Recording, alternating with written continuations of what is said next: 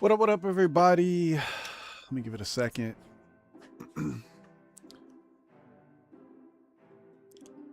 There we go. Everything seems to be working pretty well. Welcome everybody to another Royalty CG stream. I'm Lazy Studio. I'm the lead artist, and today we'll be working on some more custom cards for the newest expansion Into the Wilds. Last plug and reminder, there's only 2 slots left for custom cards. If you haven't gotten a custom card yet and you want to be a part of the game and you want to introduce your character to the world and make your character like a part of an actual official card game, now's your last chance. The slots vary on price depending on what you want to get. Starting price for official custom cards are $300. I believe there's only 2 left, which I think one is a YCH slot and one is a quest slot.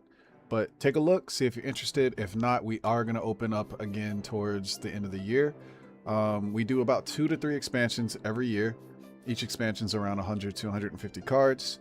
And you get to be in the booster packs and show up in the booster packs, and people can pull your card and your character. You do retain all the rights to your character. We do not own your character once you're a part of the game. We only own the artwork and the feature that you are on that card. If you have any other questions, feel free to ask us. Welcome to another Royalty CG stream. We've been really trying to do these more frequently. They're really fun for everybody involved. You get to watch people's cards get created and so on and so forth.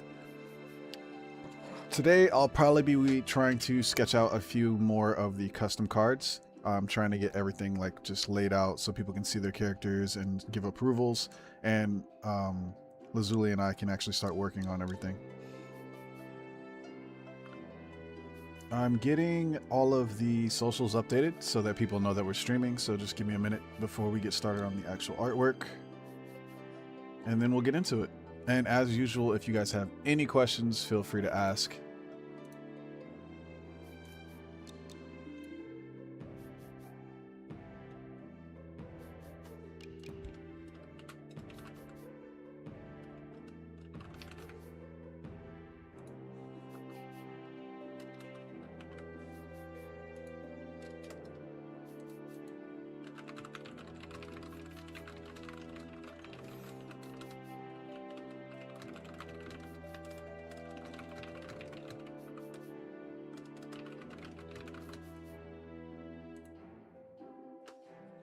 Alright, got it up on Discord.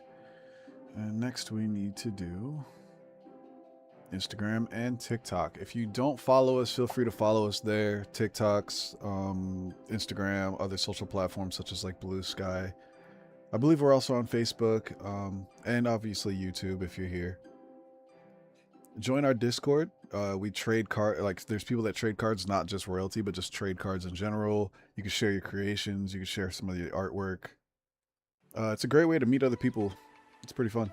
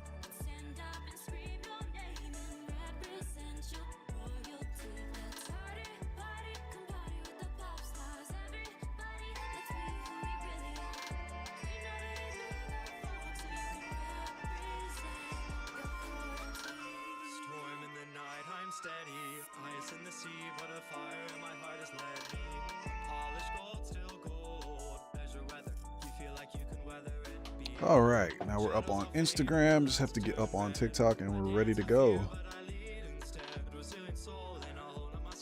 I'm excited to get to work today. I have a few ideas for some of the cards that we have. There were 2 people that actually joined and got their own card recently, so that's exciting. We only have 2 slots left. I'm excited. We might actually sell out every single slot, which last time we opened, I think we were only missing 1 or 2, maybe 3. I don't remember. I'd have to look into our stats, but either way, it's really exciting to see so many people excited about the game, ready to play the game and be a part of the game. So if we sell out, that would be absolutely amazing.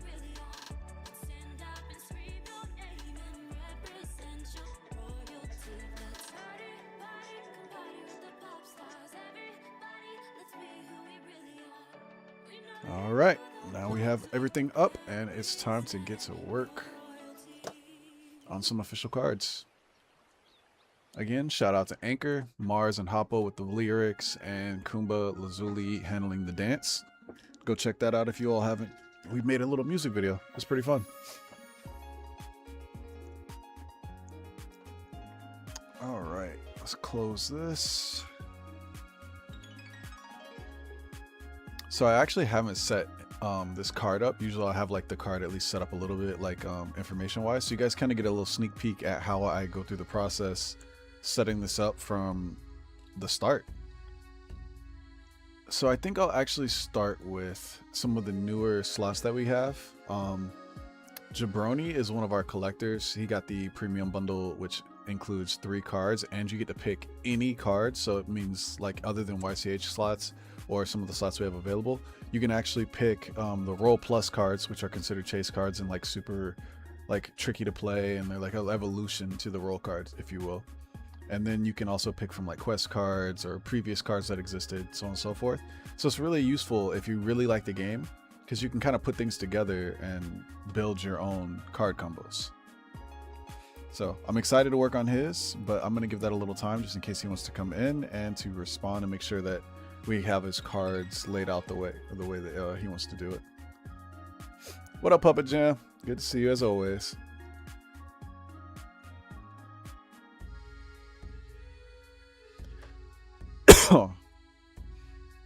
All right, so the first thing I do when I get these is obviously I have to save a new file. So let me do that real quick.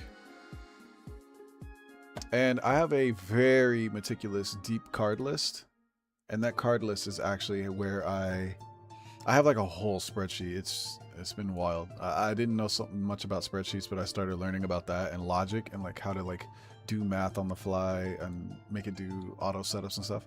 It's been really tricky, but it's useful because I can put a card in and it'll update the information for that card set. So let's go through the cards. The most recent person that we had added was named Astra. Let's see if we can find her character. Here we go. Astra, Goddess of the Stars. Card number 53 in the set.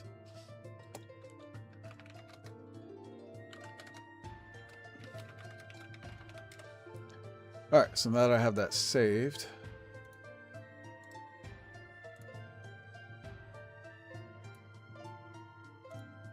just check this last email. Yep, okay. We multitask a lot, so I apologize if I stop randomly, but we do everything ourselves, from packaging, artwork, everything. We've really put our all into this to try to do something really fun and just create something that like feels special to people. Because I've always done commissions pretty much all my life, and I've also done a little industry work, but it really means a lot more to me, even after doing some industry work, to do something that is more personalized, and people seem to enjoy it more when it's like, oh, here's my character in this really cool setup and build. So what's up, Ginger? What number your card was? I actually don't remember off the top of my head. I can find out here in a minute. Let me just get this underway here. I think your card was pretty early on. I believe it says it's number 23, but let me double check our actual card list because I need to update all the cards because they got shifted around a little bit. Yeah, you're still number card 23.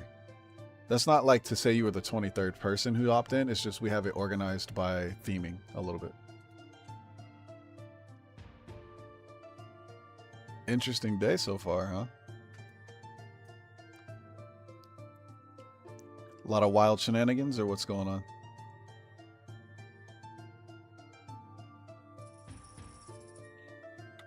Alright, so we're going to get into this, and first thing I'll do is I'll get the name kind of out there, and I'll update all this information. I have just like a blank template that we work off of. I've updated this thing like over 40 times. And I already misspelled this. It's Goddess of Stars. There we go.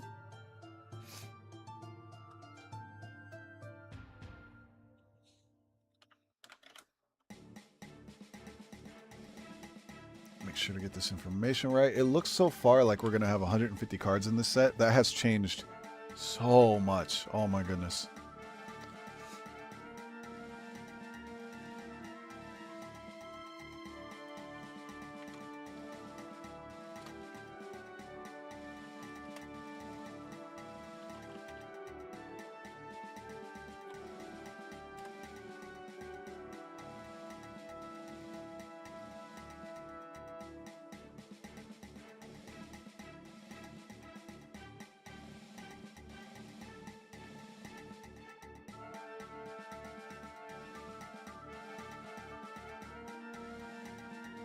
What?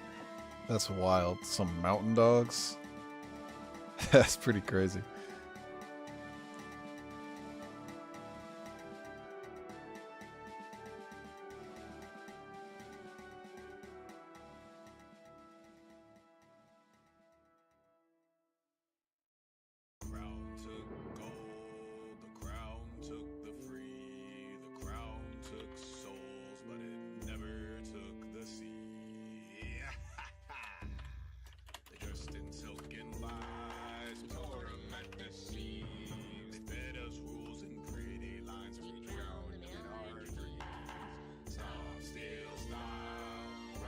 Boom, boom, boom. Okay, now we can get started on the rest of this. Let's turn the sample off. I believe this is a full card art.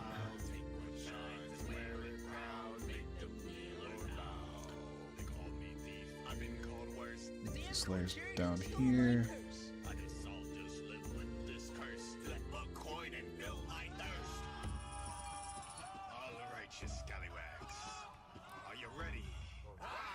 Drinks in hand. Drink it down, drink it deep. The tide and joints that keep. Drink it down, drink it deep. Be the living sea. Stop still style, running waves of lawless smile.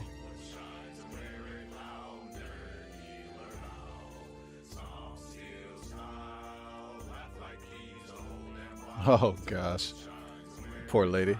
Those dogs probably had a blast though. But yeah, Puppet, you're 23 like MJ. Oh. Alright, a little stretch. Alright, let's do this. This will be our first snake in the game, I believe. I'm almost 100% certain. I'd have to double check that there weren't like a background character or something, but... Snake! Let's do it.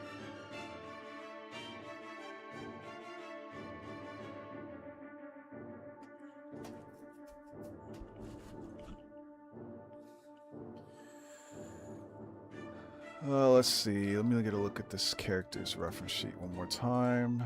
And also pin it in here for Lazuli later to come through in color.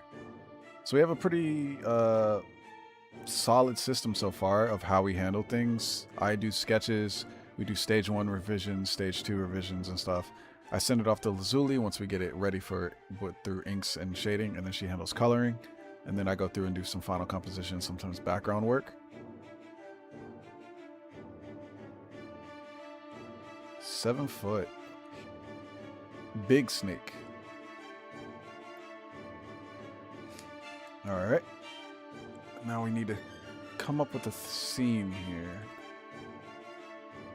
Knowledgeable about stars in space, constellation body marks, wise in combat. Okay, so I have a little bit of free reign here.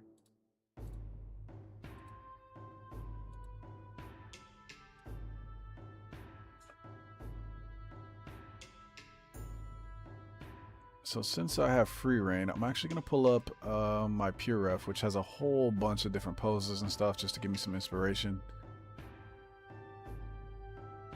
One of the biggest things that we talked about yesterday during the live stream is using references and how you use them. And as I mentioned before, I think it's important to use complete, or at most, the most originality you can use. trying to come up with your own thing and build stuff. Don't just like, I mean, you can trace if that's like your thing, but you need to be transparent about that with the customer. I think it's important for clients to get the most authentic work that they can possibly get from you. We also talked a little bit about card design yesterday. So if you want to check out any of that information and you're new to this, or you're just now coming across our stream or some of the old videos and you're just kind of browsing and looking for stuff to put on in the background, check out some of our older videos where we talk about different design elements and I try to give points and tips. Lots of people ask questions, so I try to go over whatever I can. Now, this is a newer character, like meaning they haven't been in the series yet, so I want to do something that definitely showcases the entire body and the character really well.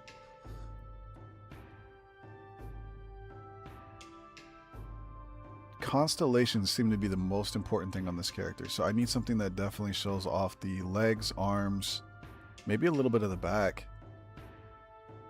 The tricky thing about a snake is that it can look like a lizard very quickly if we don't handle it correctly. So it's really important we get the head shape right.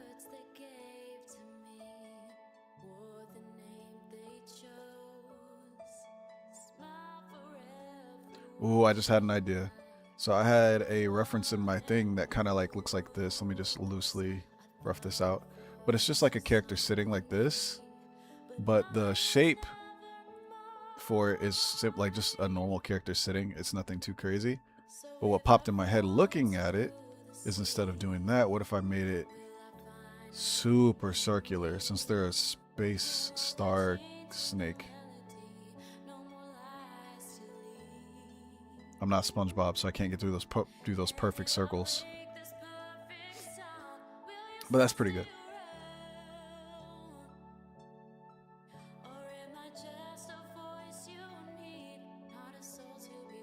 What up, Vintage?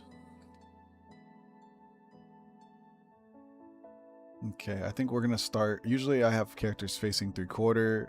That's the most preferential way to display characters with the way that we have our cards set up and laid out, especially when this using standard style.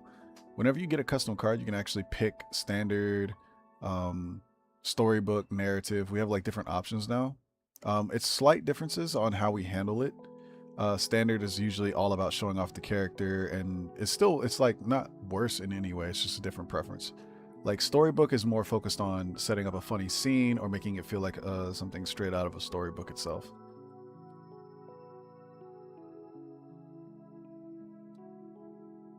But this one was a standard, so my focus is making sure that the character is the main focus instead of like the story they're trying to tell or the scene or the setup or the background.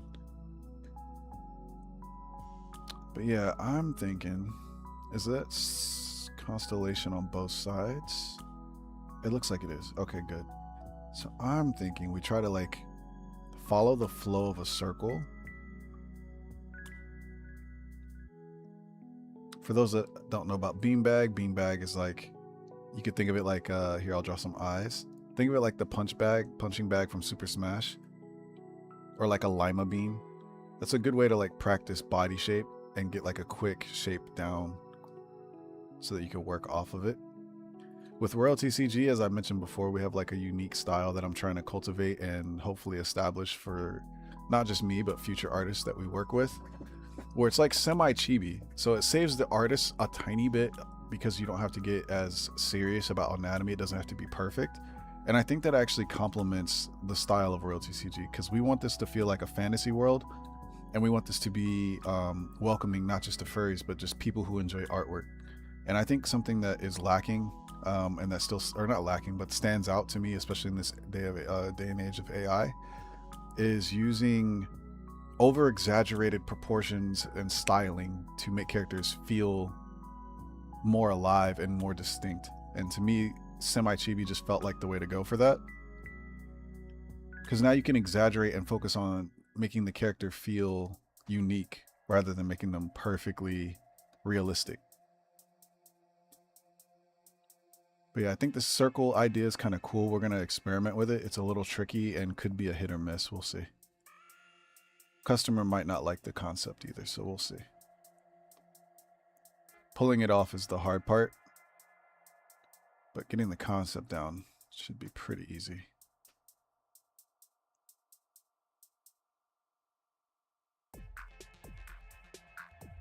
Okay.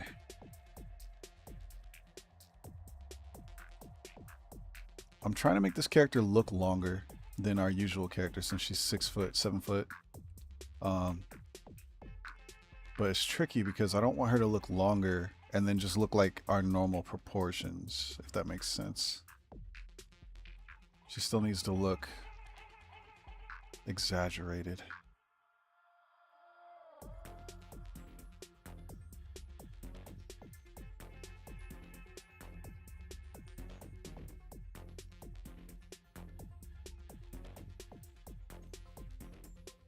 I think we can go ahead and get rid of the layout and the text, and I can work without having this background. I also need to move our Clip Studio view over a little bit so you guys can see better and it'll be more centered. That looks pretty good.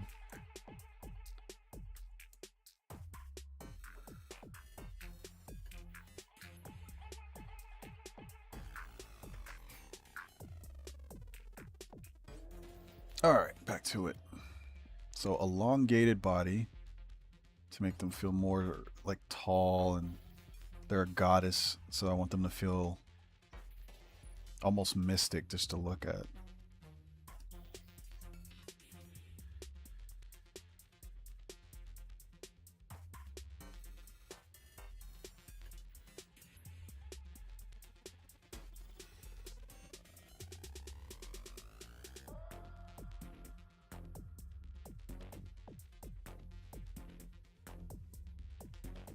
Again, this is looking too much like a normal body, structure and anatomy wise. I'll have to like do some tweaking here. That's the tricky thing that I've noticed with this style, is trying to make long characters not just look like normal, so to speak. But we're figuring it out, especially on this pack, because we have like a lot of like elf style characters, so we have to be like really careful with those.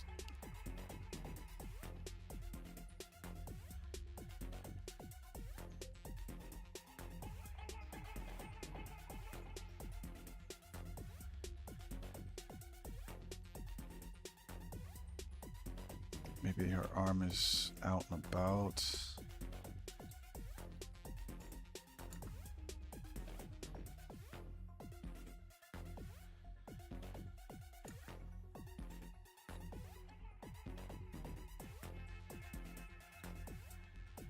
I know what to do to fix this. I need to scrunch this a little bit.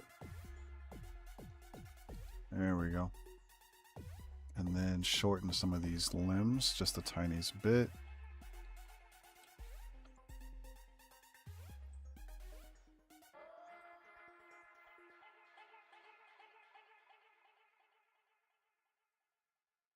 That looks fine. Okay, we'll get there. Just keep drawing. Little tip advice or art advice for folks. Whenever you're kind of like playing with something like this and you're not really sure where you're going with it, like I am here, I'm just kind of experimenting and trying to find how do I want to handle this. Don't be scared to just let your pen just keep working. Your brain will do the work. Just let your brain shut off and just keep drawing. And sometimes you'll have a happy accident and figure out exactly how you want to handle something.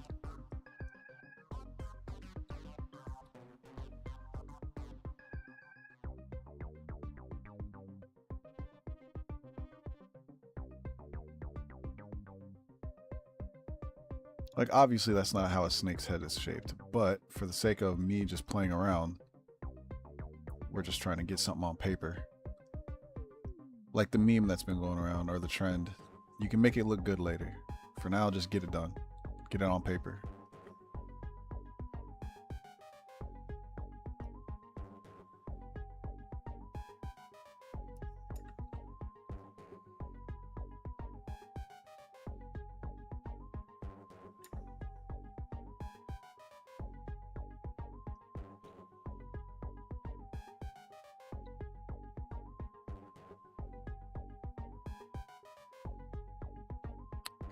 So we have a little bit of a bump here. I wish I knew exactly what kind of snake this was. Black mamba. Okay, that helps. Let me look up a black mamba snake. R.I.P. Kobe.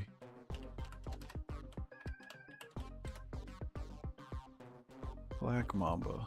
Ironically, a black mamba doesn't look that black to me. Never saw one before. Oh, that one does. Okay.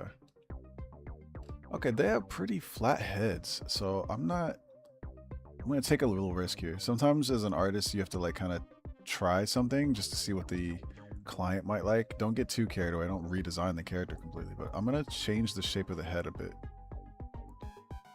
I want to get it as close to a actual snake shape as I can. And I'll pull the mouth back a little so it feels more like she's got this long jaw.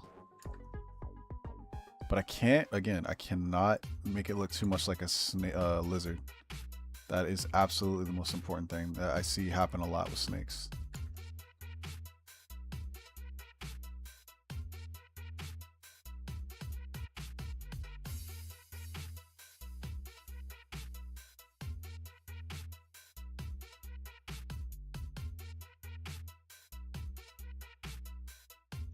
I think what I'll do, since she's very different body-wise and structure-wise than what I usually work with, I think I'm gonna try to go for a more, not realistic, but like exaggerated neck, longer features. Because this doesn't look chibi, so I need to keep the royalty CG style intact.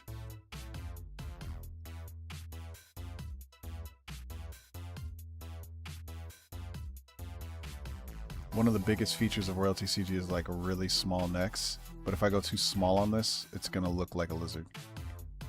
So I need to figure this out. Very tricky, very tricky. Let's round the head a bit. That looks more snake-like if I round it.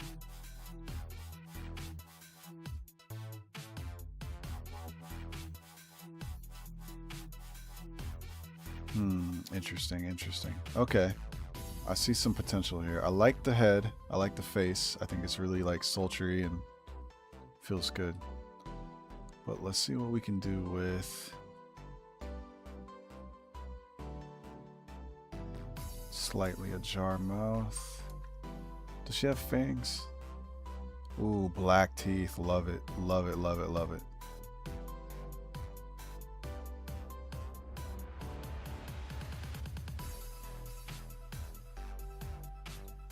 Sometimes showing the features of a creature will help sell it.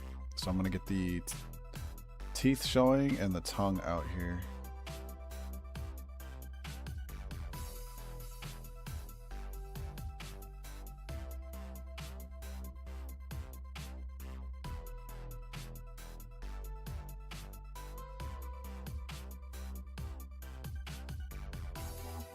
All right, what are we looking at for eyes? Okay, she's got that that new style eyelash thing going on that a lot of furries do in their artwork. I think I saw it first through with like anime OCs.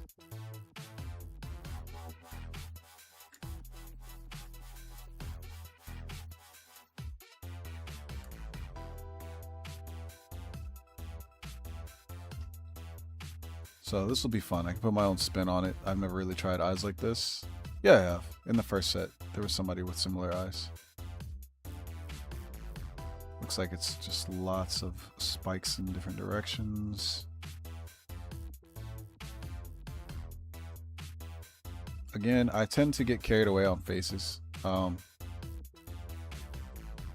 just trust that if an artist or a client is giving me a lot of free reign, that they would probably be happy with a lot of things I do. So I just try to make sure it fits certain criteria. Like for this, I want to absolutely emphasize snake-like features, godly-esque power, and like emanating from her and stuff like that.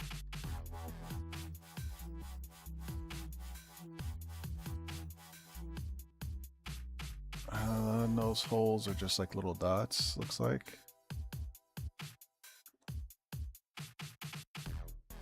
Again, it's still giving lizard. I think the only way around that is if I like shape things differently.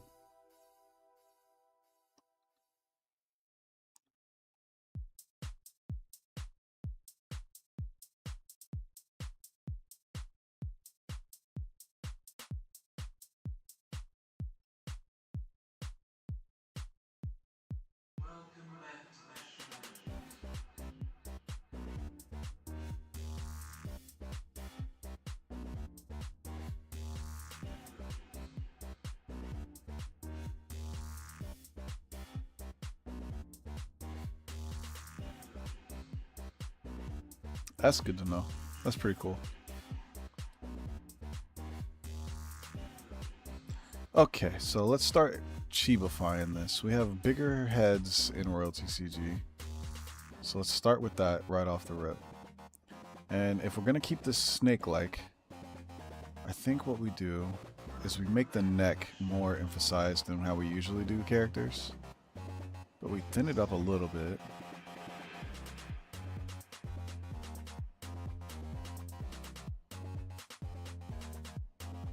I might have to sacrifice the circle idea and lean more into focusing on the character herself.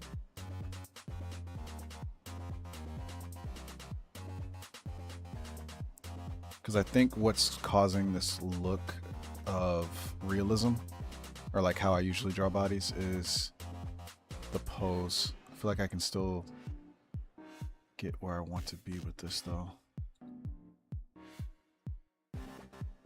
Probably should have done a little bit of warm-ups. Per usual, I work during the mornings, doing spreadsheets, all the other stuff for Royalty CG. It's during the afternoons that I seem to find the most time to do artwork, so.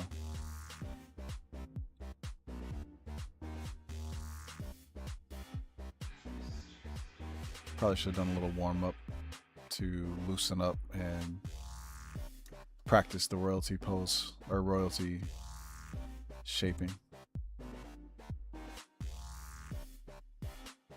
Oh, yep. I'm starting to see some things. Okay, so if we have the other shoulder here.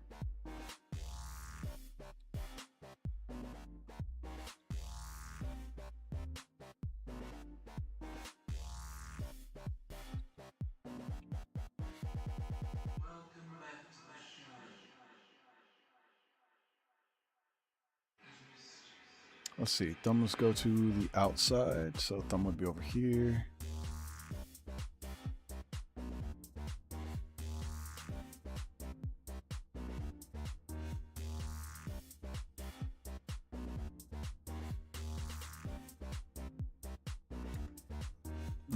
This is kind of, I like this posing. It feels sultry, very calm.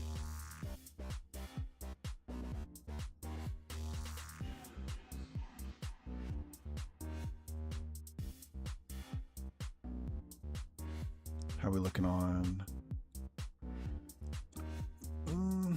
Breast size looks C cup, maybe D. I don't know.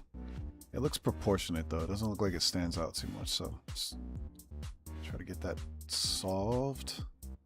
This one would be up a little higher because she's lifting her arm. Okay, now's where we can save this. We have to shrink the body. I didn't have any clothing added to this, so I'm going to assume this character is supposed to be Barbie doll nude, which we do have a few characters like that, so it's nothing too like out of the normal. Okay, now we're starting to see the royalty style come in. Like I shrunk the body. I am starting to reshape some of the other main figures in here, and I think this is starting to work now. So we'll end the part of the crevice here. So here's the hip, which means this would be the end of the butt, and we move into the thigh. Perfect. So now we're starting to save the pose and rework it. Artists, do not be scared to like reshape everything all the time. It's okay if you have to reshape stuff. That's why you have to just draw quantity over quality sometimes. Like just draw. That way you're not scared. Like sometimes we'll draw like a perfect hand or a perfect eye and you'll be like, oh, I love this. I don't ever want to mess something up and I don't want to mess up the other eye. If you draw enough, you won't care that you have to redraw stuff. I noticed a lot of artists that are upset about critiques or having to change something that the client wants to change. It's because they don't draw enough to where like it doesn't bother them. Once you get to where you're drawing like dozens of images a day, it's like, oh, okay, I'll just redraw this. Not a problem. It is disappointing. I'm not saying it's not disappointing. Like, oh, I really liked how this pose looked and they didn't, so I have to change it. That's disappointing, but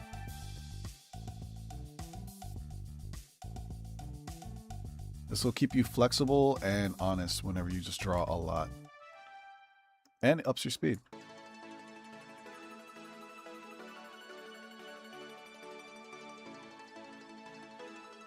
Okay. Pretty thick, pretty thick. I think I captured the thickness well enough.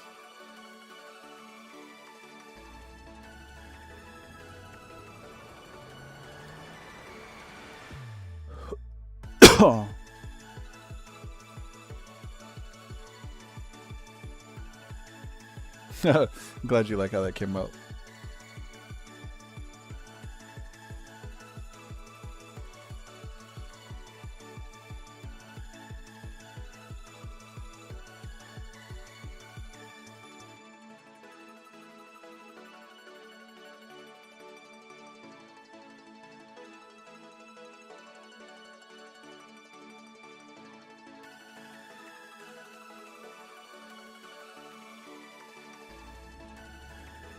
Alright, let's go back to this layer and turn these on and double check that everything's looking good.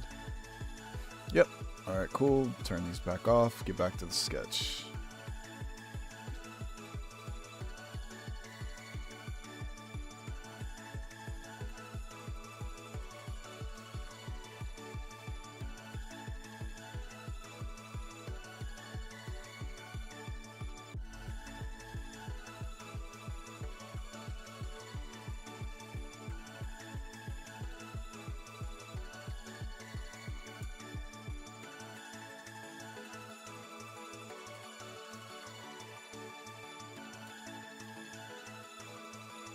Okay, we got anthro-like feet. So I'm going to exaggerate these like I did with everything else and kind of push them a little longer.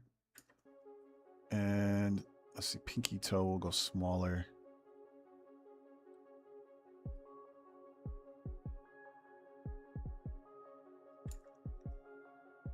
Sometimes I'll draw 5 toes and sometimes I'll draw like 4 toes. I don't know why I do that.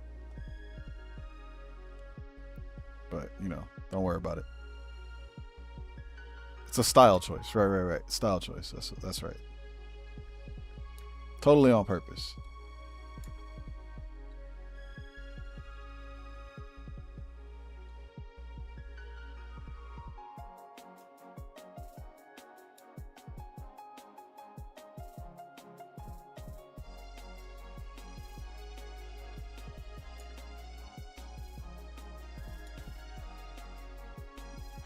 Oh, I really like this posing.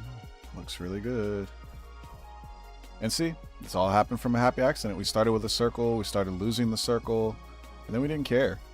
And then we kind of just went with it. So that's why I really push the Bob Ross approach of happy accidents. Let it flow, let it happen. Sometimes you'll find happy accidents that just lead into really cool pictures.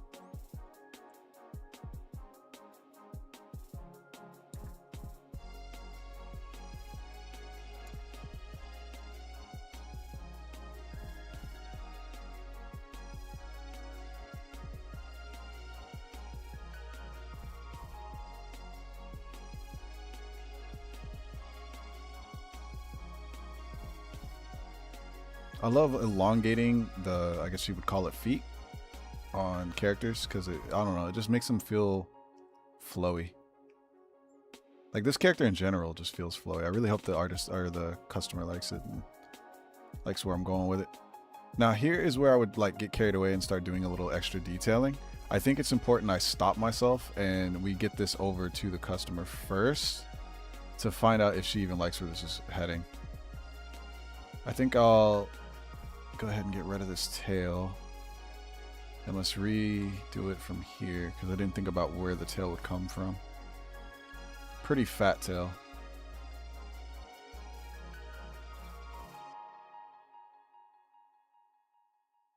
Let's go for an S curve. So we'll go around. Sometimes background is important and then sometimes like the character is important. And some take, obviously the character takes most precedence on standard style. Narrative style, sometimes I'll switch it up. But for this, I want to try to like make this tail fill and guide the eyes.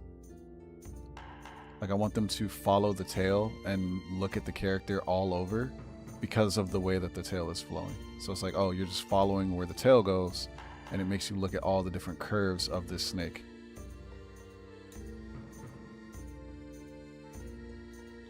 I'm exaggerating the tail a bit. The tail in the reference isn't that long, but I'm hoping that that's just an artistic idea, like way they drew it. Like the artist just drew it that way and that the tail's not actually that short. If it is that short, I'll just have to make that adjustment. But I'm trying to make it look good first. I know this is, for some reason, this was a controversial take when I said this amongst other artists, but it should look good first and foremost. I'll worry about like structure, anatomy, and even like the reference looking on perfect, like perfect on reference after it looks good. Like, I don't know why that was such a controversial take. It's art. It's supposed to look good and feel good. Once it looks good and feels good, then we can make it look like anatomically correct or fix all the details. Because otherwise, if I just wanted it to be perfect anatomy, I would just use a 3D model or something. I don't know.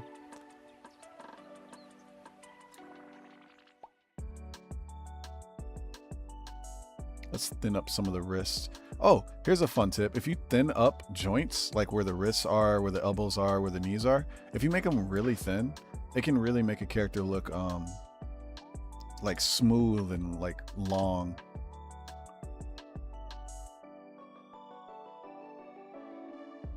So play with that. Sometimes you'll get some pretty unique designs and concepts through there. This wrist is a little too angled and the hand is a little too big. And this is why we love digital artwork. Woohoo! Oh, now it's too small.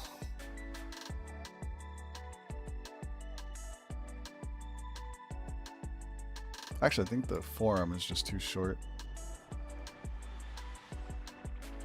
Another fun trick, just draw a bone and then, well, do it on a different layer anyway. So I'll make a new layer, I'll draw this bone, and then I'll move this bone to make sure it matches with the other forearm. Perspective would change that normally, but you can still get a general idea. So yeah, it was definitely too short. Now we flip our work, get an idea. This looks pretty good. I'm pretty satisfied. What do y'all think? This look good?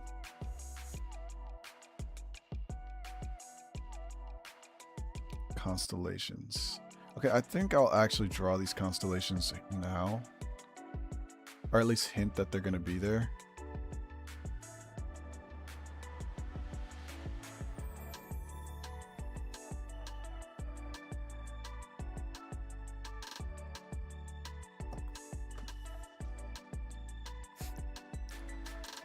What's up, Kara? Sorry if I'm mispronouncing names. I don't know people's names off their YouTube account. Okay, what constellation? Aquila. Aquila? Constellation? I don't know how to pronounce that. Is it Latin? I don't know constellations.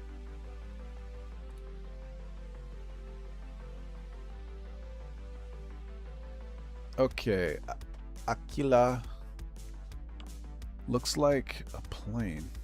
Interesting. And that one is on where? Ursa Major on the left arm. Aquila constellation on. It looks like that's pointing at the forearm, but I don't see any on the forearm. I'm gonna guess that it's the shoulder.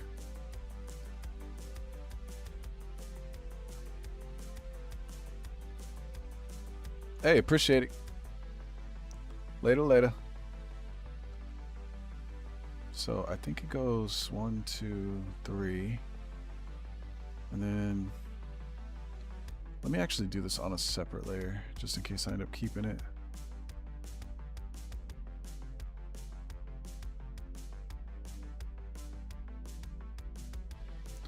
And it looks like it goes down. Then up.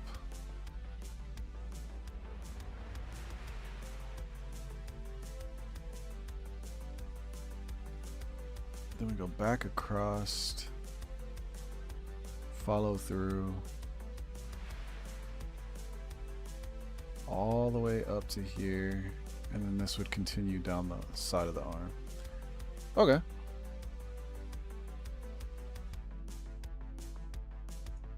And then we can just speckle in some more stars here and there.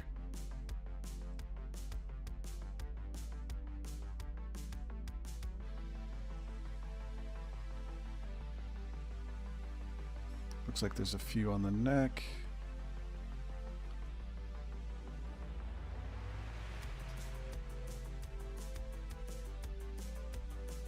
All right, we have Sagittarius constellation.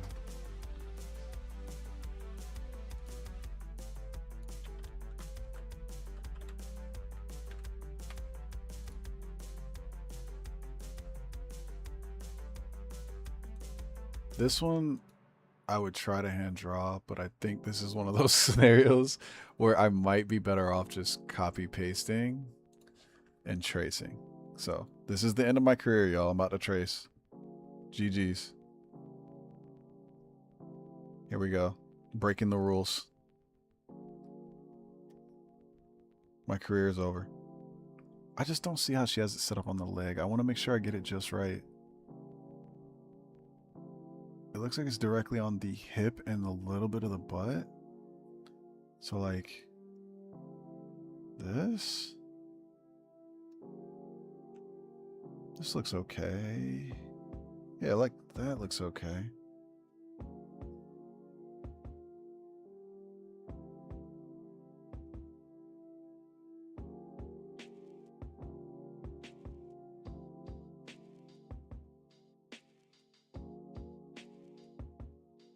I'm totally, this is it. This is the last thing I draw, y'all. Can you believe it?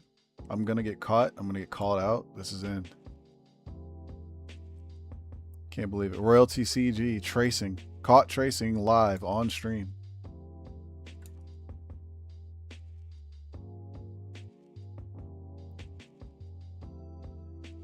Who'da thunk?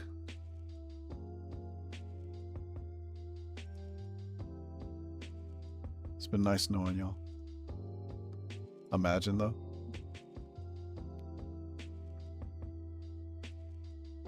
Okay, I don't see any other prominent constellations, so I think I can just kind of wing it from here.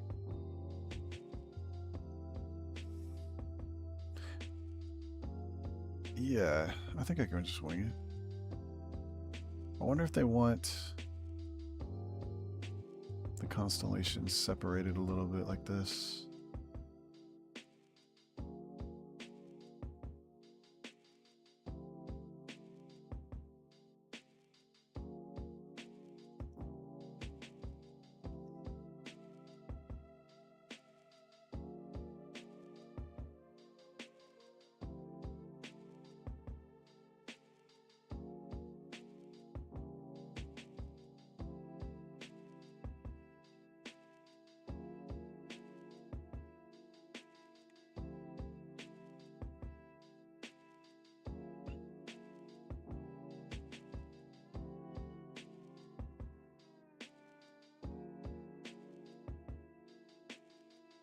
It's like playing connect the dots.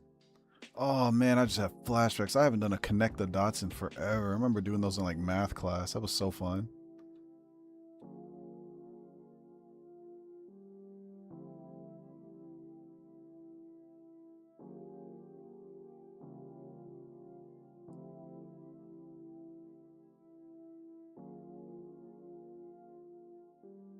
Oh, see, we got lizard. That means I need to define out some of the features a little bit more, so it gives more snake.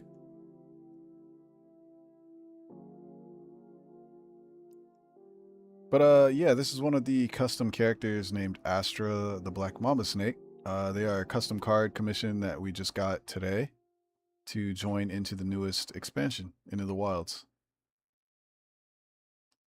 Are there any constellations on their tail? No, just some stars. Okay, cool, cool, cool. But heck yeah. I've been having fun with this character. Heck yeah, definitely check out the website. This is a completely indie card game. We have a small team of 3 that put this all together. It's my brother, myself, and the creator, Lazuli. She's a content creator, and we all partnered together to make this happen. It's a 2 to 6 player party trading card game. Super fun. People have been enjoying it, but we did something different, which was we offered people to be in the game itself, so people can have their characters like drawn in the game. It looks like we have Corvus constellation on the chest. I don't like the placement. If I put the placement there, it's gonna look like not safe for work stuff. So let's do a line down like this.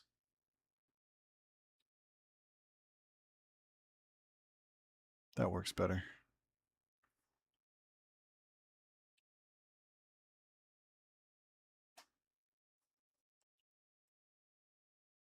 Heck yeah, appreciate it. We actually are trying to get our tabletop simulator set up. Let me run the song back. All the music you're hearing as well was made and created by my little brother. Completely original. We had like 2 features. My uncle does music as well, and we had 2 features from him, as well as some of the singers are from the community itself as well. So shout out to them. Check out the soundtrack. It's on our channel.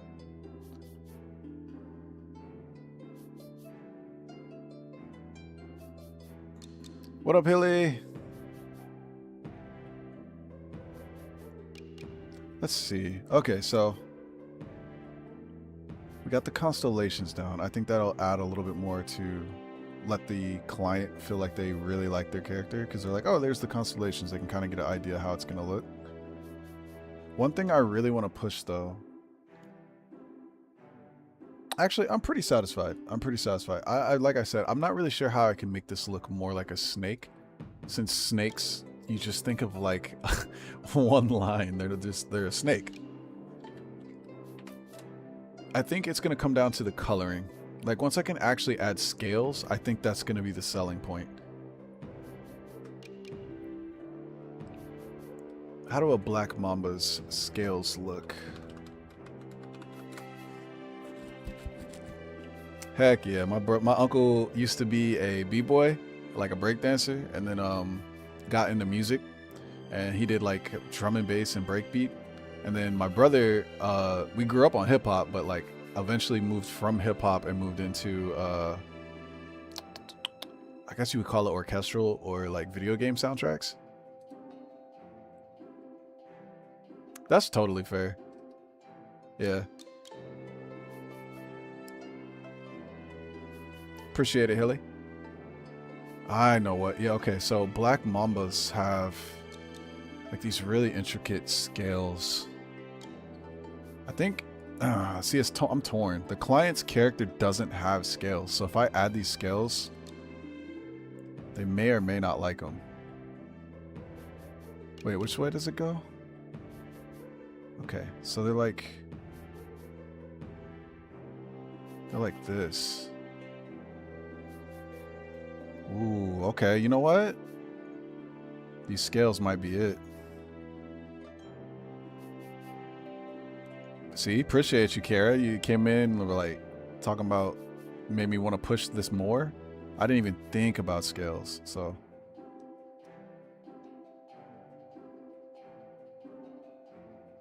And black mambas also, their bottom jaw has like scaling. Yep, okay, so we would have something like this. Yeah, that looks good. I like that. And then like bigger shape scales here.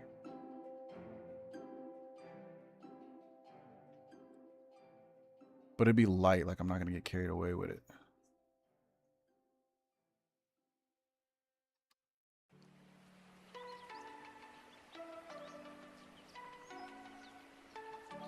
Oh, for sure. Psh. If you could write, then you could draw. Just like if people got a heartbeat, they could dance.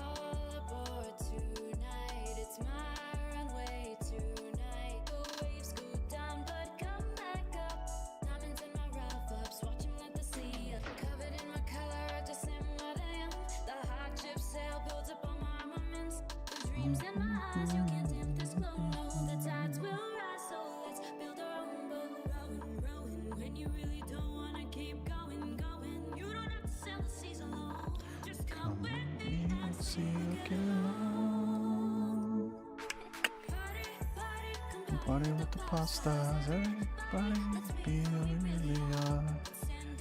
Screaming your name in red Represent your loyalty. I haven't watched this video in a couple weeks, but I was really happy with how this came out. Shout out to Alexis who helped shoot the music video for this, and everybody who was a part of it and helped out.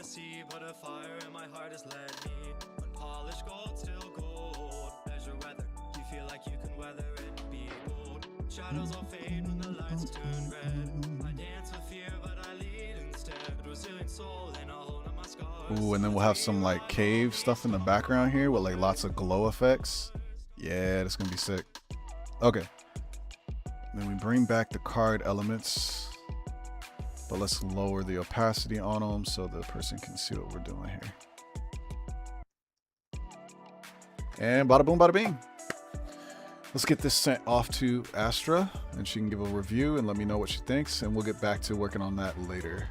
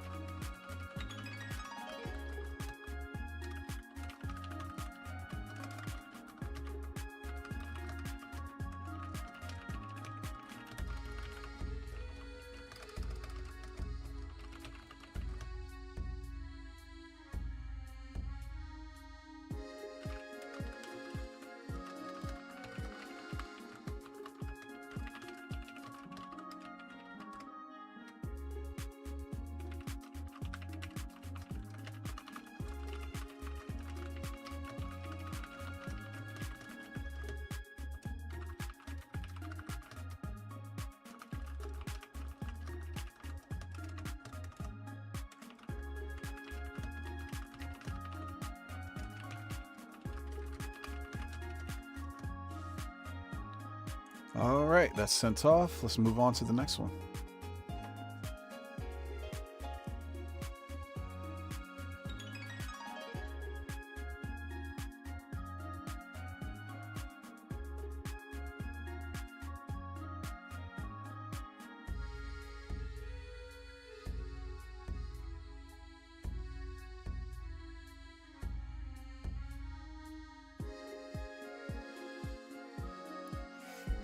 Yeah, Hilly, you feeling a little biased? You got 2 songs on this soundtrack. Might as well plug that too. If anybody enjoys this soundtrack, enjoys orchestral or video game music, commission us. We do custom melodies, and people can get their own music for their character, their story, their lore, whatever they want. And if it fits our soundtrack or like fits our world, we'll actually add it into the soundtrack, the official soundtrack for the Chronicles.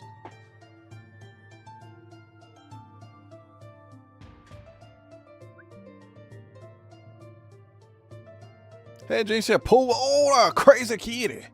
Oh, man. Oh, wow, they got back to me fast. Let's see what they said.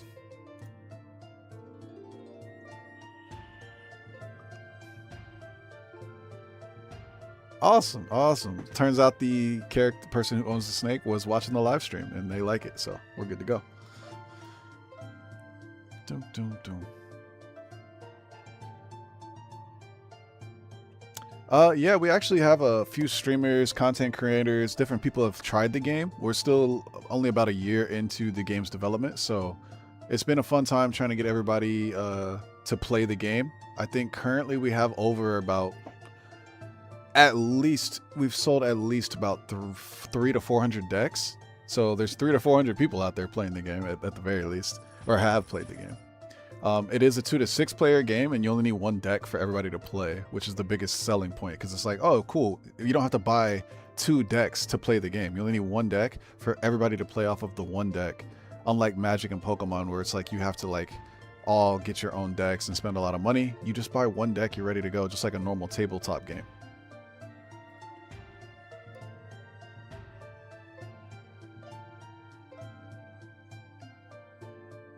What up, Astra?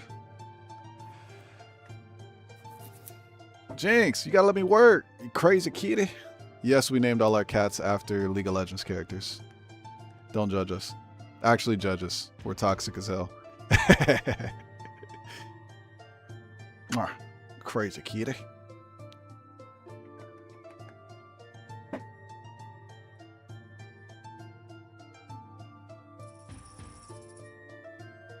All right, come on.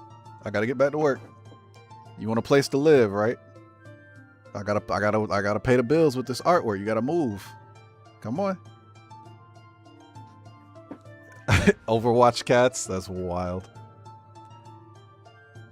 Hey, heck yeah! I'm happy to hear that, Astra.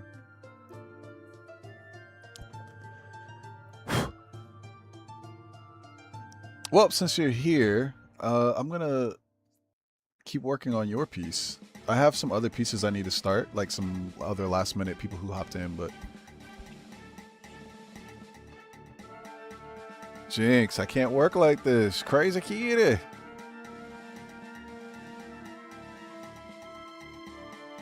Go on. Go on. She's standing like right in front of the tablet, y'all. Nah, our cats are like super nice. They don't fit their like names at all. Jinx is like the most nice, bossy cat. Like she'll just make sure everybody's okay and doing what they're supposed to be doing.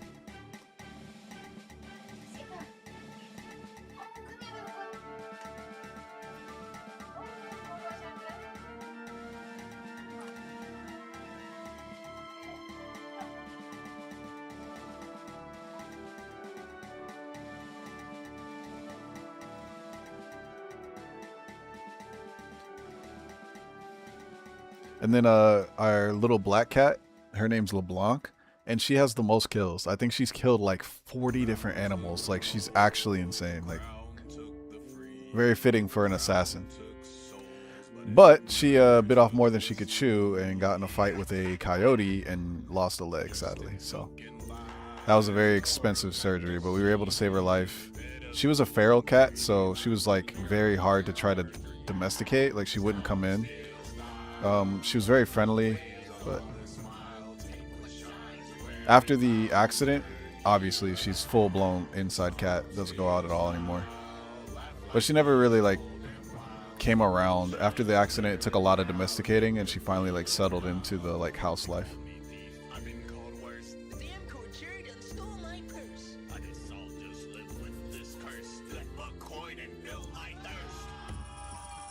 Yeah. She's about 2.5 years old now. Maybe 3. But yeah, that was a crazy day. I walked out there because Jinx was like screaming out the window, and I was like, "What's going on outside?" So I ran outside and went to the back, and then I like ran off the coyote, and it was just sad. I was like, "Oh no, is that the little black cat we've been taking care of outside?" And took her inside. Her leg was barely hanging on. It was very sad. Very like pretty messed up, but we got her to the doctor, paid for surgeries, went into a bit of debt for that, but get pet insurance. Get pet insurance, y'all. Please. It'll save you so much. But yeah, after the surgeries, we tried to save her leg, but we just couldn't, so I had to help her out a lot. But she's adapted, and even after losing her leg, she still kills like bugs and stuff that come around in the house. I think she's gotten like at least 15 bugs. Like she's actually just vicious as hell. But she's like the sweetest cat. It's so funny. All these kills, but she's so sweet.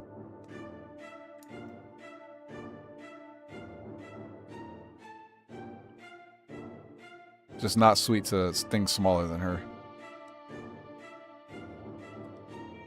Luckily, she's the smallest of all of her 4 cats.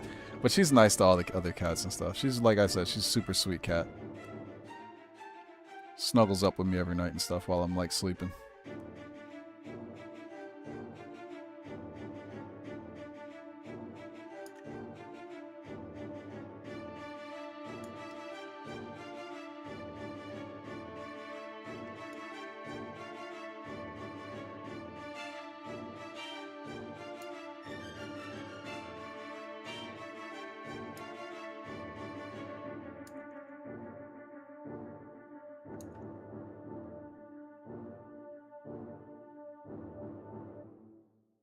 Oh, Astra, I didn't even think to ask since you're here, but did you want your character in clothes or Barbie doll nude?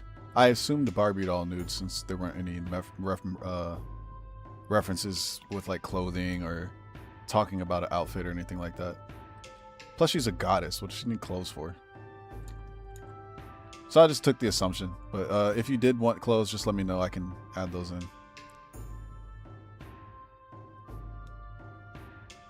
But yeah, we're moving on to the inking stage. Usually there's like a stage 2, but since Astra's here and give the approval and there isn't a lot of extra detailing I would need to do to this, I'm actually just going to go straight into inking and kind of work the details out as I ink.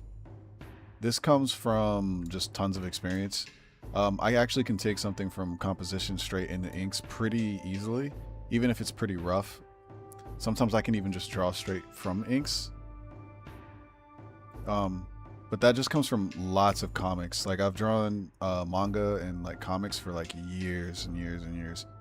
And one of the ways to speed that up, actually I think White Manga talks about it a little bit, but it's just skipping the sketch page if it's something that you're comfortable with anyway. Obviously sketch it out if it's like a big scene or something like that, but if you could save even a little bit of time, that means you can get more artwork done, and that means you can probably meet your goal.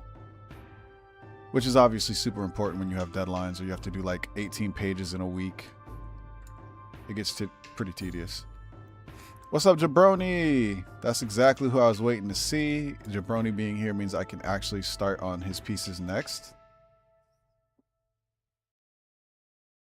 I sang the words they gave to me, wore the name they chose, smile for every watching eye, but no one ever knows. I thought a voice was something free, but mine was never mine. I'm so impressed Mars hit that note. That's so crazy. So if I fall into the sea, will I finally be me? No longer chained to the melody, no more lies to leave. And if I break this perfect sound, will you still stay around? Or am I just a voice you need, not a soul to be found?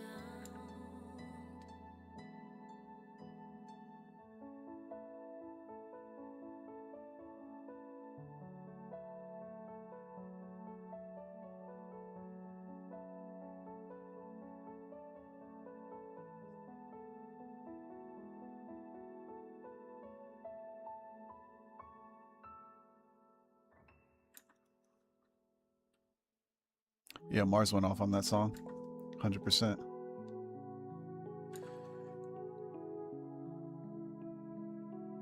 Can't wait for the next soundtrack. It looks like we're gonna have about 8 new songs for the next Chronicle.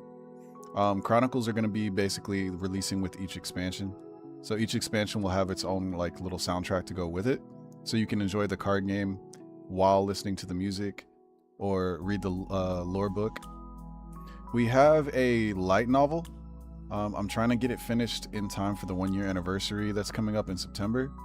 I don't know if we're going to have hard copies for it, but we're going to try. If we could pull it off, that'd be really cool.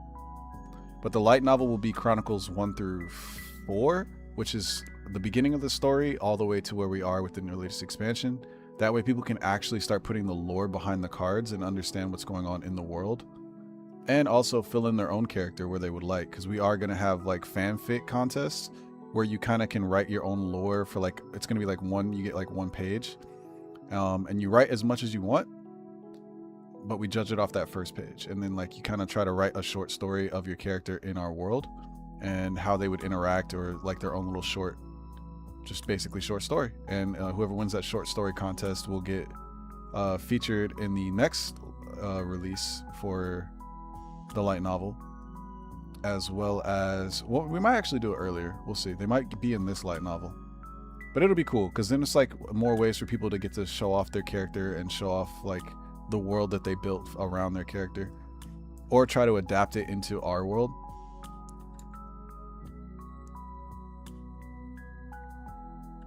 because it's all about the character at the end of the day. Something that not just the furry fandom, but like just fandoms in general, even the anime community, I feel like is lacking these day and age is people aren't focused on the original character as much as they are the person who created the character. Like, yes, we all want to be like appreciated and like feel good or on top of the world, but at the end of the day, for me at least, I came into artwork because I love the characters. So I want to hear about the characters more. I want people to talk about their characters, share their artwork of their character. I want artists to be able to draw more cool stuff and do work for these characters and help build these worlds. So we're trying to provide opportunities through artwork, singing, voice acting, even playtesting and helping develop the game. So the more we grow, the more we can give back, and the more we can help the communities that help nurture me and my artwork, and Lazuli and her content, and just everything we can possibly do.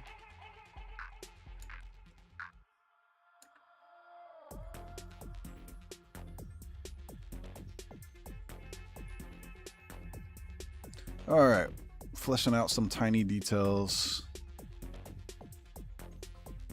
I use a pretty variable pen. It's just like the generic G pen that you can use. Mine has a little more roughness because I use the real G pen, but I have it set with thickness where I can go as thick as I want to as thin as I want, and I don't have to change my pen size.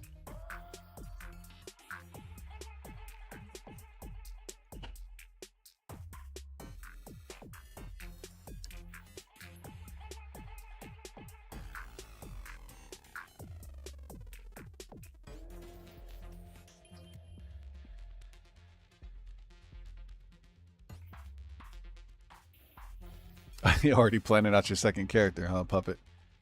I'm hyped. Your short stack is already gonna be like loved. Like, I showed 1 or 2 people and they're just like, wait, she's adorable.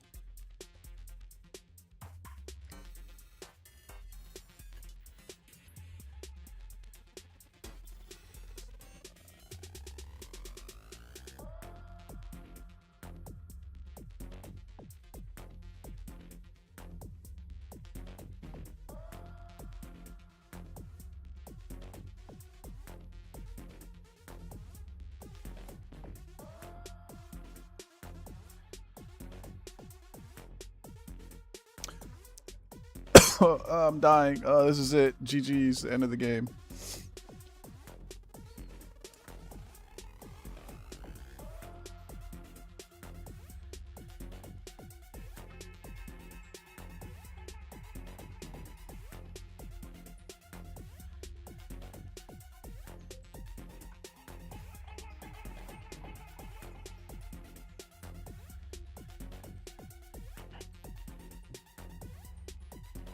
I like it. Captain Clark sounds familiar. What's Captain Clark from? Is that from... Oh gosh, what's that movie name? With the kid and the dog? Man, I cannot remember.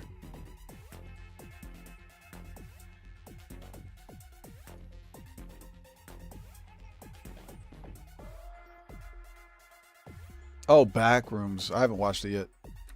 Nobody spoil. I haven't watched it yet. I haven't had time. If you spoil it for me, I'm drawing y'all as like a card called Spoiler, and I'm drawing your character in the ugliest way possible. Forever shamed in the game. Actually, good idea for a card. Write that down, write that down. Spoiler card. Like maybe some kind of funny mini game where you gotta like spoil each other.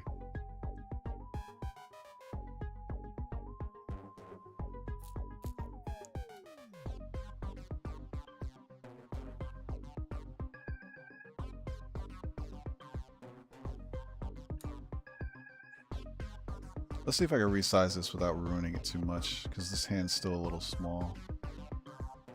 That looks okay. This is why I draw in vector layers. Art tip. We're going into an art tip, y'all. I'm about to yap. But whenever you're doing artwork, especially line art, I would recommend, at least for the line art, to do it on a vector layer. Vector layers retain the data information better, and you can resize it to any size and still look good. And that's really important for these, especially the cards, because we resize these. So like, let's say somebody wanted to order a poster of the artwork they had done, then we would need to resize it to fit like an 11x17 poster or whatever. We can't just randomly scale it up and save all that quality. It's gonna look pretty bad. So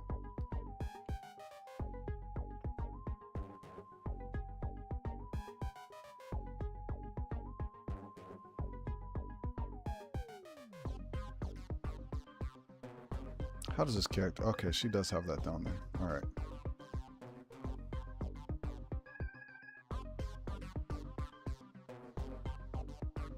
Another art tip, and this is one that a lot of people don't realize is really useful. I'm obviously not doing a good job of it right now, but the less you erase, the better. Artwork isn't supposed to be perfect. That's what gives it charm. So if you have a squiggly line that's not perfect, like this one, I could redo this line, but it's good enough.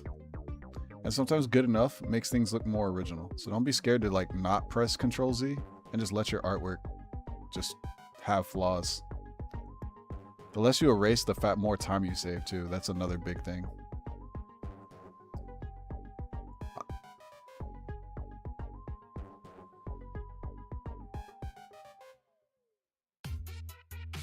For big strokes like what I'm trying to do, you would want to like Ctrl Z a lot. But when it comes to other stuff, I try to almost never Ctrl Z. Because just like with traditional inking, you don't really have the option to undo it. So if you can get away without having to Ctrl Z, you'll have a different look to your artwork.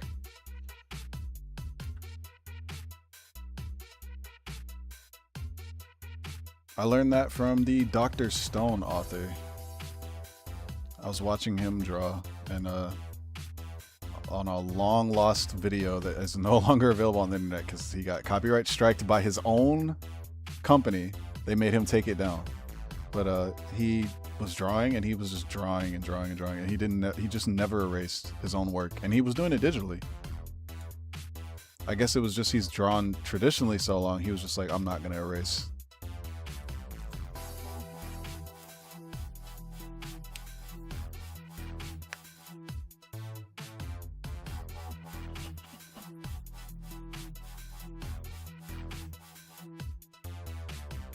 Gotcha. I'm excited to watch it. I've been like a fan of, oh gosh, I blanked on his name, but the kid who did the Backrooms video that got so popular. I know he's the one that made the movie, so it's really cool to see an indie developer or artist kind of blow up like that. I don't know anything about him, but I'm just hyped to see something like that happen. And Backrooms is just cool. I like the whole concept of it. All right. But yeah, vector layers all day. All right, later, Kara.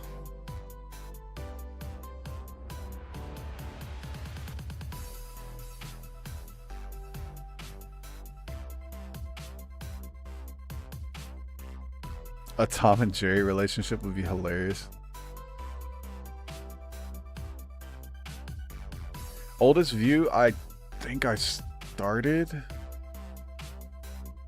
I'd have to go look and see. Wait, you got a keychain? That's wild. Heck yeah.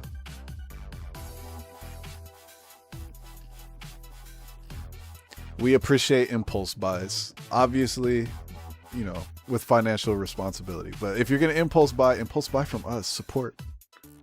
That's hype. We can get you cool stuff. We do those in-house too, like the keychains. We got a what is it called? A UV printer, so it can print ink on like different materials. So now we handle that in-house and set all that up. I think the only thing we don't do in-house, like I mentioned before, is cards. Like we could do them, it's just we don't have the means to be able to produce like 15,000 cards per expansion. I think this expansion we're gonna have like 22,000 cards, because we're also printing like 2,000 cards for CFF, which is Carolina Fur Fair. I believe that's in October, and it's in North Carolina. If matter of fact, GridChum for a plug, check out Carolina Fur Fair. I think it's .org or .com. I'm not sure. pick up a ticket. Tell them that royalty sent you whenever they do the form. They do like a little form at the end, I think. If not when you register, but like at the con or whatever. The more we can support this con and support any cons that we're partnered with, the better.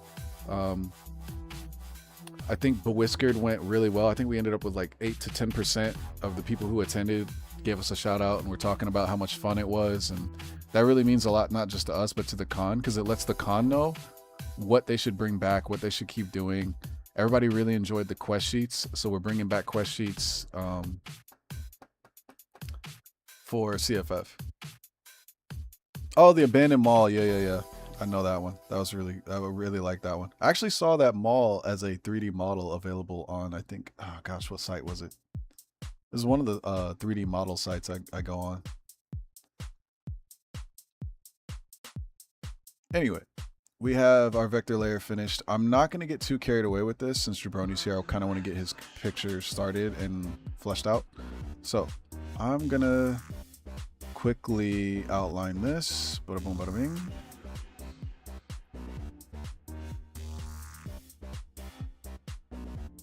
This is another one of the songs my uncle produced.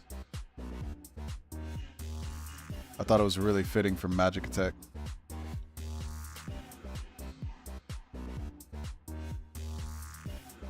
Oh gosh, I can't wait till the light novel's out. I think y'all are really gonna enjoy the story, and then we can start doing like little voice acted segments.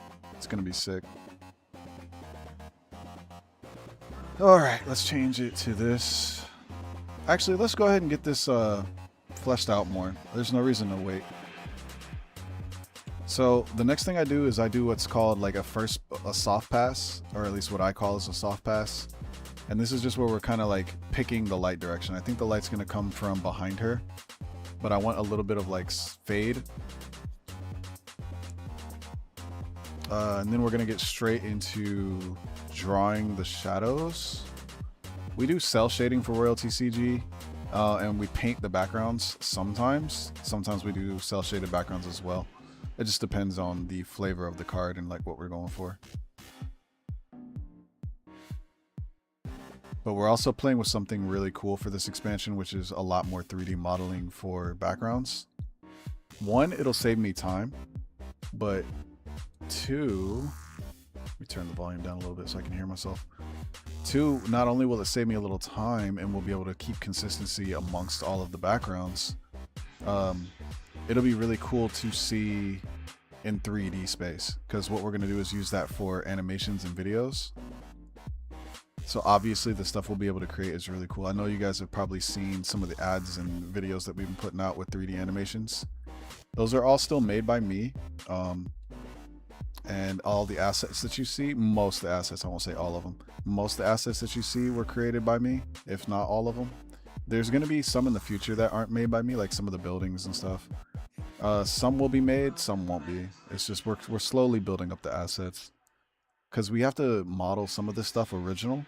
Like I have to completely make this elf village almost from scratch for some of it. Some of the buildings I'm going to repeat from other projects I've worked on, but the hopes are that in the future, as we keep growing, we'll be able to reuse these assets for more animations, maybe some little videos that we put out, or for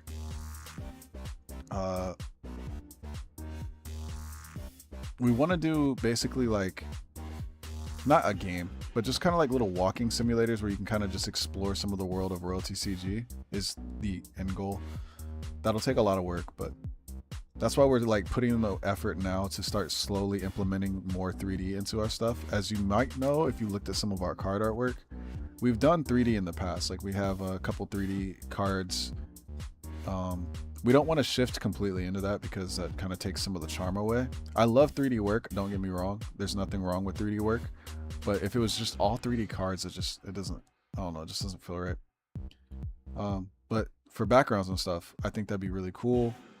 And I think it'll open up a lot of opportunities for artists. Because there's 3D artists and we want to implement them too. So if they want to do some background work for us, that'd be really cool. And also some of our 2D artists, like some of our 2D artists, not necessarily can't do backgrounds, but just struggle with it, or we just don't have the budget to pay for them to draw backgrounds because they're very time consuming, obviously. But if we can save the artists some time by handling the background for them, because we have all of these assets that we can rebuild with or draw over, that's really cool. And I think that'd be like really useful for artists to be able to like, oh, I can't do backgrounds, is that still okay? And then we can still hire them to do artwork.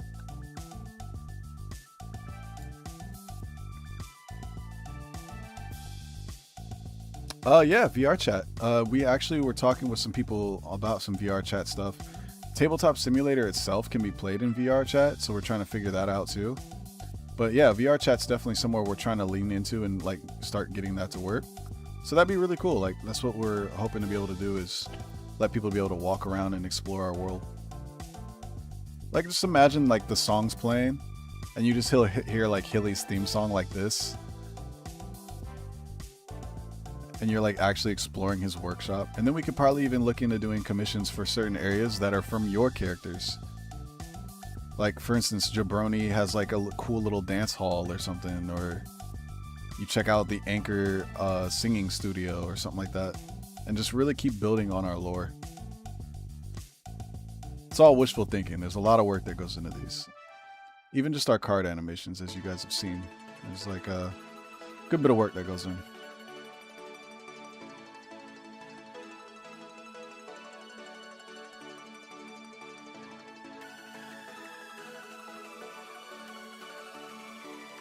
But yeah, a lot of stuff coming.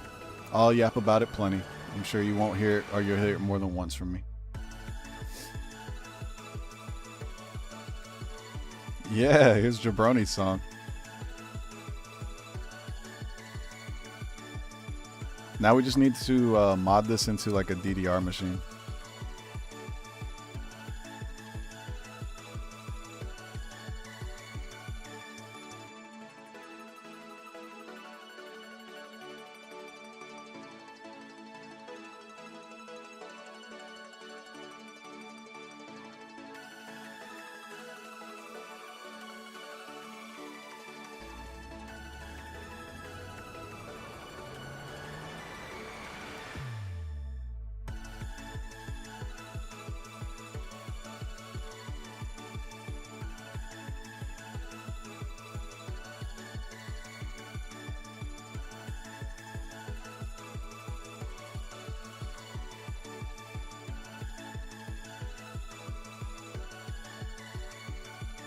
That'd be sick.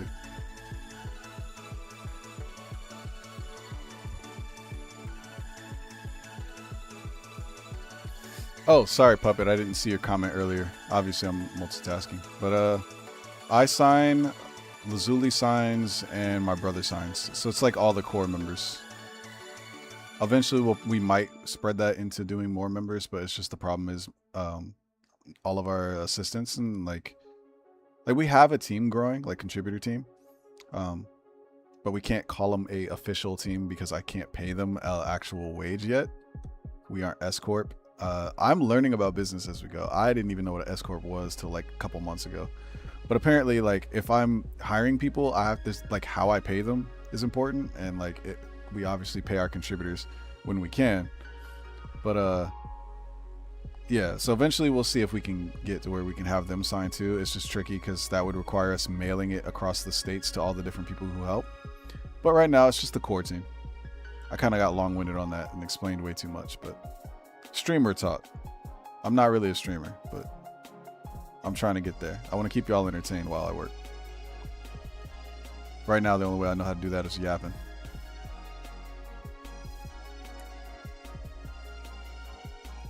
Lazuli will be streaming card packing and stuff, and she's a little bit more of the cozy style streamer, where like you can just hang out and you just get the good vibes of just hanging out, listening to whatever she's doing. Very cozy-esque, and then I'll probably end up being like more on the sharing information, lore backgrounds, talking about technique, artwork. That way you get a little taste of both. Because we have a whole team, there's no reason you should only have to like enjoy one style of content. The algorithm hates it. They're like, we don't know what you are. Like, how do we promote this? But as long as y'all like it, that's all we care about.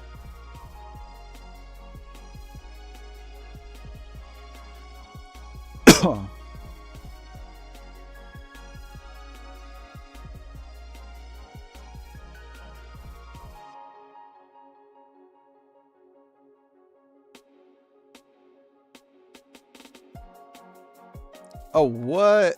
Astro, I didn't even know that. That's hype. We're going to try to get to his card tonight, too.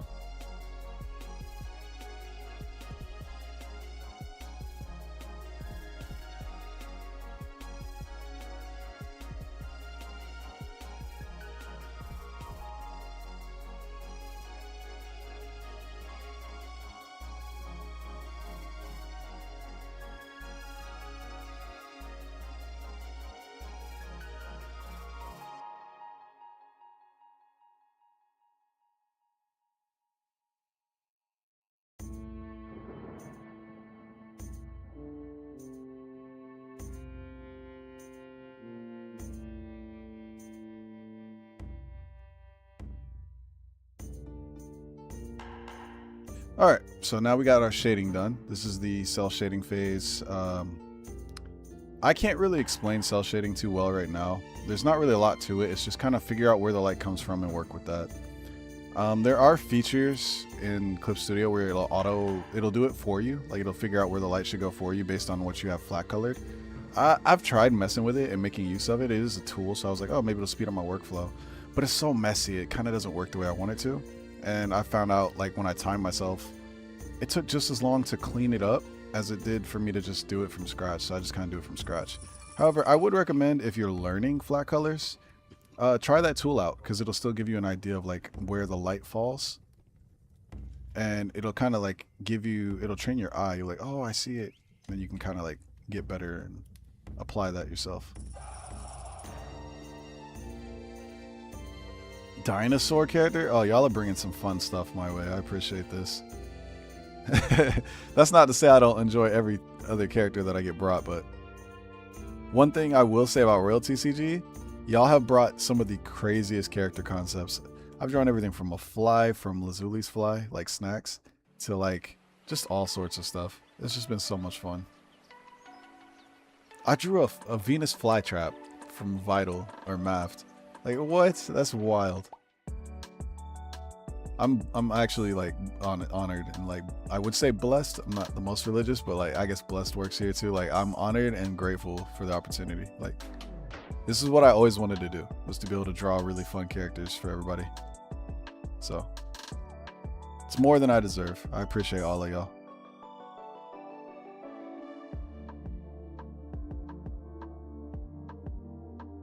An oarfish, true. Not just an oarfish. Isn't he a hybrid or something?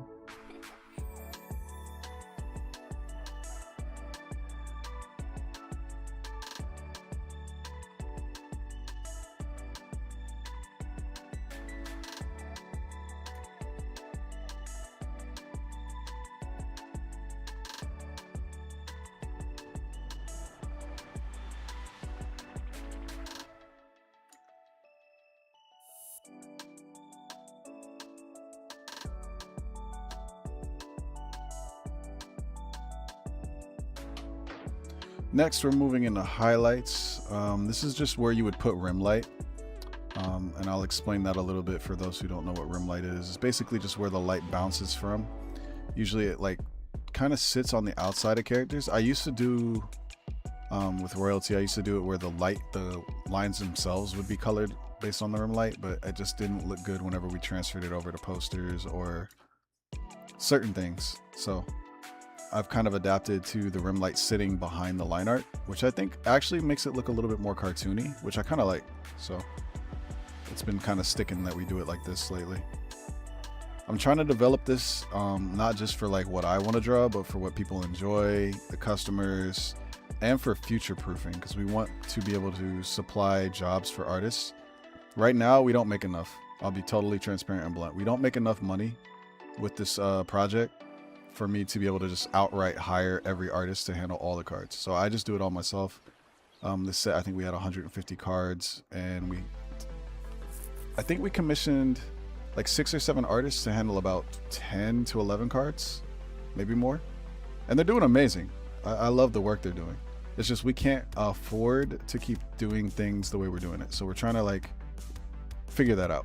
I want to be able to pay commission artists full price, like whatever their full price is, or at least have like a match across the board, like, oh, everybody gets this much for a card, We kind of are working towards that. We had that for the first 2 sets, but it's hard to keep up with budget wise, because obviously I could just do the art myself and we could save the money and put that money back into the business. I don't make anything off of this right now. If anything, I'm actually paying out of pocket to keep the business going. I don't really mind, because the money that comes in for royalty, we're able to put right back into royalty, and that's the goal. Business 101 teaches you you're not going to really make a profit like for a while, so it's all about trying to build to sustainability. I don't know shit about real business. I just kind of like wing it from life experience, but I failed a lot. Let's put it like that. And Lazuli has run her business, so we're just combining how much we know. But yeah, future proofing. We're trying to get this set up so that we can not baton pass it off per se, but like I could let other artists take over eventually, because I'm not always going to be around. Knock on wood. Hopefully I am around for a while, but like I might have other projects, or I might have other stuff I need to do. So when that time comes, I would like this to be set up to where we can like pass it off to 2 or 3 other artists, and they can maintain it the same way that it's being maintained now, if not better. And then keep hiring more artists, keep growing, maybe even become like an actual business S corp that we can like pay an employee check, pay artists a actual livable wage. That would be amazing. That's the dream. Whether we actually get there, who knows? Either way, we're gonna have a fun time on the way there. And cheers to all of you so far that have been here and supported. We really appreciate it.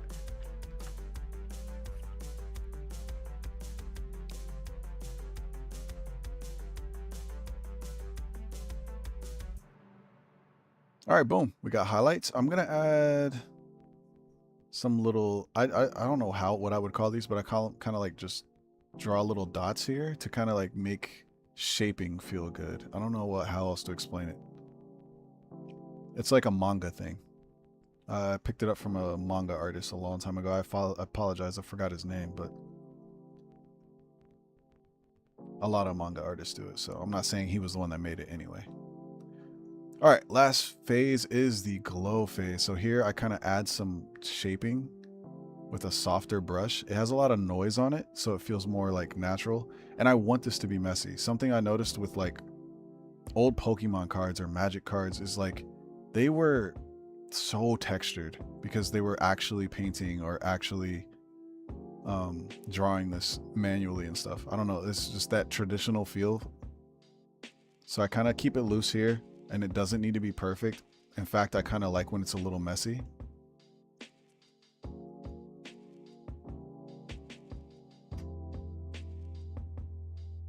Get that nice and down, and we're following where the light source is. The light source is still coming from top right. It's going to be coming from behind here. I'm going to add some extra additional ambient occlusion light, but that's when we get there. All right, cool. So now we have that. I'm going to bring it down a tone. So that's off, that's on. Let's bring it down to like 40-50%. And then we go through with the erase tool, a little bit soft.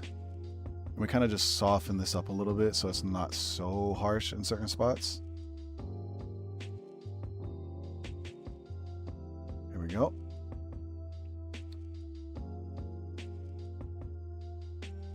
And then this will be passed to Lazuli to handle colors. She handles the flat colors, sometimes the background, and then I'll handle the background and do extra composition. I'm thinking since this is a cave scene, we would definitely want to add like some blue hue to it. Oh, we need to bring back the sketch and put that in the background folder. Boom, like that. That way we know what's going on back there. Let's make that back to black. I'll either paint that, or I've actually sculpted a cave scene in Blender. I won't pull it up right now just because it's a lot. But I've been learning how to do 3D objects. I'll sculpt them and then make them into a 3D object. But what I've been trying to learn how to do is use something called Uku Paint. I think it's Usu, whatever. UCU Paint. And it basically lets you draw on 3D space like you would if like it was Photoshop or Clip Studio. So you can kind of like paint on the object like you would with Substance Painter. It's like Substance Painter but for Blender. And then you just paint in Blender and you're able to really get that hand painted look. So I've been like playing with that. So I might use those elements because I've been trying to hand paint a cave, but we'll see. I have a lot to learn with 3D stuff, so.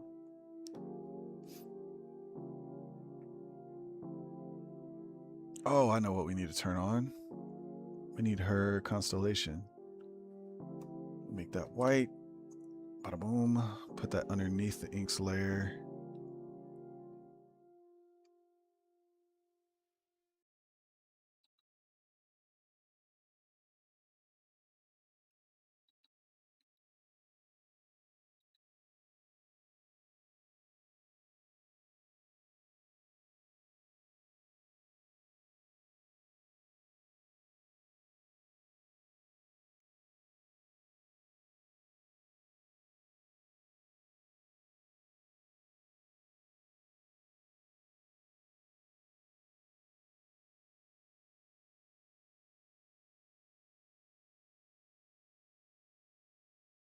All right, looks pretty good. Let's use a speckle brush or a droplet brush just to get some extra stars in there.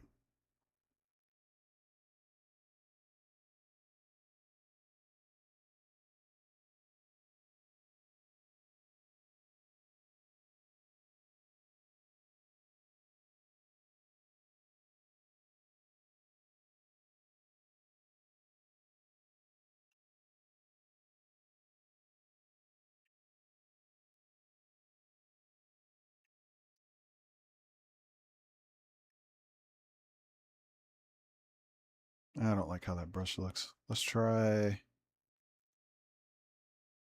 Where is it? I have one that's like, I think it's called Oyun Star. Let me see.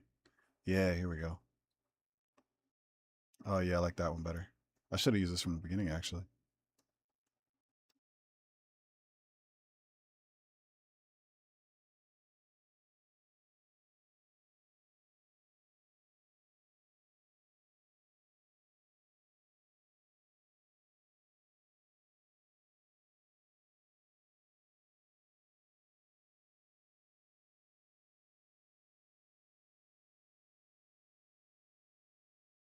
Very nice, very nice. Get some more on the thigh here.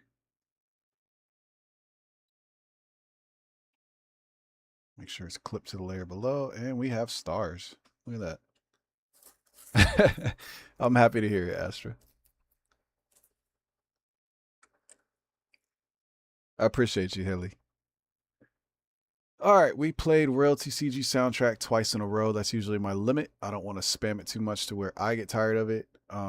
I doubt I ever could. I've enjoyed the soundtrack nonstop, but let's go ahead and switch it up. I played this soundtrack before, but I'm going to play the Outward soundtrack. I'm going to switch it up to the Three Brothers OST. So, Jean-Francois Racine is the composer for Outward video game. Huge inspiration to my brother. We've even been in talks of like wanting to try to see if we could reach out to get a hold of him to do music for Royalty CG. That would be amazing. But yeah, his music is absolutely just, it's so good.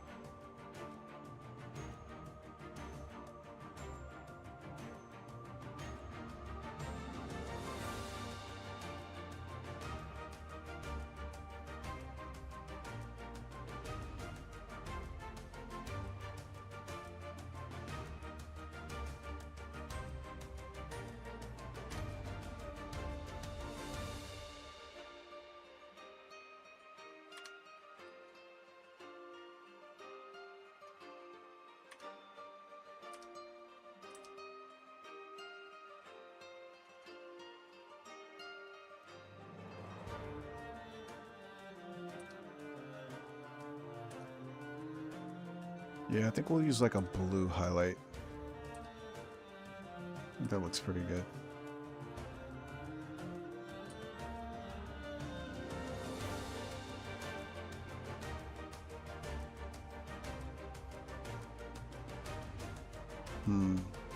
We'll play with it. Maybe purple.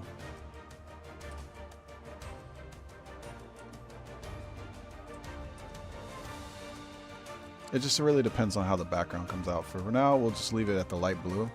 All of this is going to get turned off whenever we do flat colors anyway.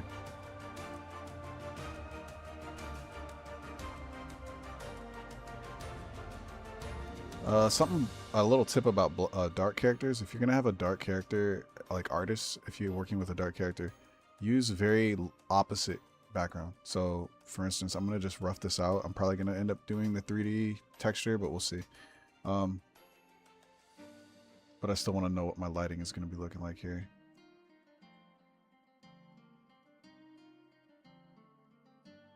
But for a dark character, you can make the dark character pop by using a really light color right behind them, and then shifting into a darker color behind on the shadow sides, because then it makes the character feel like they're not just a dark character that you can't see. And you also have to keep in mind printing. I think we print in CMYK, so it like comes out a little darker than what we would like on the computer. So we have to brighten things up a tiny bit. Probably about right there. Which means the character will probably need to be brightened up a tiny bit too. But only a little bit. There we go. For now, we're going to turn it back off. But yeah. I hope you like how it is coming along, Astra. We're super excited to have you on board. Like I said, this is our first snake, so I'm like super stoked.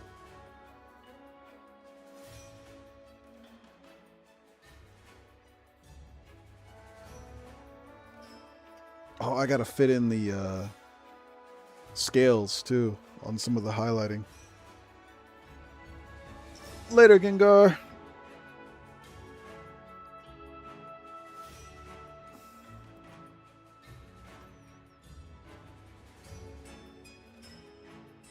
Jebrone, you do actually get a song on this expansion. Since you were part of the collectors, it comes with the collector's bundle.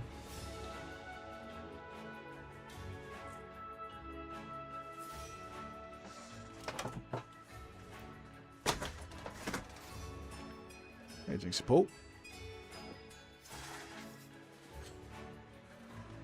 Alright, I'm going to save this.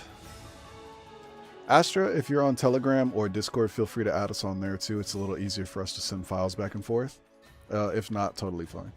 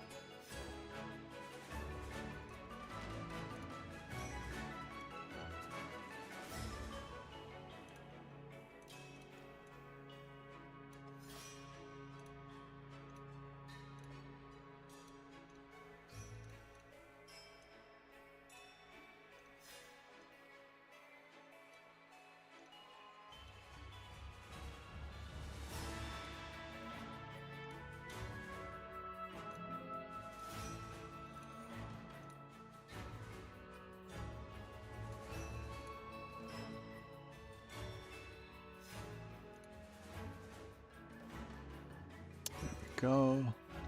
Kitchen is one of our newest quest cards, and it actually was one of our featured background slot cards where people could have their character put on the background. It's a new slot type. It's pretty fun. Like, people can basically, like, it's a cheaper slot, so it's like it was meant for people who like don't want to spend 300 on a custom card but still want to be a part of the like game in some way. So you can like throw your character in the background, or if you just like want to be in the background and share your character more and just like have your character show up in a lot of different stuff, it's a good way to do that, like little cameos. But Kitchen was one of the background custom slots. I'm just getting that updated so I can send it off because they wanted to be able to share it with friends, so I have to get like a sample version for them to share with friends.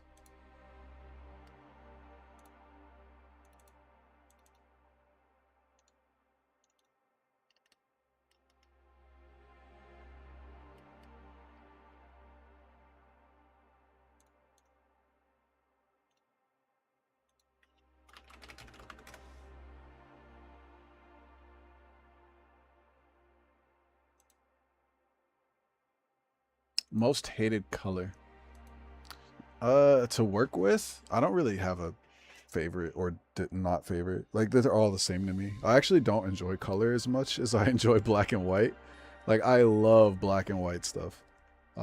Obviously I grew up on comics and manga, so like that's where that comes from. But when you can like express things through value, it's so much nicer. So when it comes to color, I don't really have like a preference. It's just color. It's just values, but they have saturation. This is not really any different to me. I think they're all pretty easy to work with if you just learn the tricks. Like, there's certain tricks. I would say at first I didn't really like dark colors because they were really hard to work with. Which, low-key, I know this sounds like a stretch and a reach, and I'm not like justifying anybody's racist ass, but like I feel like that's why a lot of people don't like drawing black characters at first. Like, if they don't have the skill level for it, like I feel like it intimidates them because they don't know how to handle dark colors and make them look nice. Same with dark characters like this snake or like other characters. I feel like people get intimidated by dark colors because they are very tricky. It can look very muddy and like not good. So. Oh, Jinxia, pull, crazy gal. Let me touch the tummy. Oh, that's a good kitty tummy. Oh, very nice. Crazy gal. Oh. Alright. So Astra is pretty far along. Let me update the card list. On the royalty card list, I also have like looks really good. I also have a like checklist of like how far along we are on certain pieces. Astra is 53, so let's mark sketch and stage 2 finished. Awesome. We are at 133 out of 150 that are almost ready to go card-wise. We're getting there. We're getting there. I think we might be able to meet our deadline. I wanted to meet the deadline of the first deadline, but we had to push it back. It's just too impossible. But we're looking good for this one, which we're trying to get things into production by like July or August. I want to say 12th. I'd have to look at the calendar. August 10th. We want to start production August 10th, and then it'll be about 3 weeks for production, and then maybe 4, depending on how fast the manufacturer can handle it. And then we'll be able to take that, start packaging things, building booster packs, building starter decks, and get that out to everybody.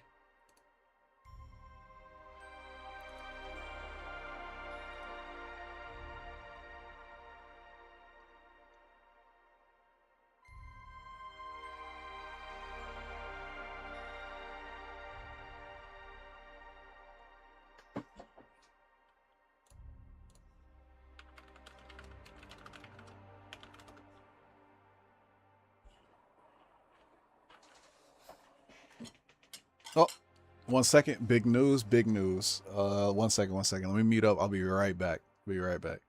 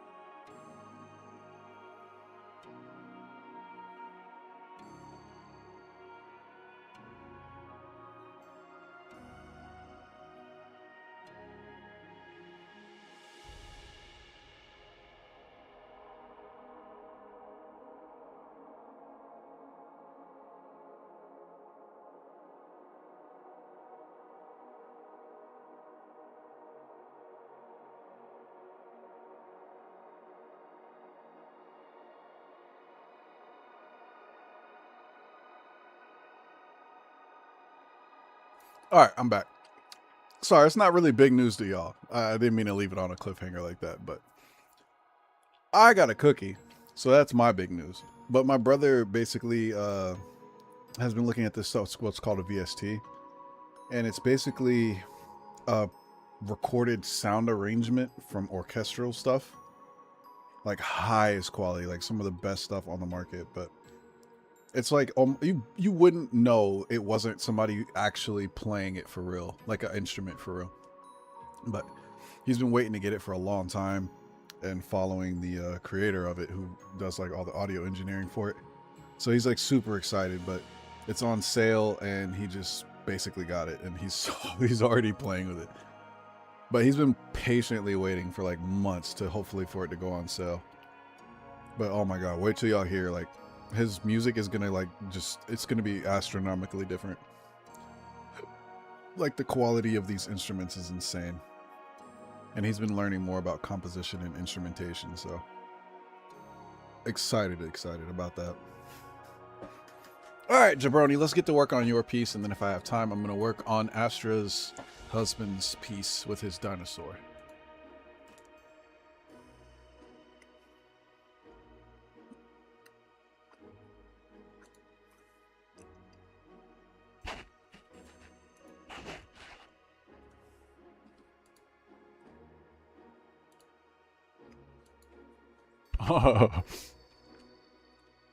Just instantly go AFK right when I'm about to start your piece.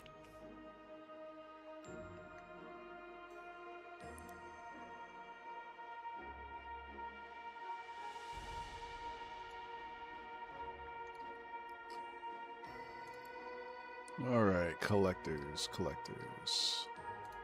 we go. All right. So did you ever have a final feeling on like what you were wanting to go with, whether it was a quest card or the YCH card?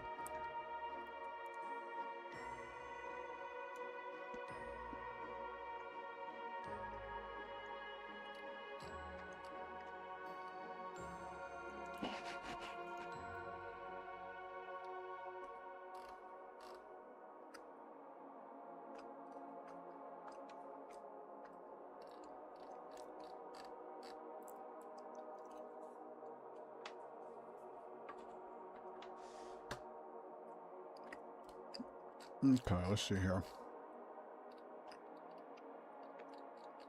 What number would your card be in the sheet? Oh, that cookie was so good, but it's so buttery and thick. Now I'm thirsty. All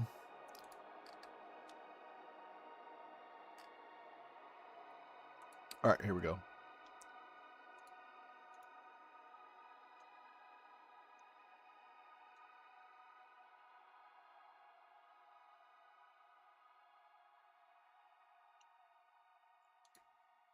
Okay. I'm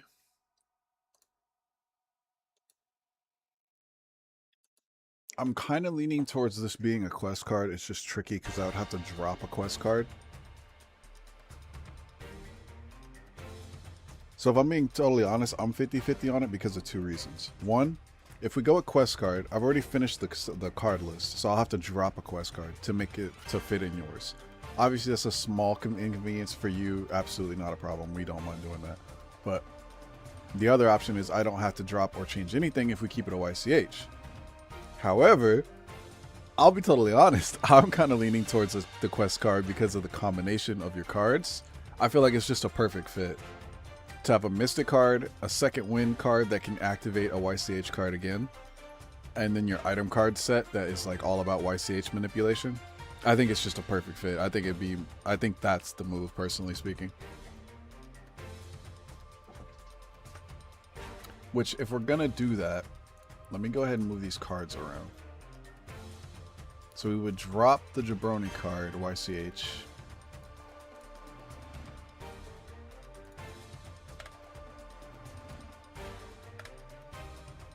And then I would move the Mystic and the Aristocrat to 103 spot.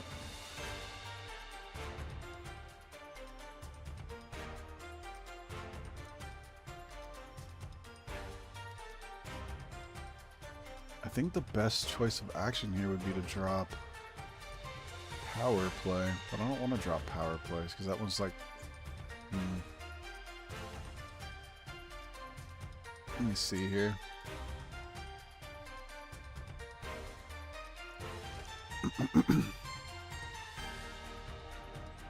Second Wind has been in AG&C and Magic Attack, so we've already had it show up twice in 2 expansions. If that plays a factor into whether you want to get that card or not.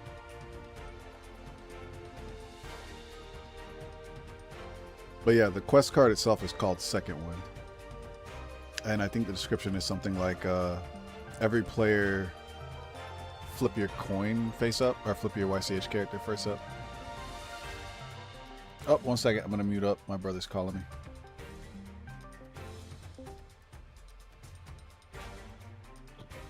Hey, real quick, it's going to send you a text message for verification, alright? Alright, it's going right now. Just send it. What's the passcode?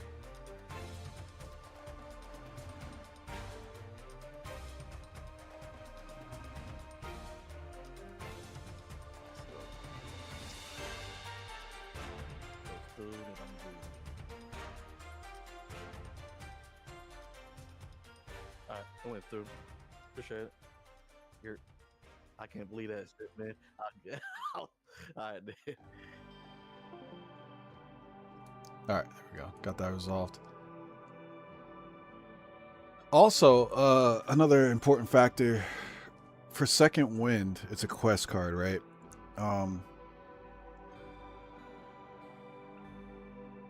Second Wind obviously is like when you kind of like revive or come back, or you get like a second burst of energy and you're able to push through something. Would the Jebrone's artwork change for this card, such as Jebrone is maybe like being revitalized from his mug, or like maybe some energy's coming back to him, or like how are we going to portray Second Wind is the question.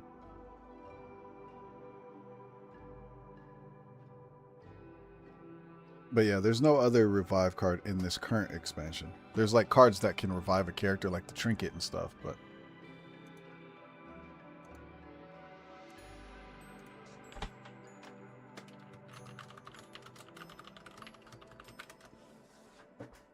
anyway, while you think on that, I'm gonna start getting the cards ready to put together because the other 2 cards are still ready to go, and I can start working on those as well as the items, because we can flesh out like the mechanics of some of the item stuff, but we pretty much have a general idea how this all is going down now, so I'm good to start. And then we can work on it as we get closer, because we got to play test your item cards. All right, what do we got? So you are slot.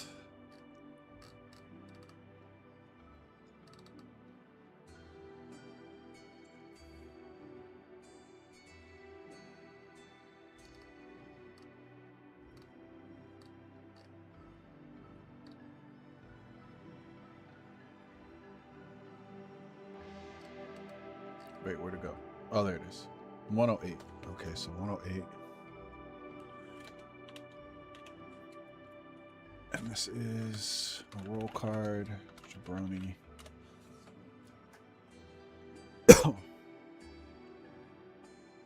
And this is the Mystic card.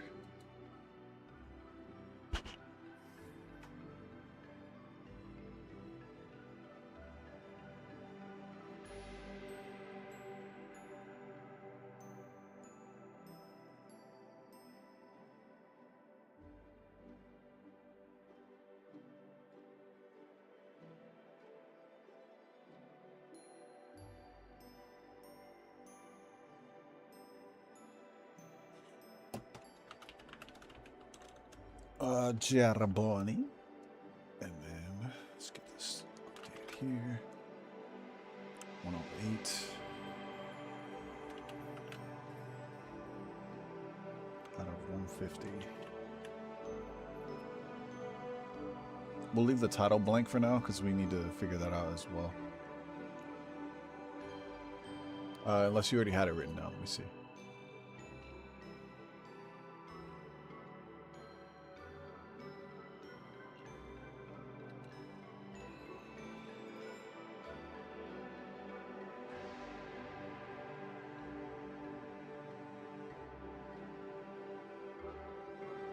Yeah, I didn't add titles to this. I forgot. That's something I gotta add and update on our form. Alright. So we have that. Pretty sure all your cards are full art, if I remember right.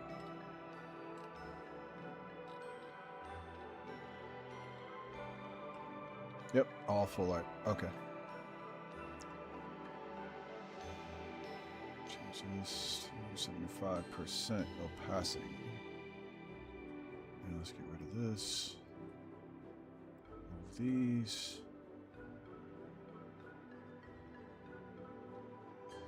And we're ready to do some work. I'm going to save this as a duplicate. So I have another file ready to go.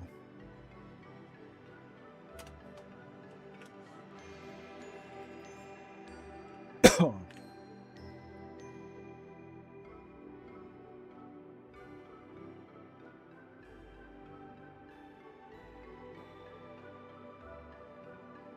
right.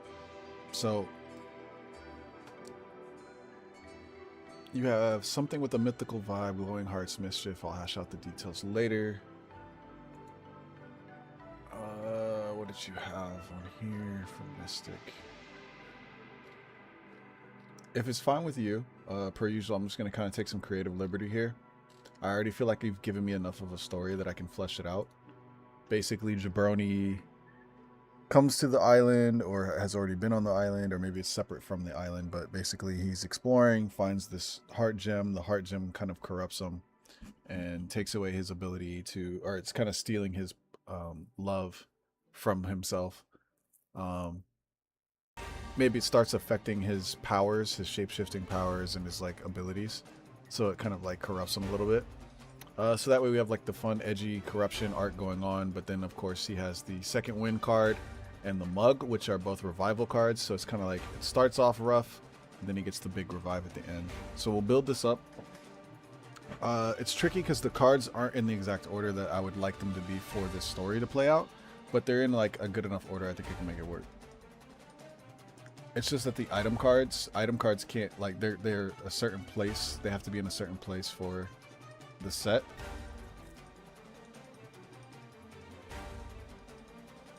But I think it'll still work out pretty well. So Heart Gem would be first in the set, and then it would be Jebrone finding the Heart Gem. And then it would be corrupted by the Heart Gem in his dark stage, then being revived from the dark mode. So I'm thinking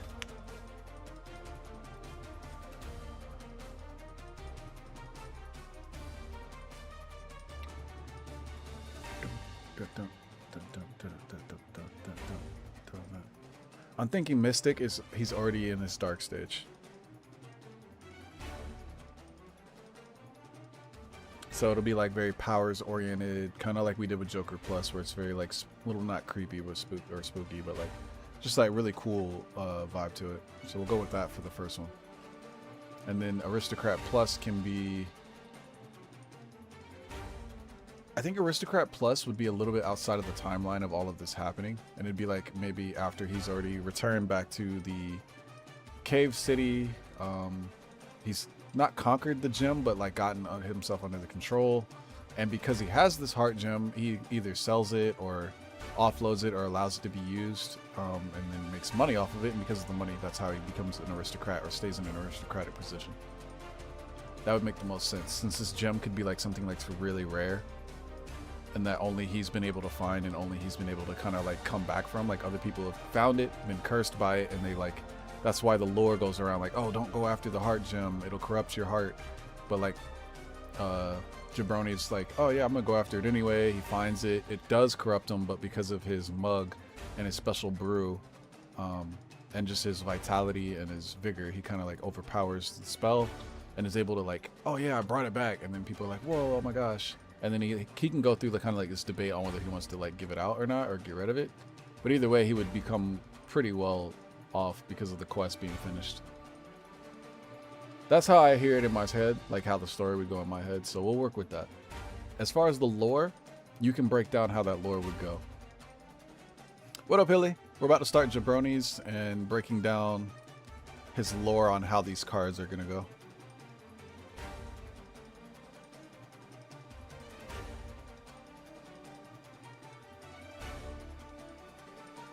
You know what? Actually, Jebrone, let me get a rough sketch done of the actual gem first, because I'll probably have the gem in the card art for this. So let me get that fleshed out first. So we'll do Heart Gem first, Mystic,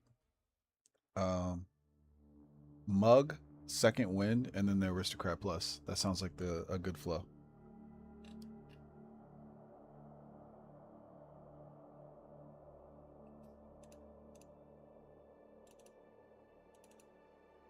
And again, anybody who's listening or is experiencing this live, this is how I format stuff for collectors.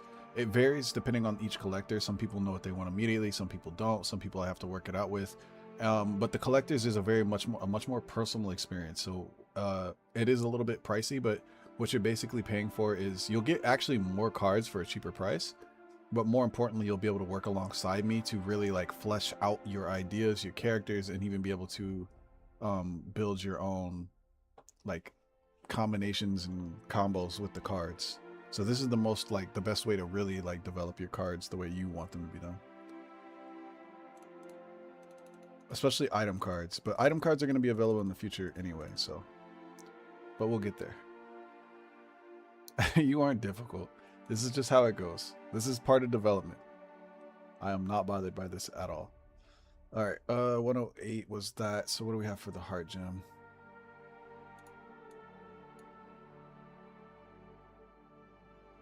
Heart Gem is going to be 101.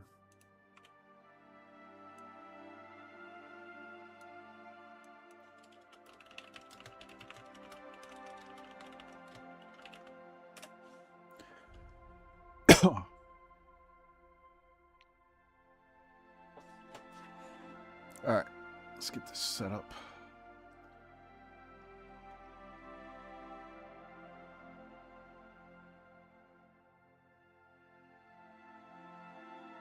And again, this is part of the fun for me, so don't ever feel like you're a nuisance to me for what I'm doing, like all the work we have to put into it. I don't mind at all. I enjoy it. This is part of the like development experience. We're just trying to get this all set up and working right. And that's exciting to me because it's like, oh, this is cool. I really like this combination. And I think Jebrone, you got something really good here. Like you cooked up something really cool with this whole combination of how these cards would work. I know for sure Hilly is gonna love spamming this. I can see Hilly playing this for sure. All right, Heart Gem.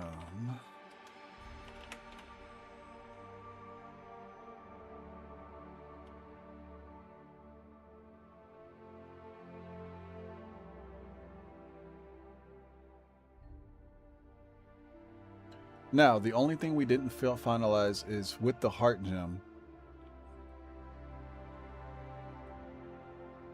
I think you were talking about...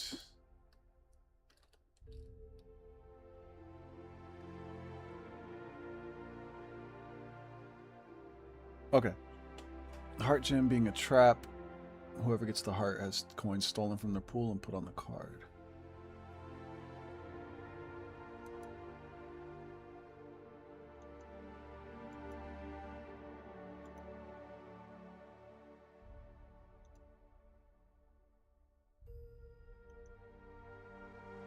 Yeah, the reason I wanted to make it a trinket is because each item has a different effect, and we need to play around those effects. So that's the only requirement when it comes to making original effects, is that it still needs to play on two things. One, what does that item category do? And each one of those has been written out. And then two, whether it is, like, it still needs to follow the same effect. So for instance, tools always say when your character here, or at any time, as long as your character here is face up, I believe. And then like weapons are always used when your YCH card is used, because it would make sense thematically. Like if I'm attacking or using my YCH card, I would be using my weapon at the same time. So it's like kind of based on that and how they were designed. So with you wanting this to be like a trap that people get and then it like affects them, I'm not totally against that. We can do that. The only reason I was saying the trinket was because they're usually meant for manipulating your YCH. So if you wanted this heart gem to manipulate the YCH character themselves, then it would be a trinket. But since you're using it in a different way, like a trap, like it's a dangerous item or material to go after, a trap would be totally fine. No, collectors are it's just a collector's bundle. They're available whenever we open up for custom slots. It's instead of an official custom card, you would just get the official custom bundle. There was only 3 available. I think the most recent one just got bought like 2 days ago. But yeah, that's just a collector's bundle. It's in the options whenever you're going through and looking at all the different custom options. It's a bit more pricey. The first one we did it for 1,000. This one we're doing 1,200 because we added the 2 extra cards to it. But yeah, for like 1,200, you get 5 different cards and all the other usual goodies, like 2 completely full booster boxes of each set, the deck, and a binder. So it's like, I think the value was like $1,960, so almost $2,000 value, but you're getting it for like $800 off. Yeah, Maxwell got one.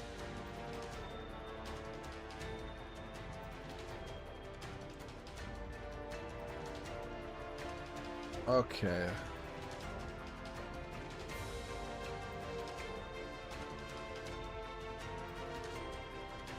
Okay, so here's what I'm thinking. And we're going to work through this live. So the heart gem and the other item card are where it gets tricky and we need to figure that out. I'm going to start drawing it because like I said, the art isn't going to change.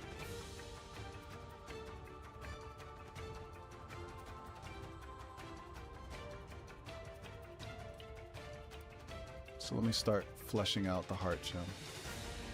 I'll be honest, I'll probably do the heart gem in Blender because it sounds like something that might come back and reoccur in different artwork. So I think doing it in Blender will be useful because then I'll be able to use it for other stuff. That'll be kind of cool.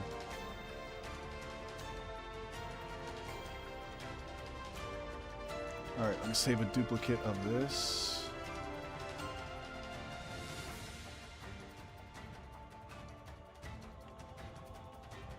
And this will be masterwork.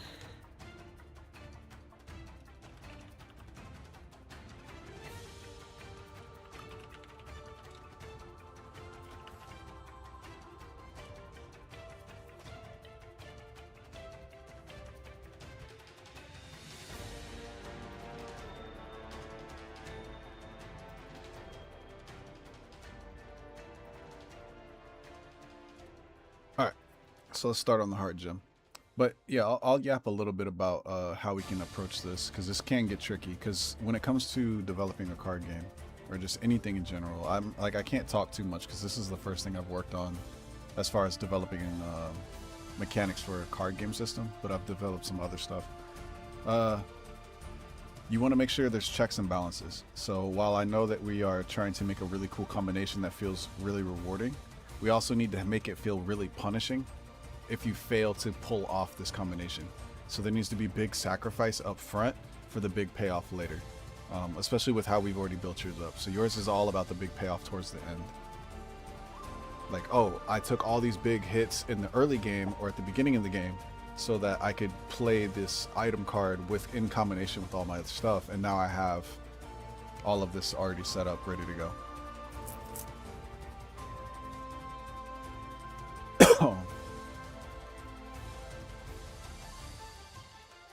All right, let's see here. So the heart gem, are we cool with the idea of it being like an actual gem that's just out in the caves that Jebrone comes across and has been searching for?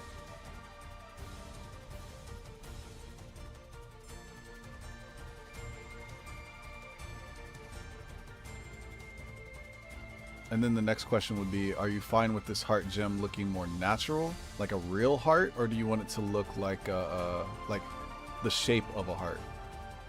Like an actual real heart shape or a actual like half and half shape? Here, I'll kind of draw an example.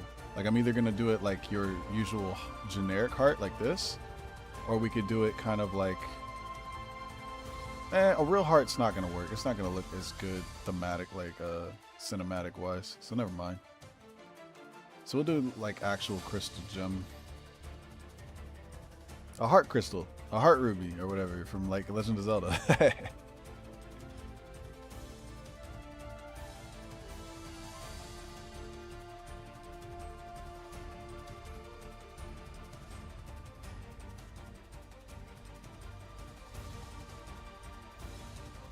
Okay.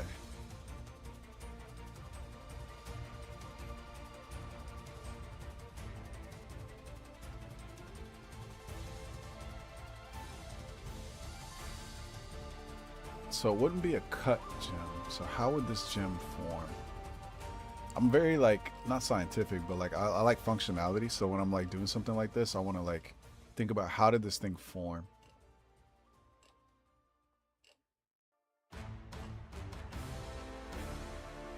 I also need to think about this in the aspect of lore. So in the world of lower LTCG, for those who don't know, Magica, like the magic that you see, is affected by the color. Each color has its own effect. So let me pull this up and let's double check. I want to make sure I'm doing this right because there's a lot of information. Lore book.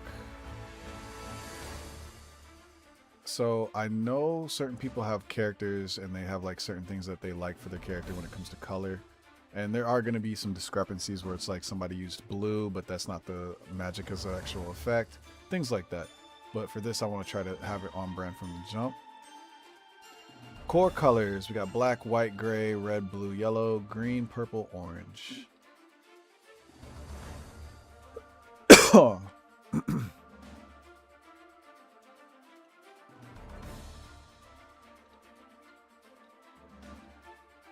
So luckily, red is amplify emotional states during use. So that's actually pretty spot on, but I feel like a blue gem makes more sense. Because red and blue, red obviously affects fire and heat. That's how Magica works with this. And these crystals and gems in this cave are affected by Magica. That's why they're so rare and special and people want them so bad. Because it amplifies or manipulates magic even to an even higher extent.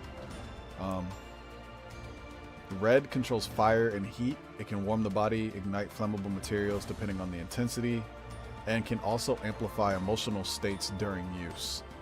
Blue can cool the body or items and manipulate moisture or control small amounts of water. It's also known to stabilize emotional fluctuations. So in my head, lore-wise, a crystal that affects your ability to love and makes you really cold-hearted should be a blue heart. So let's go ahead and start playing around with that idea. So we'll do a blue heart, and then maybe with Jebrone's mug, it uses red Magica to warm the heart. That'd be like a nice counterbalance, which works really nicely since Jebrone's blue, pink has some purple in there. It kind of like goes with the color scheme really well. Let me know what you feel about that. In the meantime, I think I have an idea for how these crystals form.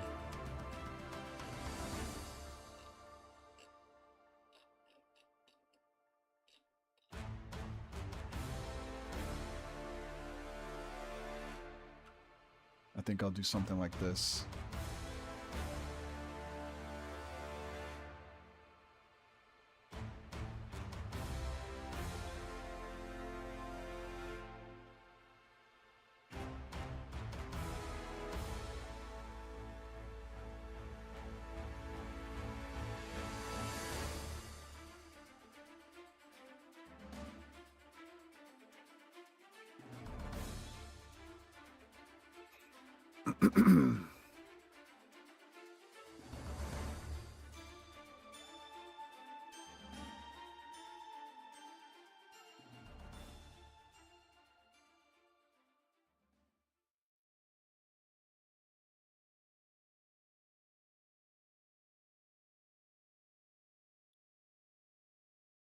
Okay, yeah, this works. It's like different pieces of this crystal. They always grow like this. That would make a lot of sense. I like this. Okay. So let's get this finished fleshed out. And if you like how this looks, I'll go ahead and throw some color on there loosely. And I'll probably take this in a blender and start sculpting this from scratch. Because that sounds kind of fun, to be honest.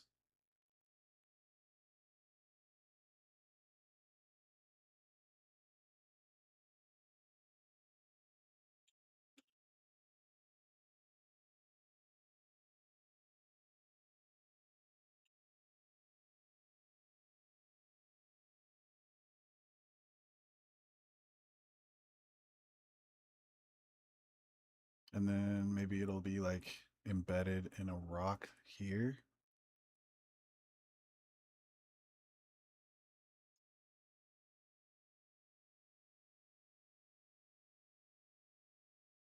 Yeah. Okay. I'm starting to see the vision. It's coming together. Jabrone's gonna have some cool ass cards here. All right.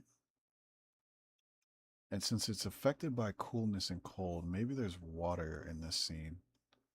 So maybe it sits on the edge of like, that's why it's corroded that way. It's because the water hits it. Yeah. All right. Oh yeah, like a little waterfall. Oh, we're cooking. Jabroni, we're cooking. Like the water kind of trickles down like this. And that's what makes it have that shape.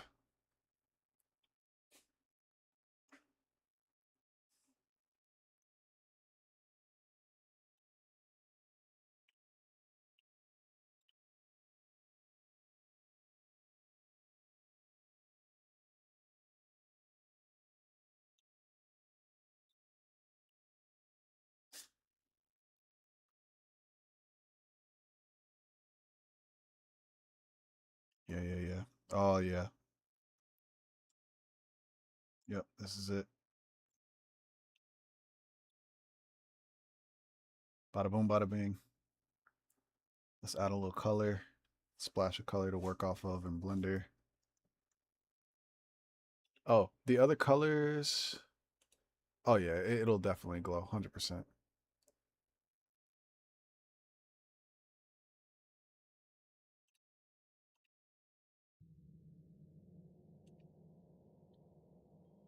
Oh, other colors. Let me get that pulled back up.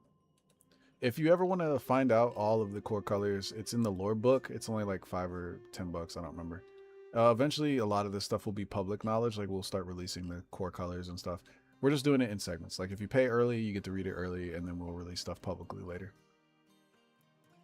Core colors. Black is all about energy absorption, and these are very brief descriptions. There's like a lot in there, and it like talks about how it's used. So black is energy absorption.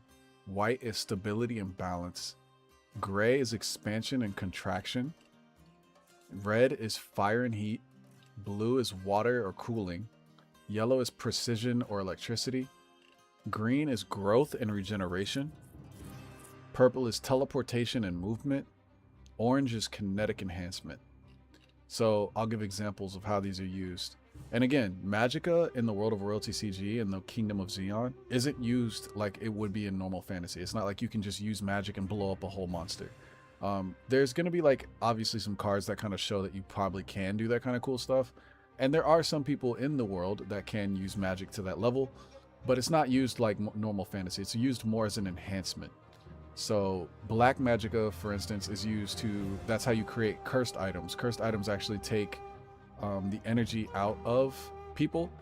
All magicka uses energy, obviously your own stamina to use it. That's why people don't really bother with it, because you get very little out of it. Like at most you can maybe warm up your drink. But for instance, black is like a very energy absorption, and researchers and scientists use it mostly in machinery, because you can temper and regulate high energy outputs. So if something's like overpowering itself a lot or overheats a lot, or it's just like way too powerful, but you're still trying to power this building or factory, you would use black magicka and use black magical crystals combined with scientific technology to lower the energy output of these machines. So it's used in machinery, like similar to how we use copper in technology. So they use it in the same way. So there's black energy, which is all about absorbing energy and energy absorption. White is all about stability and balance. They use white and mix that in the enchant items with white magicka to make them more stable or durable. So like if you have a pickaxe, it could be like imbued with white to be a little bit stronger and last longer. Gray is for expansion and contraction. So you might have a backpack that has, just for some reason, it has a little bit more capacity. Red is all about warming and igniting flammable objects. So maybe it generates heat or a flame, like common in stoves, heaters, and other thermal tools. Like you have like stuff that just like instead of a lighter, you would use a red magicka lighter, and it uses magicka instead of actual fuel. Blue is water and cooling. It's used in cooling systems, refrigeration devices designed to preserve moisture or purify water.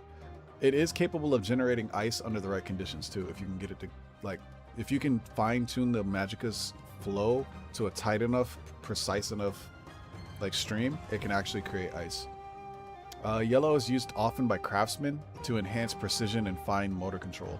So like if you have a drill, the drill works better if you actually have yellow magicka understanding, and you can manipulate your yellow magicka into the drill.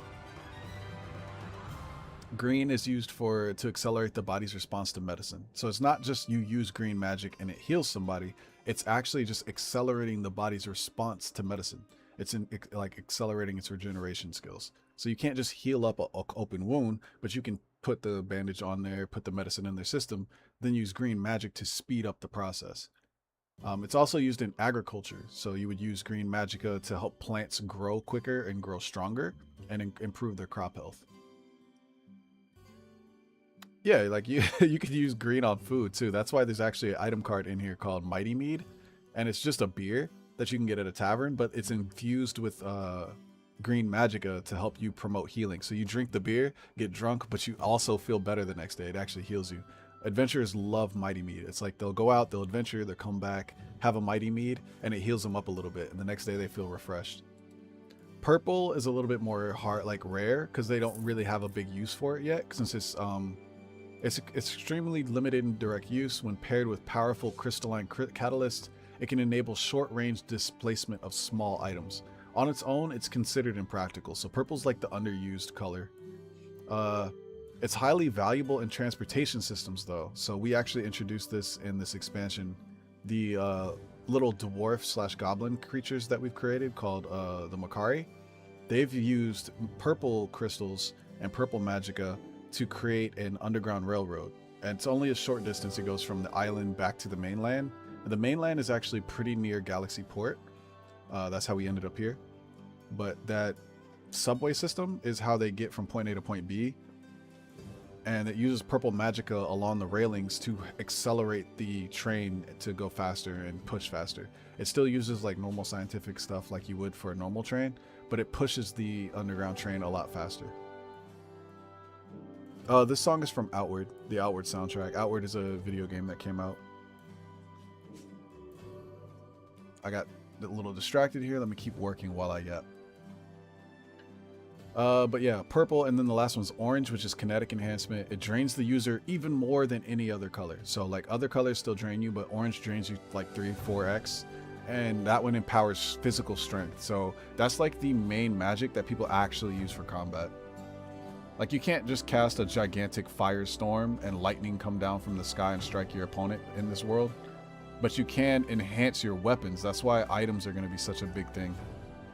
Like, oh, I have this really cool sword, but I'm a yellow magicka user, so I enhanced it with a little bit of lightning magic to it. So now I have a lightning sword. Like that's kind of how we approach this.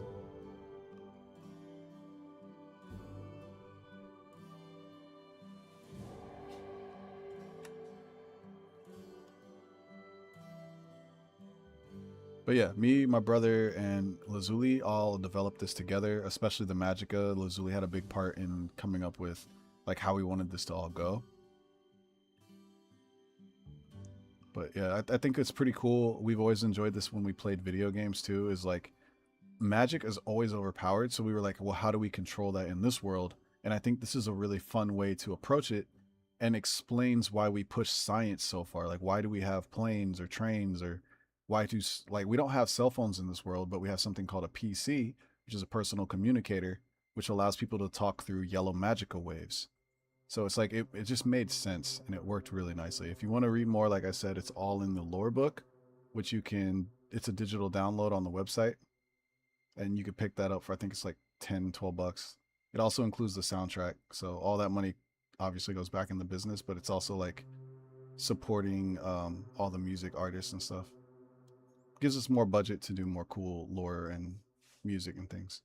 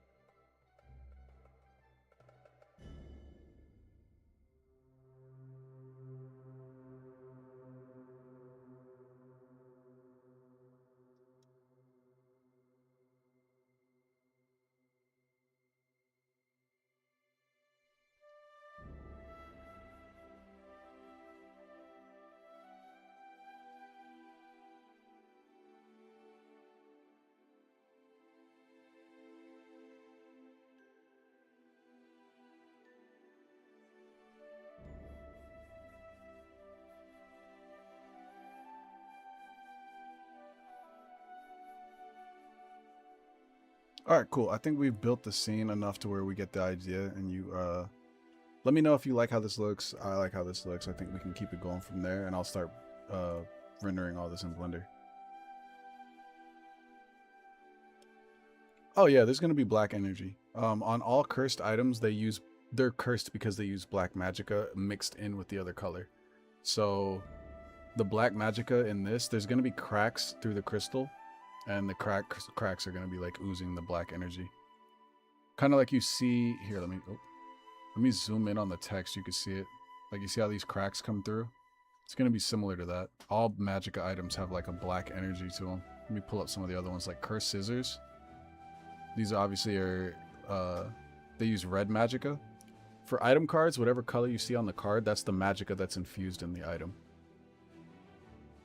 So this one uses red magicka. These heat up, and obviously red magic kind of like makes you more angry, or like manipulates your emotions into being higher.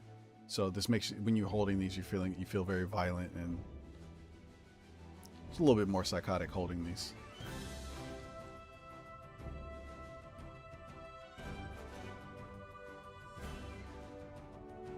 Yep, you can combine colors. So especially scientists in our world are very, very good at like combining energies and combining different colors. It's very technical and very hard to do. Everybody in this world can use magicka. Most people just don't bother though, because you could just use an item that has purple magicka or go use an item that has green magicka, and there's no reason to even learn or practice it. So a lot of people don't even practice it.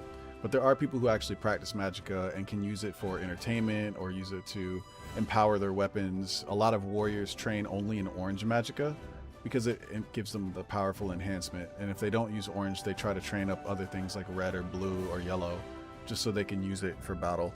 Obviously healers, doctors, agriculture, they practice green magicka to try to help with their cultivation. Even cooks are very big on using green magicka because then they can add that healing factor to the food.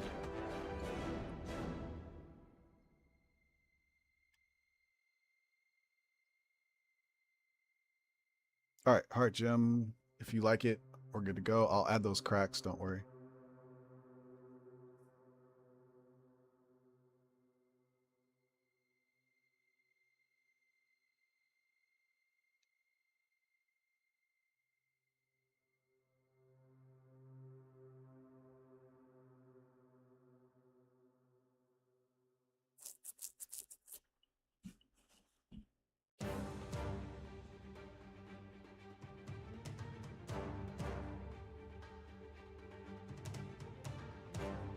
Oh, a good example is Potato Panic. If you look at some of the cards that are going to come out and the original artwork for it, it used orange magicka, and that's why it affected their bodies and changed them into potatoes. It's not canon, so it's not canon event that everybody changed into potatoes. Just keep that in mind. But if it were canon, it used orange magicka to change everybody's body.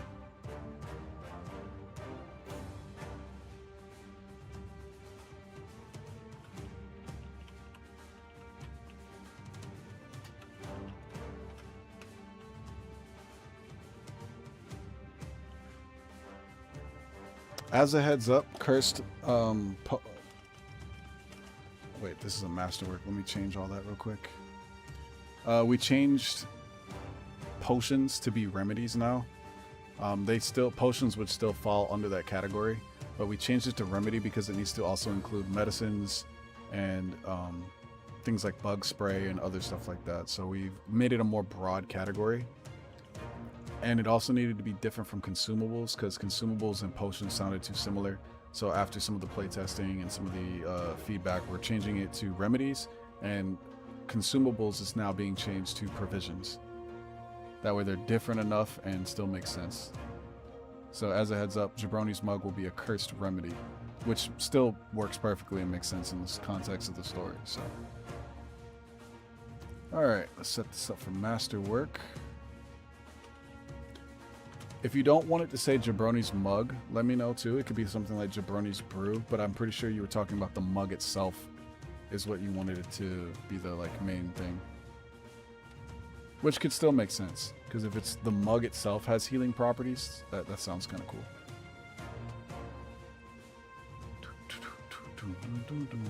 dum. Dum, dum, dum, dum, dum. There we go. Wilds 102.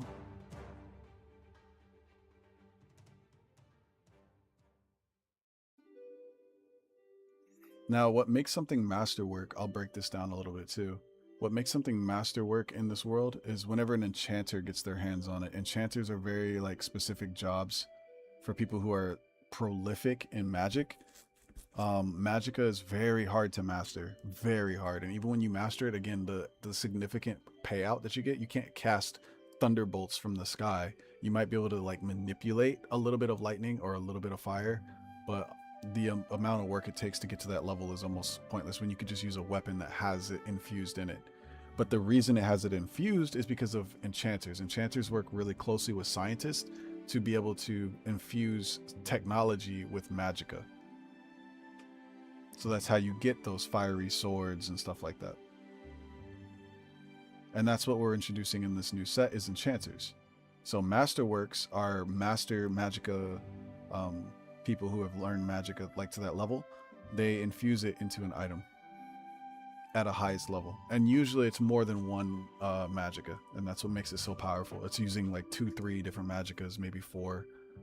But it's a balancing act. Like you can't have too much white mixed with red, and you have to add a little bit of black in order to control its output. And that's why you have to use a cursed item with a masterwork item in the game. It's one, it's to balance the game, but 2, it's also because you have to sacrifice some of your energy to use masterwork items. Like masterwork items drain you super bad, but they're also the highest level of technology and magicka in the world, or in this world. All right, so for your mug,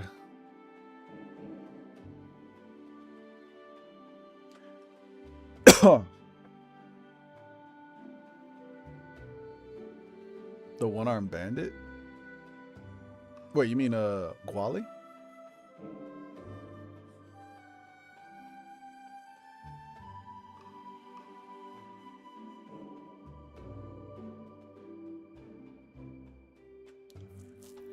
Crystals are the way to go when it comes to empowering magicka. You can use magicka normally, and you can master it, but crystals are almost like a battery, and they amplify it tremendously. It doesn't amplify your own power. You push your power through the crystal and then control it like that. So that's why crystals are such a important part to everything in this expansion. The light novel is going to go over this a lot more, and the lore book's going to be expanded upon every time.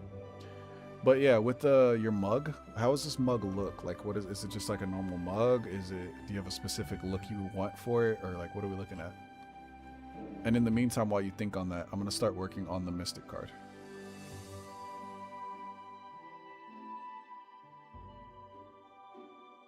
My eyes are starting to hurt a little bit. Might need to put some eye drops in.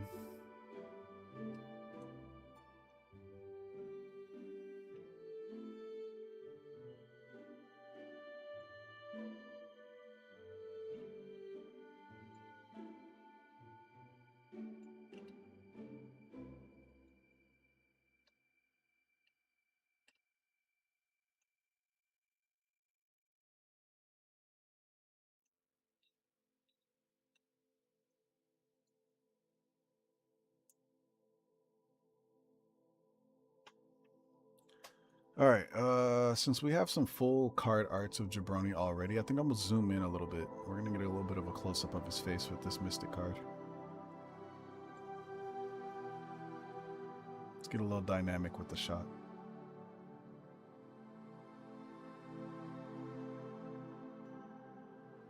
Maybe. We'll see. I'm gonna play around with it a little bit.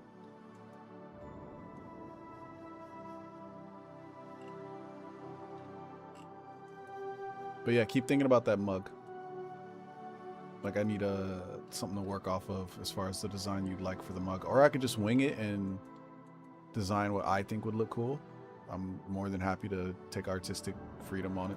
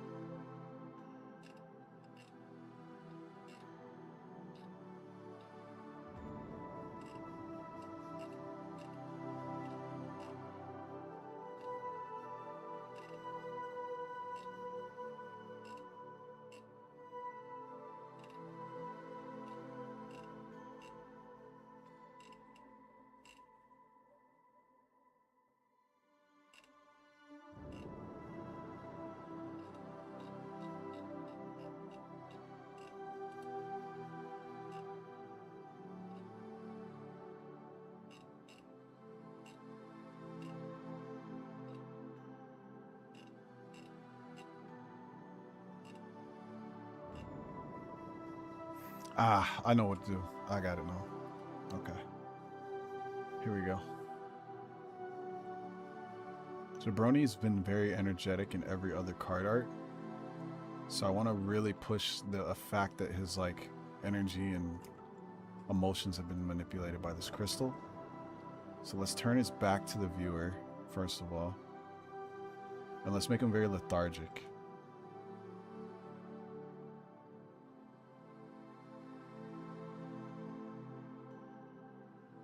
A little bit of a slouch to his posture.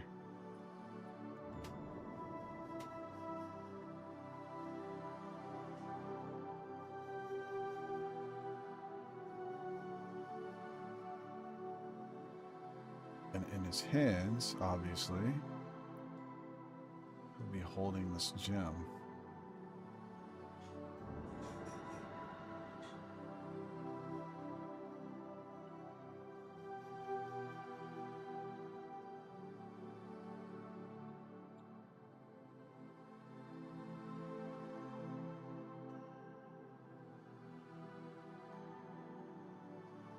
I also need his references. Let me pull that up.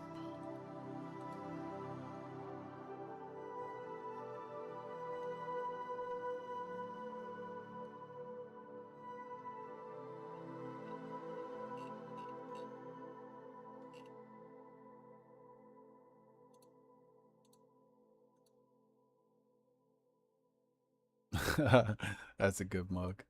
I got you.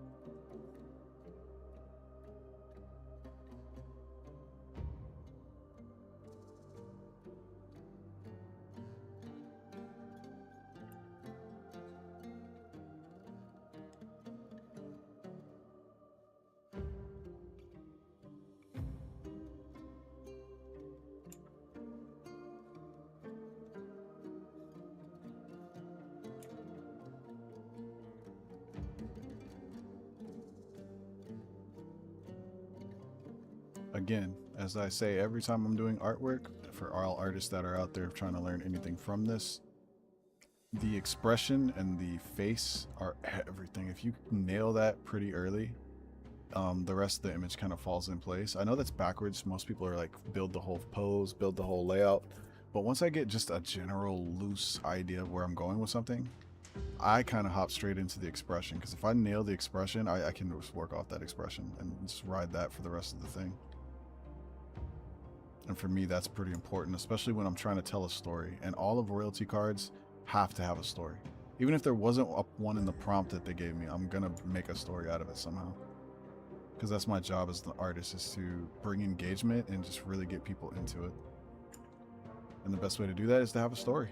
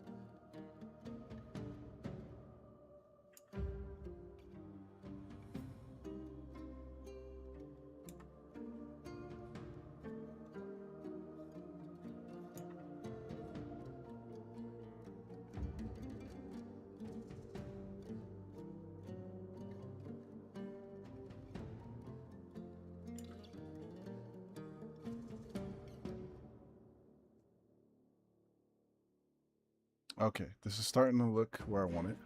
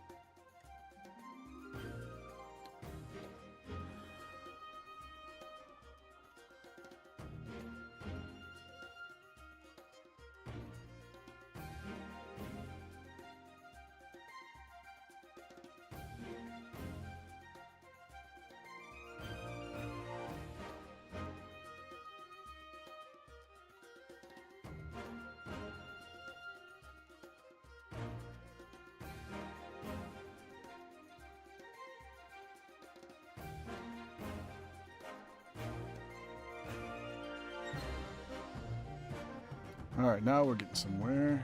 Start getting some more of this pose laid out. Start building perspective.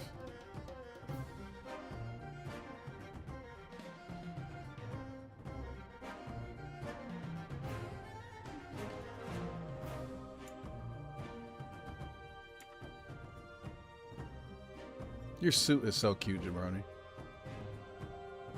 I really like how that looks. It's so cool.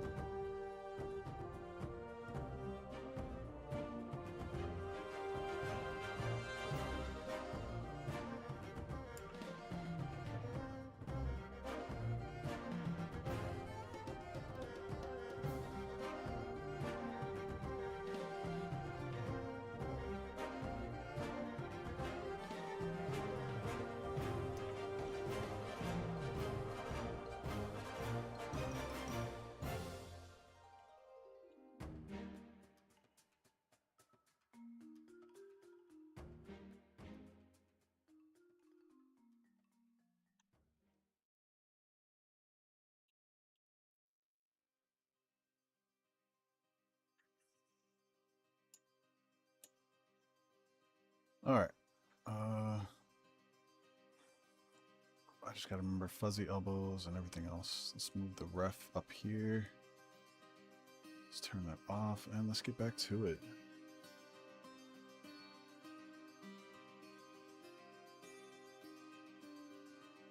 Alright, now let's lay this out and let's build this scene. I want this to feel like if somebody doesn't know the story, they still get the feeling like this is a mystic, but they feel like it's a different vibe from all the other mystics we've had before. So Jebrone becomes a mystic in this sense because of the crystal. And obviously him being a shapeshifter. And prolific in magicka and whatever.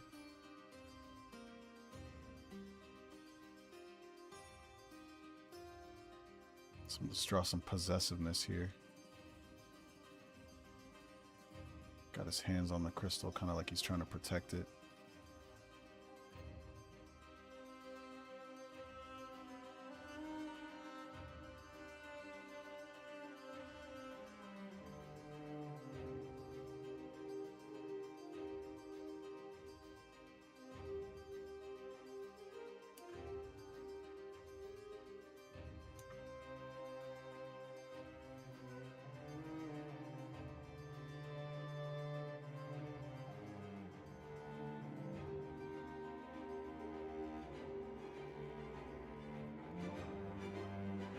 Yeah, I'm pretty sure if there's any like changes to his designs and stuff, the clothing's gonna hide it. So, but let me know if there's any changes I'm missing on the back stuff. We'll get there. As for the clothing, I'm just gonna take it that he's in an adventure garb this time around, since he's exploring these dungeons or dungeons and caves and stuff. So, I was just gonna kind of wing it there and see what you thought as I went along.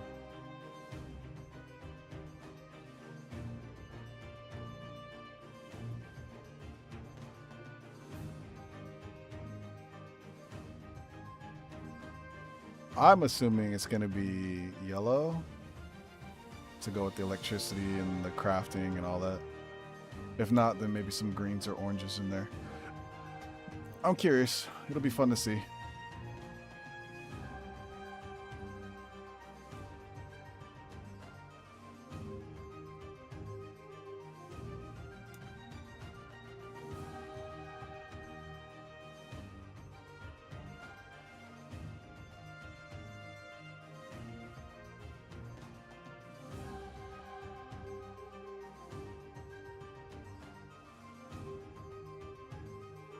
I'll add a heart to the clothing regardless, just so it's kind of like a nod to his under markings. Like we do with some of the other clothing.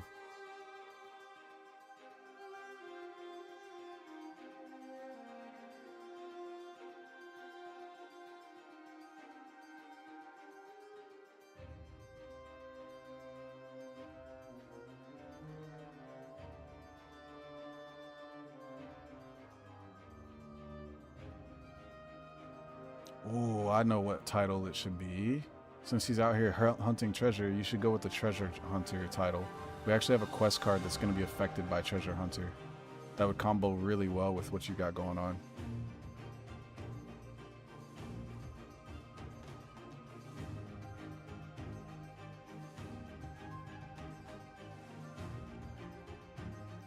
So it could be Jebrone treasure hunter. Obviously that's why he has this treasure and is starting to have the effects.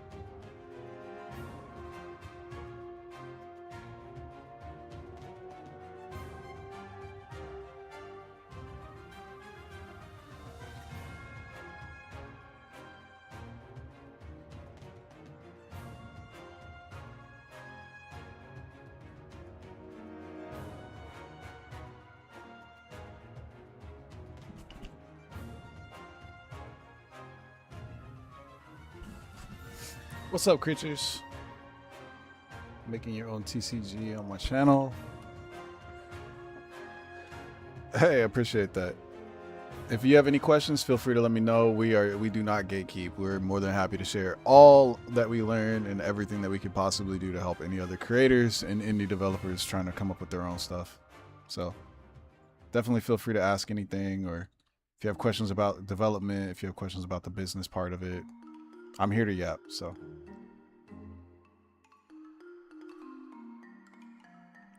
this is where it gets tricky. So currently we have been printing with board game makers, which we actually have an official announcement about that later. We were able to strike a deal with them as far as production goes.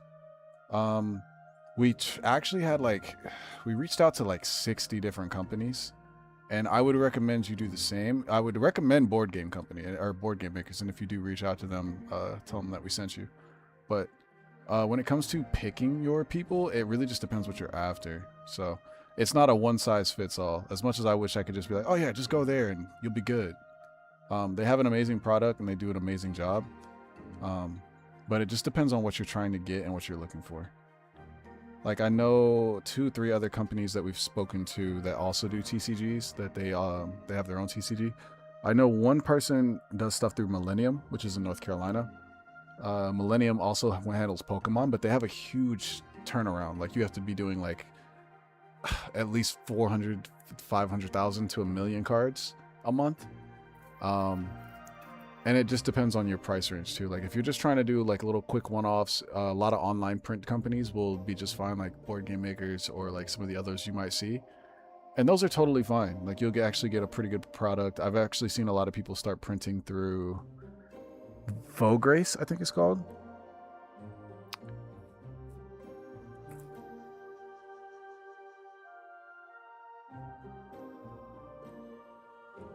Yeah, that's pretty much where you would want to go.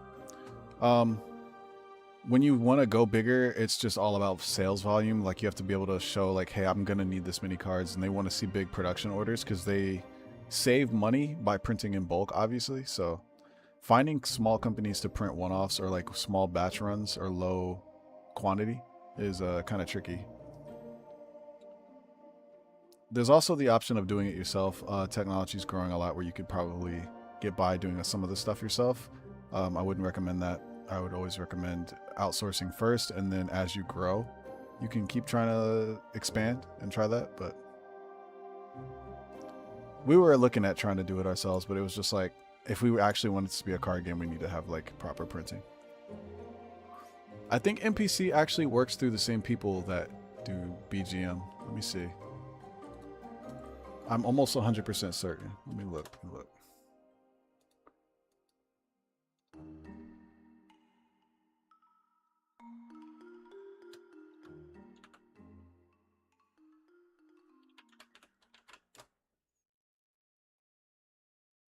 Yeah, I'm pretty sure. I'm not 100% because I haven't spoken with higher ups within the company, but I'm pretty sure NPC and BGM are owned or do the stuff through the same people, or they just have two different sites. I'm not 100% on that though, so don't quote me, but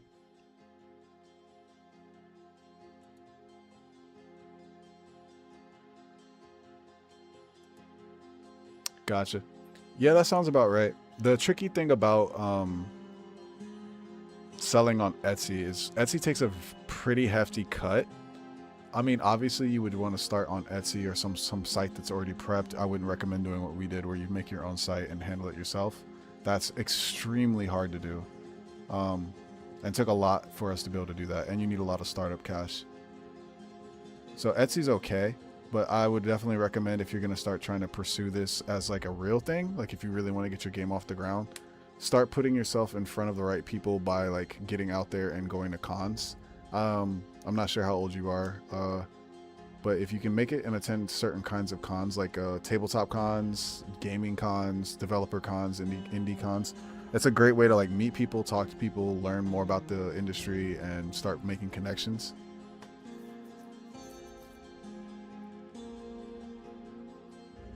eBay's okay. eBay doesn't take too much, but eBay's also not the market for indie card game. Honestly, indie card games are really hard to get off the ground, I won't lie. But you can actually try Kickstarter as well. Kickstarter's takes off. They have their pros and cons too. But Kickstarter is also an indie space, so you'll find a couple people who might enjoy your game or be interested in your game on there.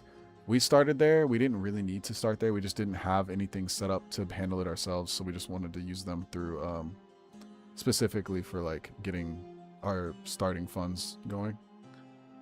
Board game conventions are awesome. There's one called Playthrough that got canceled recently. Not canceled. They're coming back next year. They're just not doing it this year. But we had a great time. That's how we met some of the connections that we met last year. For sure. Give us a follow. We do workshops and all sorts of stuff. You can find all kinds of good information during those workshops. Or feel free to join our Discord.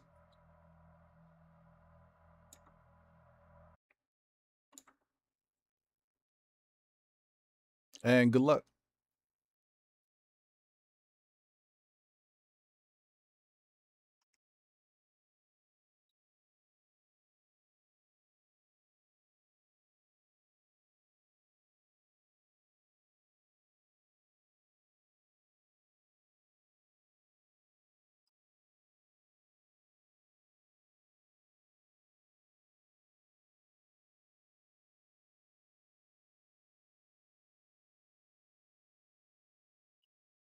My music. All right. We listened to both Outward soundtracks. What are we on next? Oh wait, we're not done. It just paused.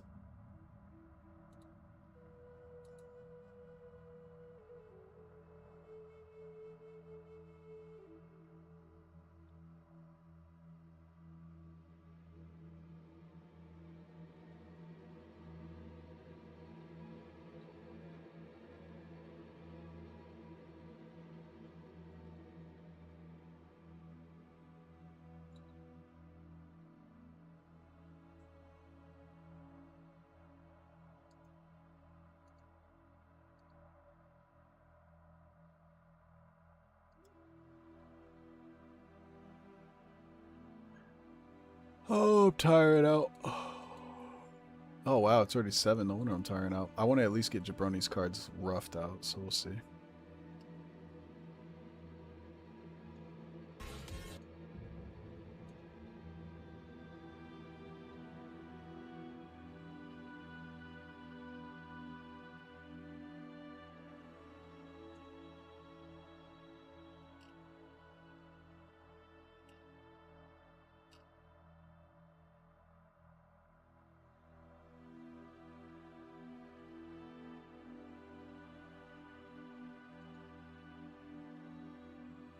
All right, let's lock in.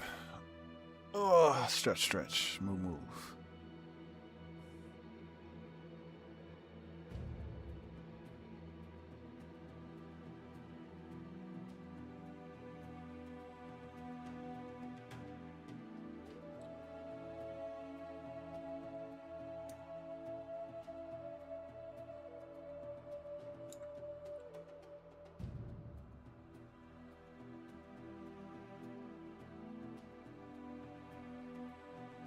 Haha, 24-hour stream.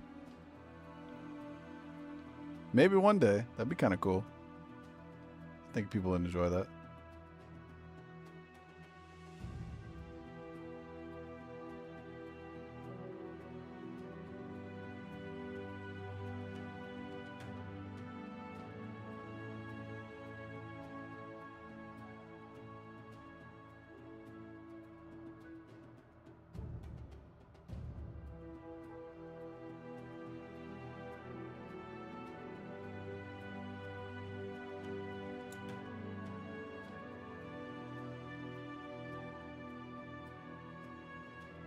I don't like this leg being forward. Let's push this leg backwards. And let's push the other leg forward.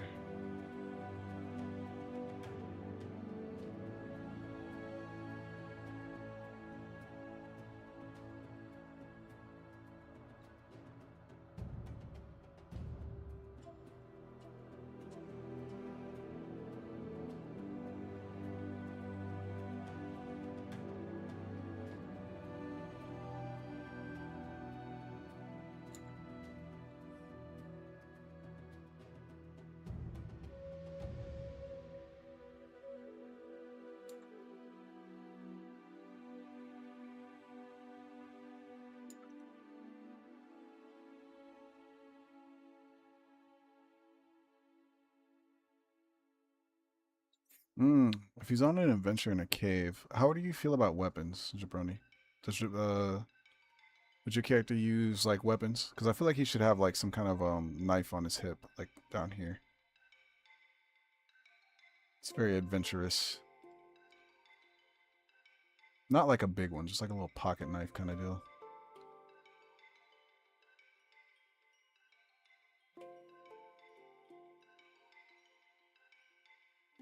Yeah, something like this.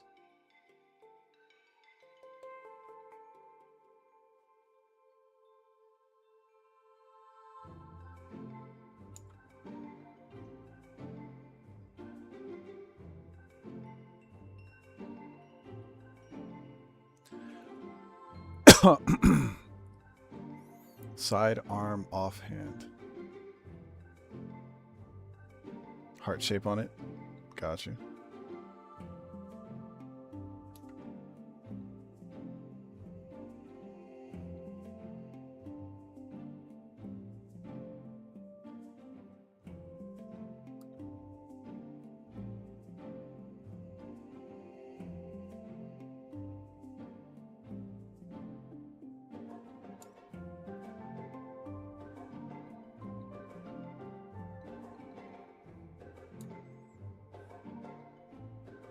I really like how the story's coming together. I hope you feel the same, because I think this is really cool.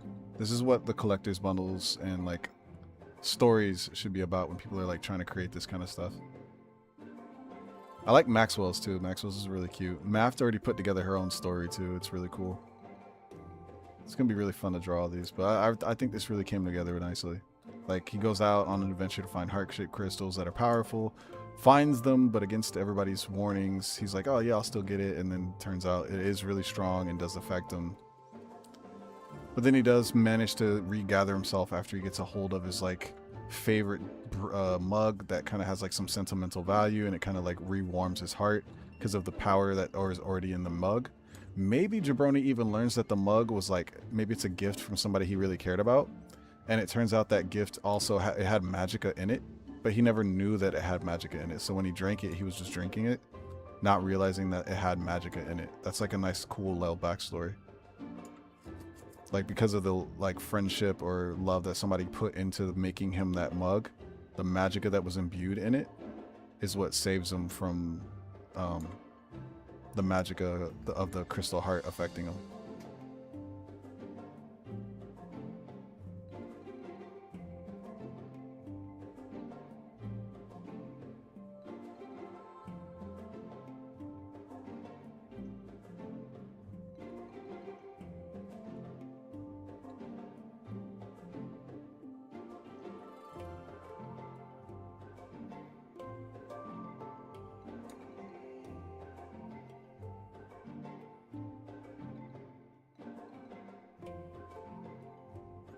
That's cool lore.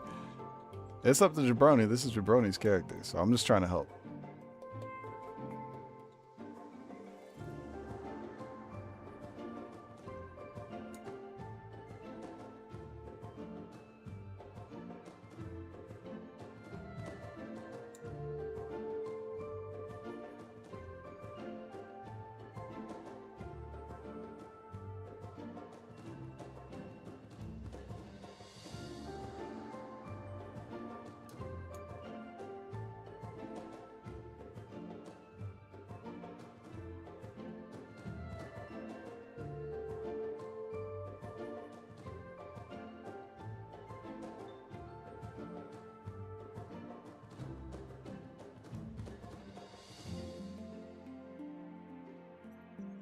Heck yeah. Happy I can help in any way, bro.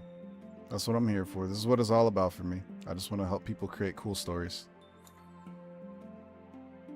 Like I said before, you guys have done so much for us, and we appreciate it so much. This is like, genuinely, I just want to, I'm like, I can't express how happy I am to be able to do this for you guys. Like, I appreciate it, and I'm grateful for the opportunity every day.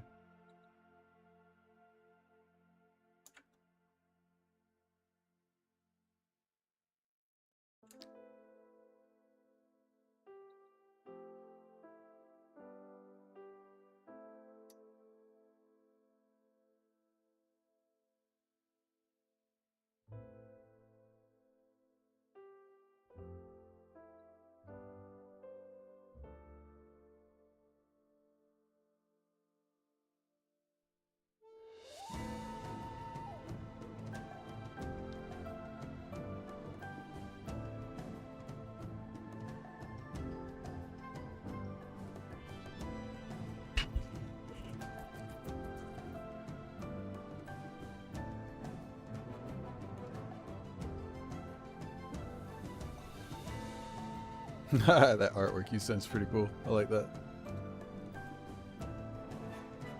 Yeah, Hilly's character and himself are still on that love arc. I like it. Love arcs are delicate. People, I know people shy away from love in stories, but it's so integral to have like certain characters built around love or built looking to like fill those voids, but not in this general sense of like boy meets girl. Like, those stories are obviously a little played out, but like I really like exploring different avenues of how people engage with characters and stuff. It's really fun. Our next arc, Jebrone, I already know you're coming back for our next expansion. Like, our next expansion, I won't get too into it because we haven't even released Wilds yet, but our next expansion is all about love. Like, it is actually a love arc. Like, there's a love interest for Calypso.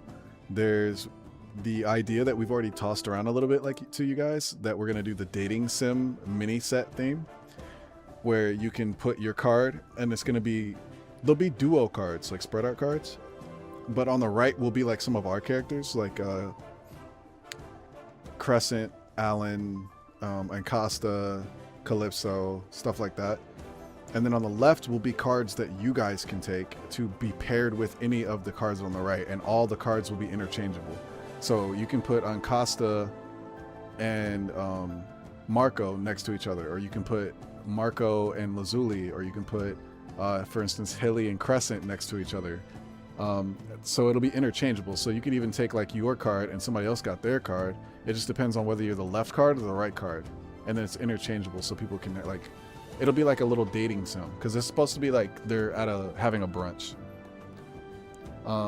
Obviously, again, our mini sets aren't canon, so anybody that puts stuff together, it's just of their own free will and for fun.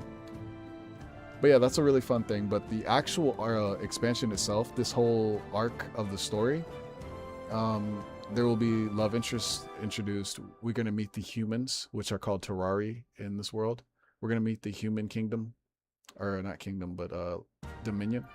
We're going to meet the dragon Dominion. So the dragons and the humans are kind of like working side by side. And we get hints and deeper looks into other species, a deeper lore. But yeah, the humans are all about festivals, and they have something called the Heart Festival. And during the Hearts Festival, it's all about love and meeting somebody and stuff like that. So it's a really big integral part to the humans.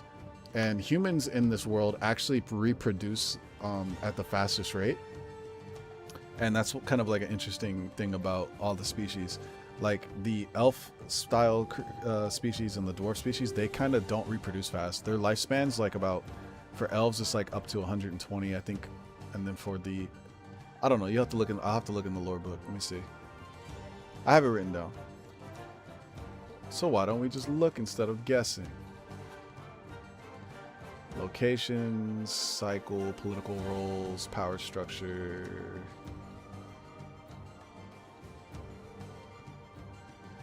Species, page 23. Let me scroll down. Here we go. Major species are the Animari, which are anthropomorphics. The average lifespan is 90 to 120. The issue with Animari, obviously, would be genetics. Like, you have half dragons, you have like cats, all this different stuff. So with that being said, if you have all these different species, it's hard for them to have crossbreeding. It's a little bit more rare. It's possible. Like, you can recreate with any, like, if you're anthropomorphic, you can like recreate with other anthropomorphics. It's just a little bit harder, and it's like to have children. So you don't always just first try, woohoo, we had a child. No, it's usually like years of trying, and sometimes it'll take, and sometimes it just doesn't. But the average lifespan is about 90 to 120. Biology of the Terrari, which are the humans, they're all about creativity and ambition, and their lifespan's about 70 to 90 years. They have, just like normal humans, they have a 9-month pregnancy, high production rate, because obviously as long as they're reproducing with humans, it's pretty easy. And they have the best crossbreeding rate. So humans are more able to crossbreed with other species than other species with other species. The Batari, which is kind of like our elves, they're super tall. The smallest height is like 7 to 8 feet. They lead in medicine. Their biology is that their pregnancies last 2 years. So it's a very high risk thing to have pregnancy within this biology. And their average lifespan is about 200 years. Their reproduction is ceremonial and deeply significant, meaning like, so because it's ceremonial and they're very religious and all about culture, they don't just willy-nilly, they can't just go have kids. It's very like spiritual for them. So because of that, they have a small population. The Makari, which are like our elves and smaller short stacks, their lifespan is about 130 years, so a little bit less than the elves, but still a little longer than average. Their emphasis is on family and tradition, and their pregnancies only last 6 months. They have a high birth rate, but they have a high early mortality. And that's because of their culture. They actually raise their children without medical aid for the first 2 years of its life. And because of that, there's a lot of youth that die. And any youth that are died are permanently memorialized by being carved into the family stone pillars. So every family has like instead of a family tree, they have a pillar, and they carve their family into that. And there's a lot of youth that die because of their culture and their way of life, but they are very big on it because they feel like it's the most natural way to survive and live as a species. They feel like it's cheating and like disrespectful to nature to use medicines and magica and all these other things in the early stages of one's life. Like they should only be allowed to do that after the first 2 years of life, that they can receive access to that, because otherwise they weren't supposed to be here. And while it's a little bit harsh from the outside, to them it's perfectly natural. But because of that, they're also extremely strong. They have crazy resilience and strength. Yeah, a lot of lore drops. But yeah, so that's the Makari, the little short stacks. They're super strong. They can lift boulders, but that's the reason they can is because their body is so much more capable because they don't take medicine. They don't do anything. They try not to ever use medicine if they can help it. The Titanari are a giant species, but they've rarely been seen and almost no one knows anything about them. And they're giants. They're completely just giants. Aqualari are an aquatic species. We saw one of them in Pop Stars and Pirates, and that was Korra. They don't really communicate very well, and their language is still not very known, and so it's really hard for anybody to communicate with them, but they have been seen off of like the port of Galaxy Port, or they don't really interact a lot with the people on land. Hybrids are individuals from mixed species lineage, meaning Animaris can get crossbreeding. So you could have like a cat dog or like different species like that. But when it comes to a hybrid is like a Torari or a human with an anthro. So that's how you get like Nikos, or a dragon anthro with like an elf or something like that. Those are actual hybrids, and you're not just a hybrid because you're like part Maine Coon and part dog or something like that. That's not a hybrid. That's a Animari mix, but it's not like a hybrid species. And hybrids kind of take on the dominant traits of whatever their genes are. Creatures are all non-sapient or semi-sapient life forms. So like mammals, avians, reptiles, aquatic life. There actually are fish and dogs and cats and like stuff like that. They're just considered creatures. There's docile creatures, which are passive and capable of companionship. Hostile creatures, which are aggressive and dangerous. And intelligent creatures, which they usually show signs of language or reasoning. Then there's boss creatures, which are highly powerful entities that dominate territories. And they're avoided by experienced adventurers because they know that like boss creatures, even though they might have like rare materials, it's almost not worth the risk. Like you will pretty much get destroyed. And some boss creatures are respected and like off limits because they like actually balance the ecosystem. Like some are so powerful and so strong that they balance the ecosystem. But yeah, the Terrari is what we're going to be introduced to in the next expansion, which are humans. And their biggest thing is workforce. They're known for festivals and workforce. Their technology is a little bit more behind, so they're still kind of in that like medieval phase. Whereas the Animari are kind of like learning technology. They've used Magicka and have like pushed their world more.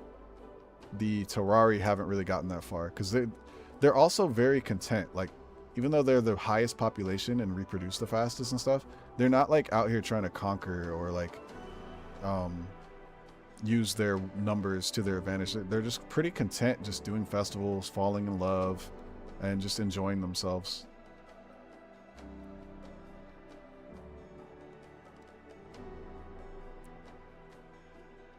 So that's why the Love Festival in this next expansion is going to be called Heart, because it's all about the Heart Festival, and some of the characters are going to meet some significant people, and Calypso's going to have a fun little comedy love arc.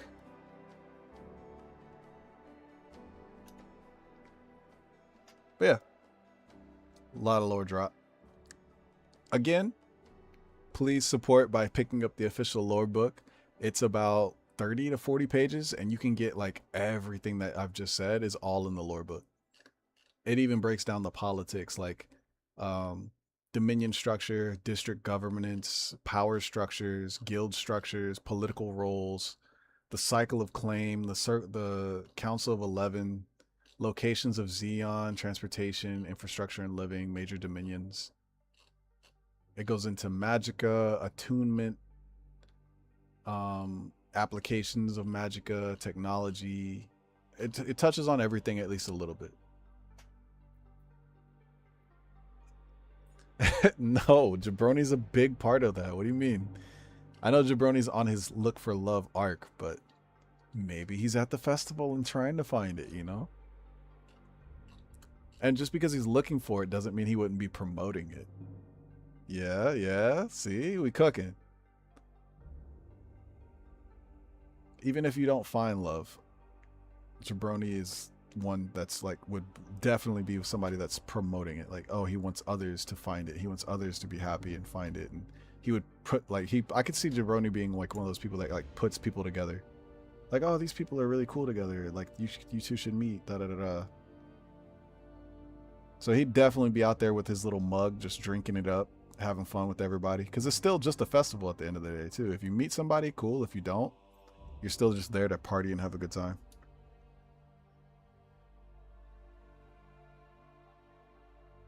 Now, kiss. Jabrone's dating show. Like those dating shows they used to have like in the early 2000s and 90s. Jabrone's just the talk show host. That'll be the next quest card.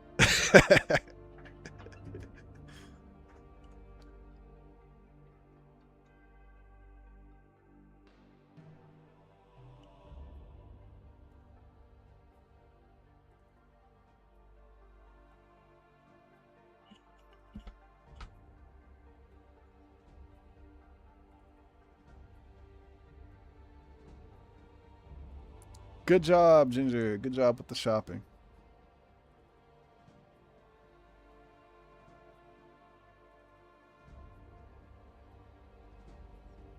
All right, so we have him gloomy, magic everywhere, spewing out. Hopefully you like how that was coming along. Let me go ahead and start drawing the mug. Look at you in Showtime. That's such a good picture.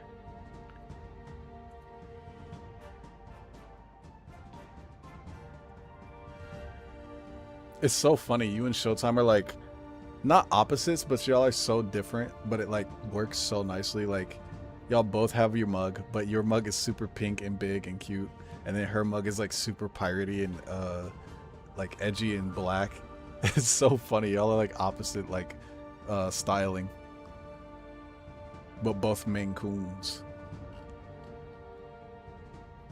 Alright, so we're going with a big Bubba keg. It'll still look like normal kegs, but I think we should still definitely keep it colorful.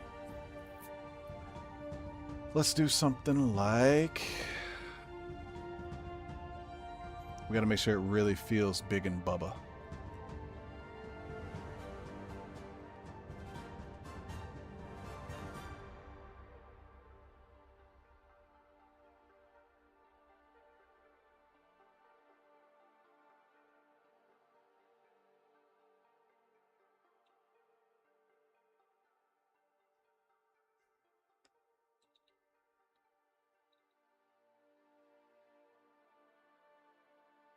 Nice and sturdy, boy. Let's go a little rounder. There we go. And then let's do like in the middle here.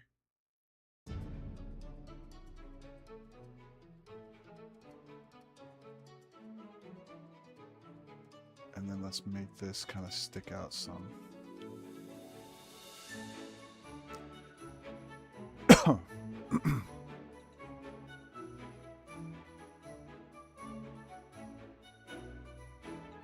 Actually, let's do it like this, and then let's bring this one in like that.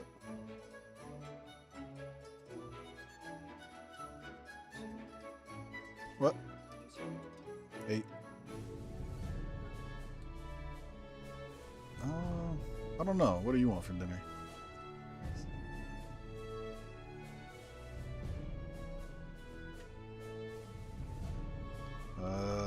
been talking about grilled cheese a lot. You want to do grilled cheese? I don't need cheese slices. What are we, fancy and rich?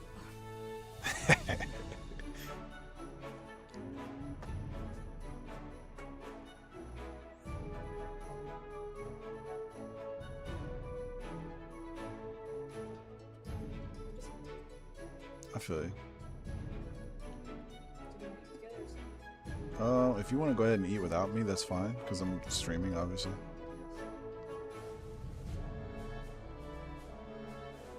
Well, it's 7:30, so we should probably go ahead and start thinking about dinner. So I'm down with for whatever you think would be best. I can't be picky since I'll probably be working. If you want to fend for ourselves, we can, and then we can just wait and eat at 8.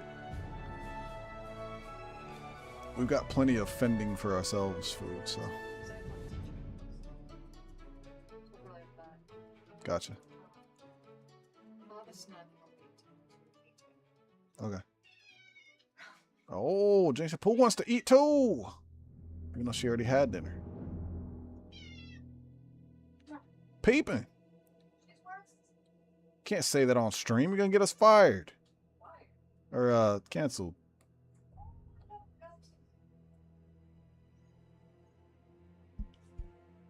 She yelled hi from the other room.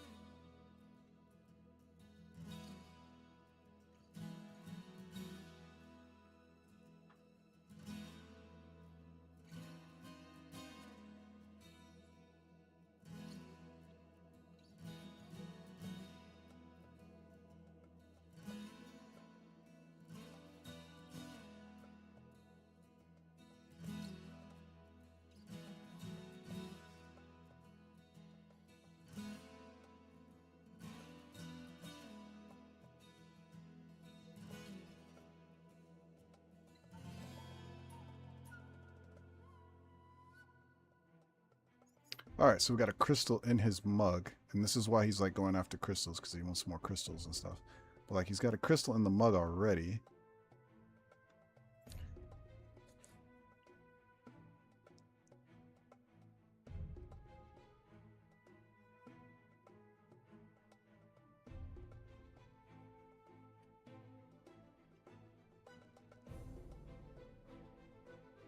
Oh, tearing it to pieces, kitty. Yeah, crazy gal. Oh, here she comes. Oh, she has to get in the way. She said, hold on, you haven't paid attention to me.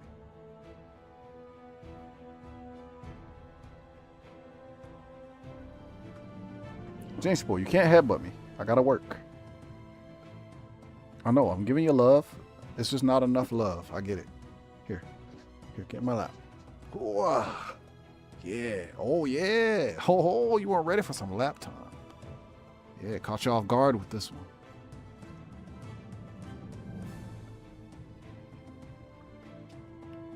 Ooh, let's put a little keychain on his mug. And instead of like ovals, let's use...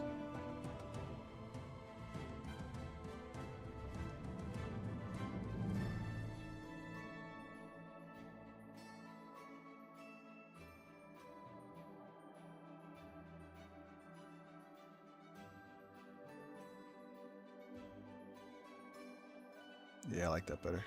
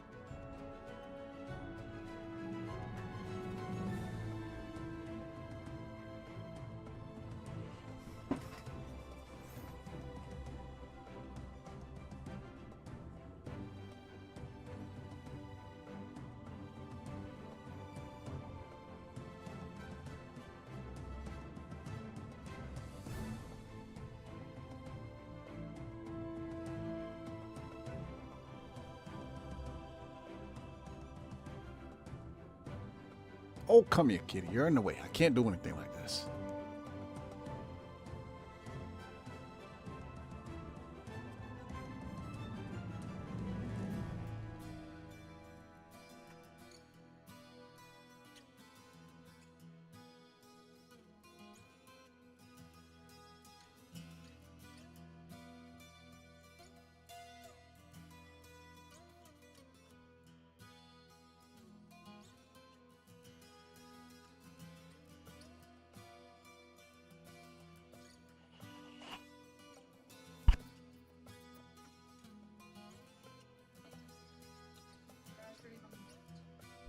What's up?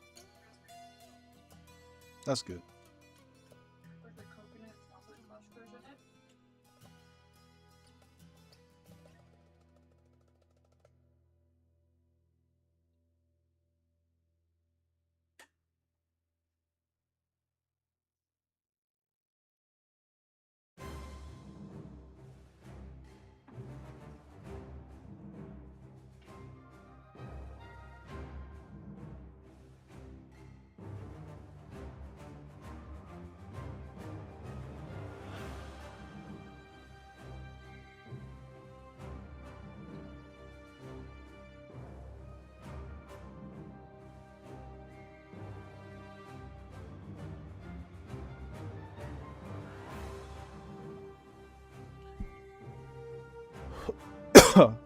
I could see Hilly Jebrone collab card one day. That'd be kind of cool.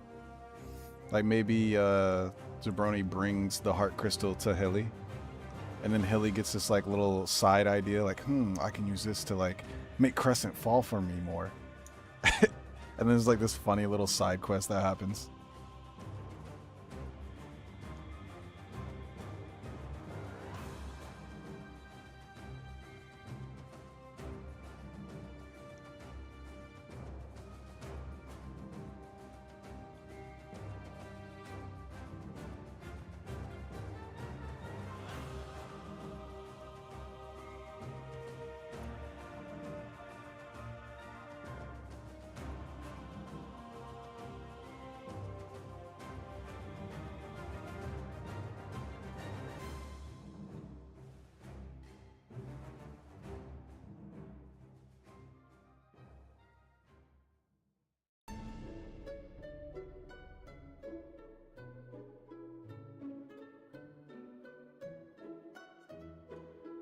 Oh, I thought you were serious. Do you want me to keep these crystals in? It's totally up to you. If you don't want it, that's totally fine. I was just like, oh, crystals? That sounds fun.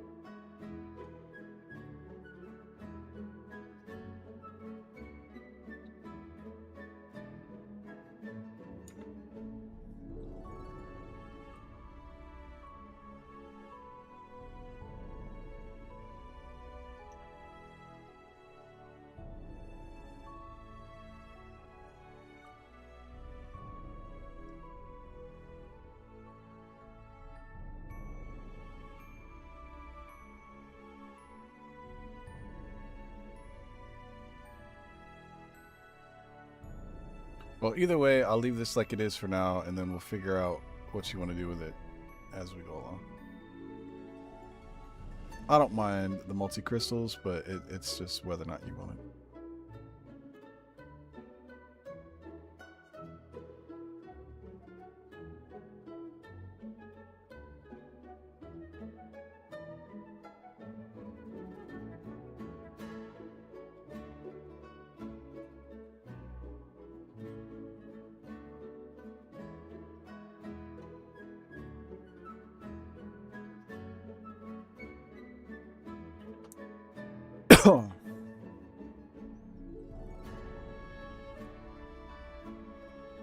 Anyway, we got Jabrone's mug.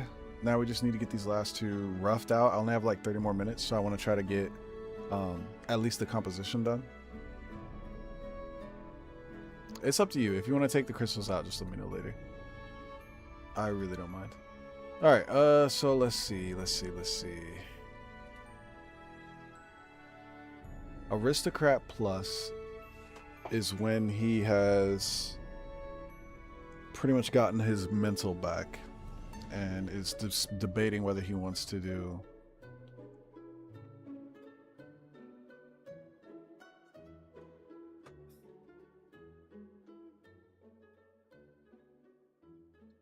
make sure I save my work. It'd be a shame if I lost all of it.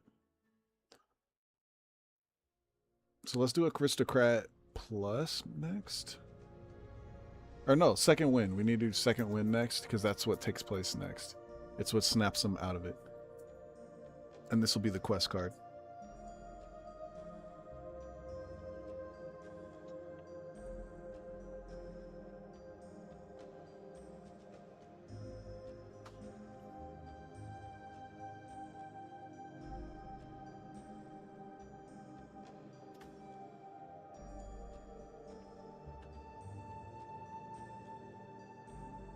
That'll be 105.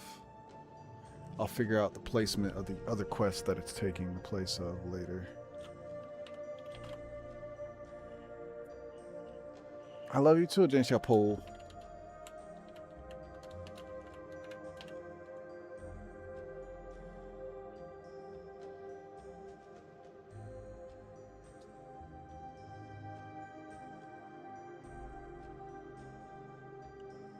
Crazy gal.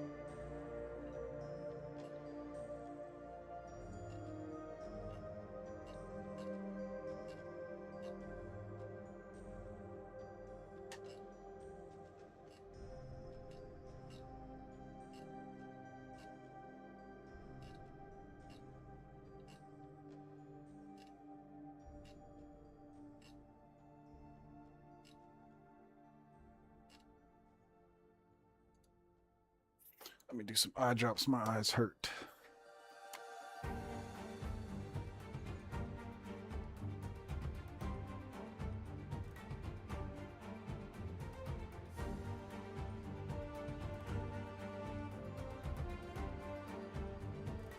Oh, much better. Oh my gosh.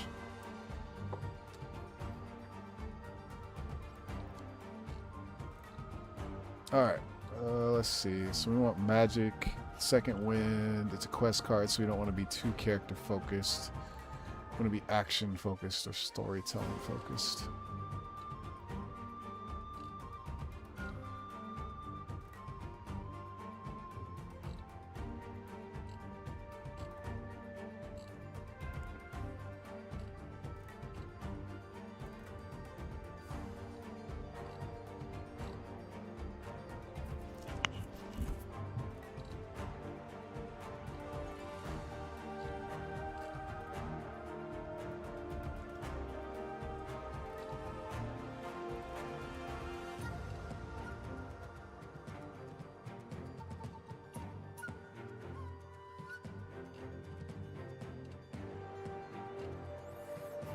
First, second wind was like a battle.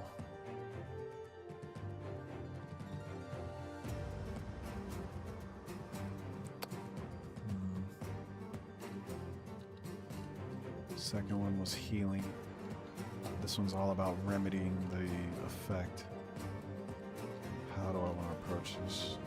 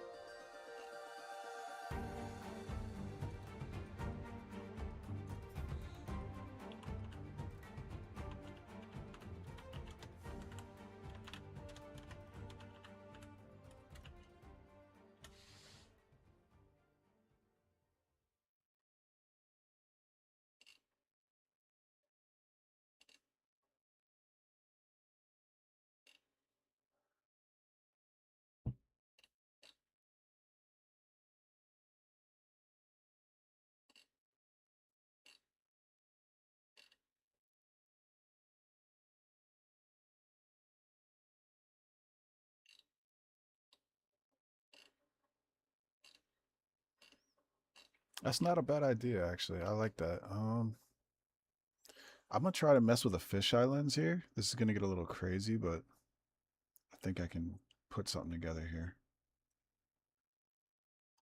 So let's make sure this is a quest. Second wind.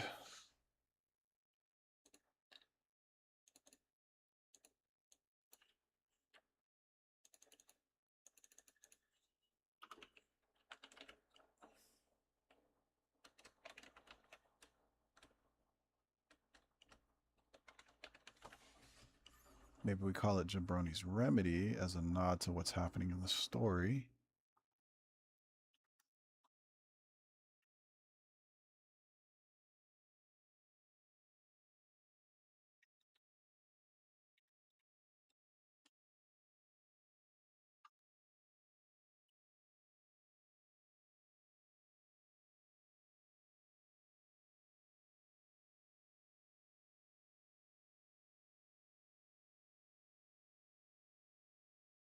And then let's do the fat old fisheye lens here.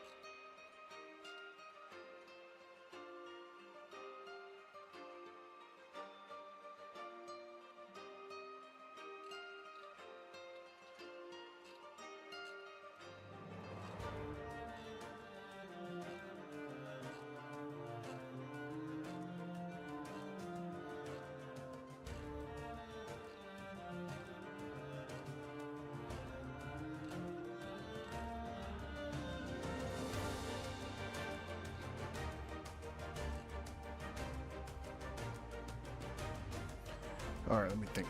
How am I gonna build this?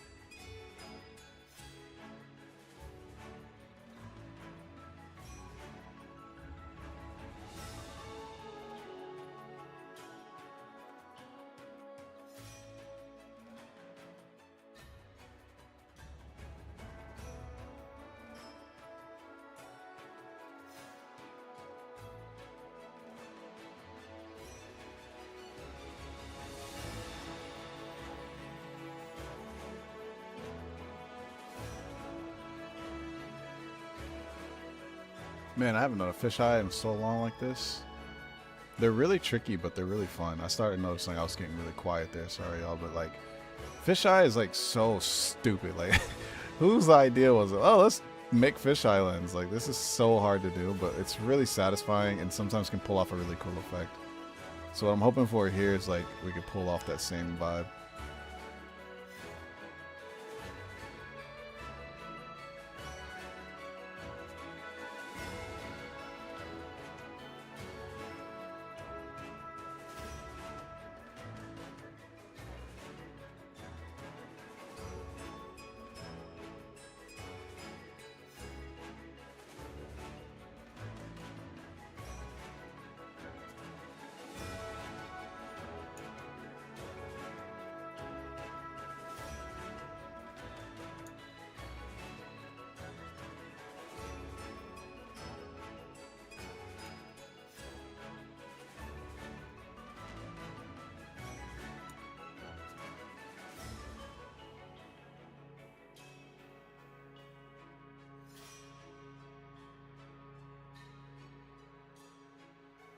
Yeah, we'll get like an expression going here to show kind of like that shock value of like, whoa, this is like revitalizing me immediately.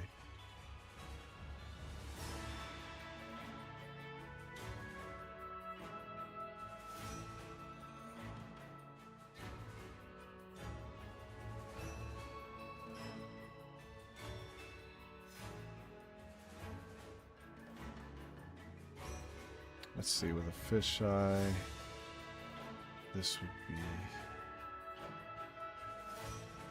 be way back here, so like right here.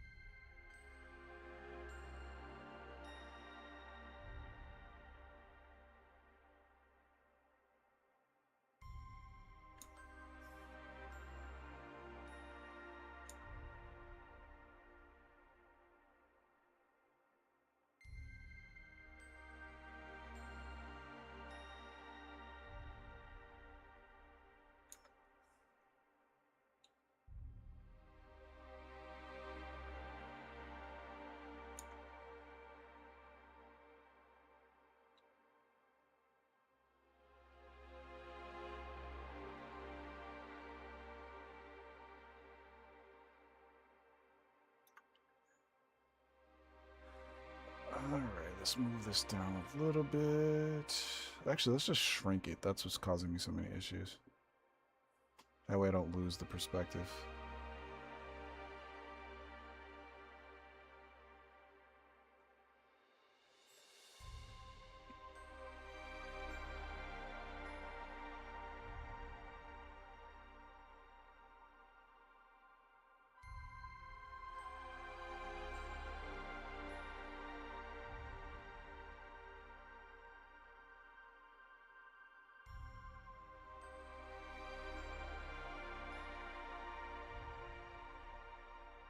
Got some people in the back here.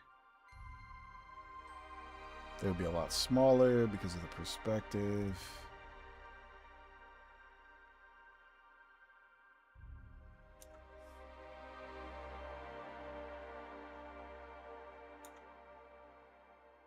People gonna say I cheated and used AI. There's no way he drew fisheye without any kind of referencing. We actually got our first AI claim on Facebook, one of our Facebook posts. Someone's like, "Is this AI? This looks like it could be AI." I was like, "Hell yeah!" I take that shit as a compliment.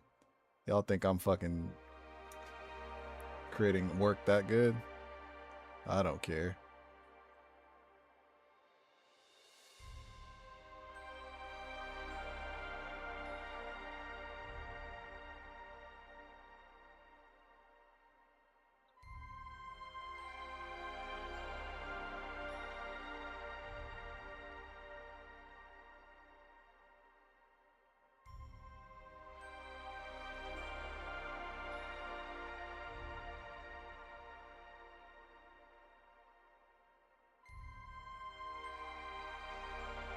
AI strokes.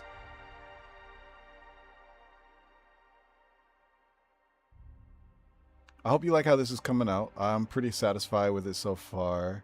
I think it kind of fits the vibe because it's like all loomy and depressed and sad and feeling kind of down because of the crystal and stuff, and then suddenly he like just feels suddenly revitalized, like, oh my god, bro, this fucking shit hits.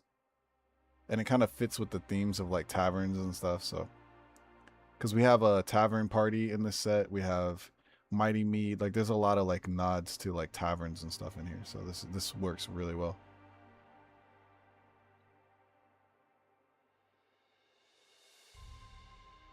Have his little vest on.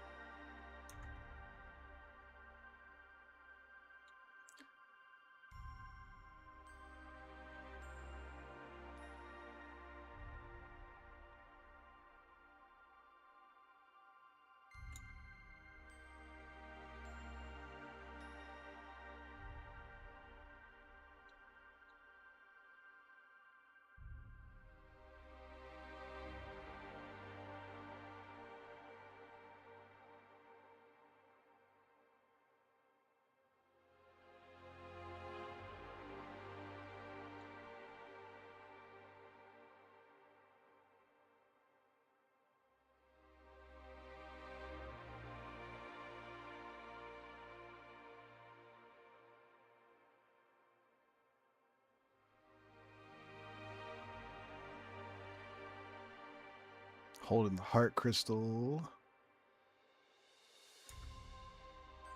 Perspective's off a little bit on this heart crystal. Let's try to fix that.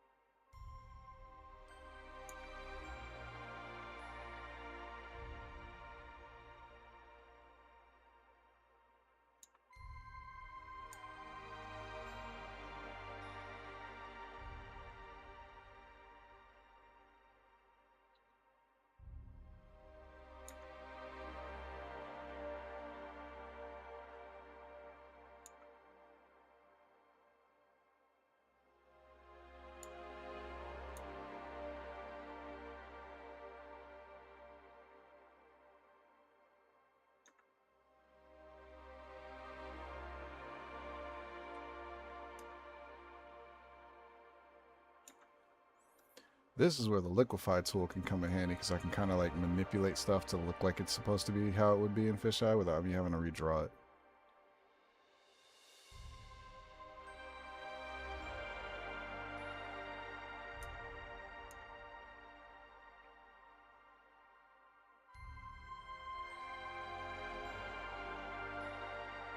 Let's see, I think it went over this. Yeah, the strap went over this arm.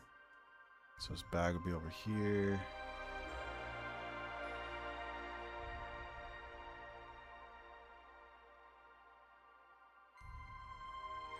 Let's hide this.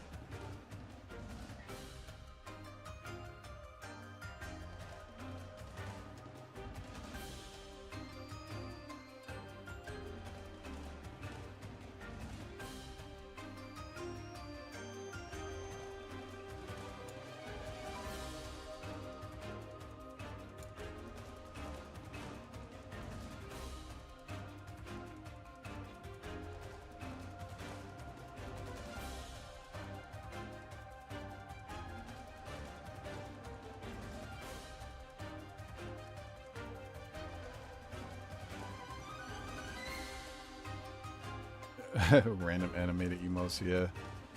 I never really got into Twitch. Like, I feel like we could have hopped on Twitch and been pretty successful. It's just, I didn't know Twitch at all, so we just were like, oh, let's just do what we know. So YouTube's a pretty safe bet. Plus, we're trying to push the YouTube channel anyway, but yeah, Twitch does seem like it would have been useful for a lot of reasons.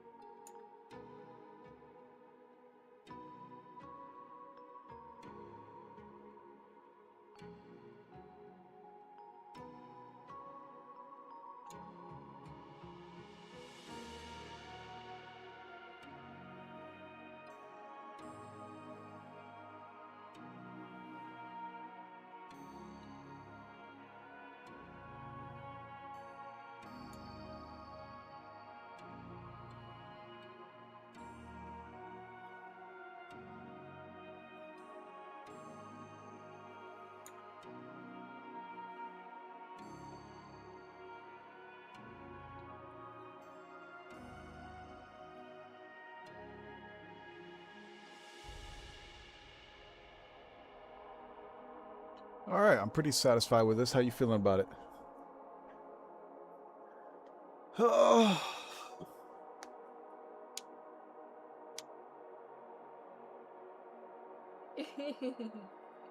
Oh, good point. Good point. I'll put some tinier mugs in there.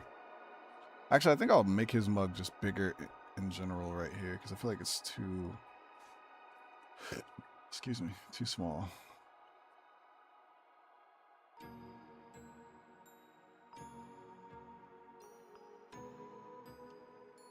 It's Jebrone. What a guy.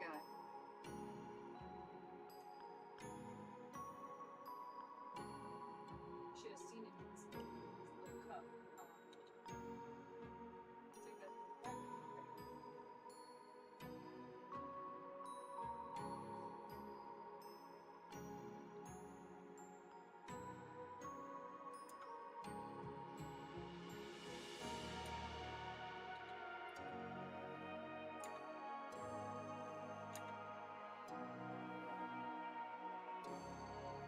Oh, you know what? I like the idea of him having like nervous sweat drops. Like he just barely was able to get this down, and like it's saving him. I like this. It has a little comedy element to it.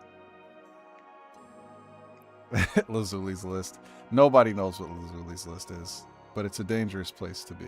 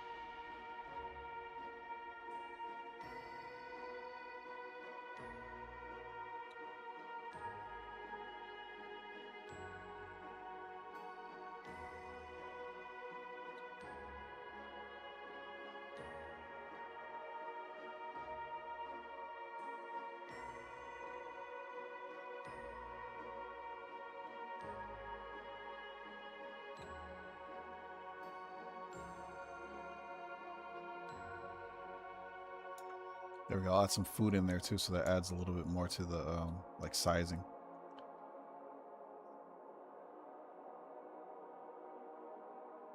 This is fun. This is so fun. He got done with his adventure. He went back, drank his drink, not realizing this drink is what actually saves him from being hella depressed because of the crystal. This is fun. I like this.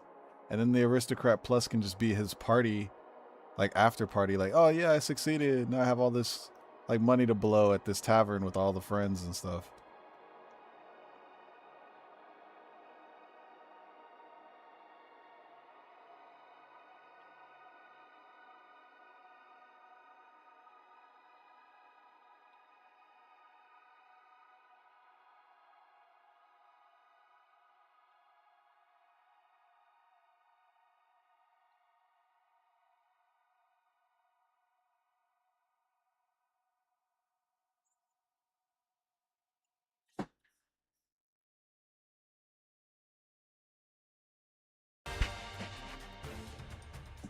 Oh, my back.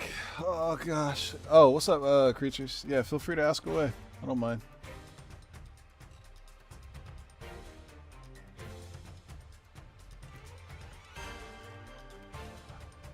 Also, Jebrone, I'm really happy that you chose to go with like a quest card because I don't feel like this would have worked as like a roll card or a YCH card. I feel like this only really kind of works as a YCH card, so I'm glad that worked out.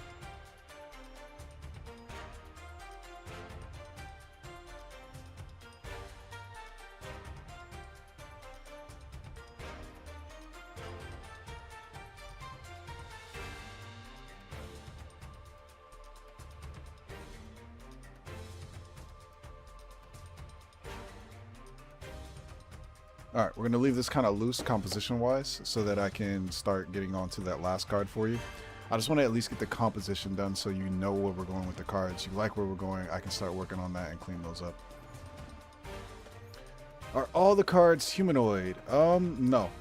So, I know you weren't here earlier, but earlier if you ever go back and watch this stream, and if you ever check out the website, there's actually a lot of different species in the game. Mostly it's anthropomorphic characters, or what we call Animari. The Animari are the primary species that run the kingdom and that are like a part of the capital. But there are other species such as humans, elves, dwarves, giants, and sea folk.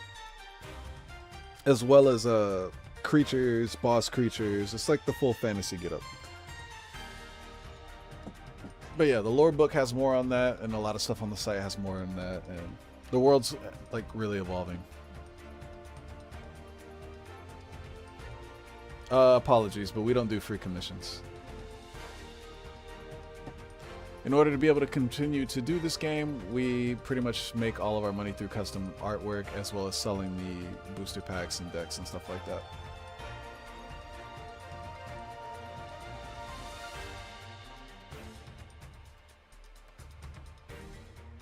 But yeah, definitely check it out.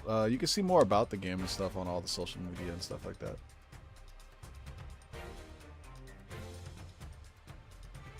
Oh, no worries. No worries at all.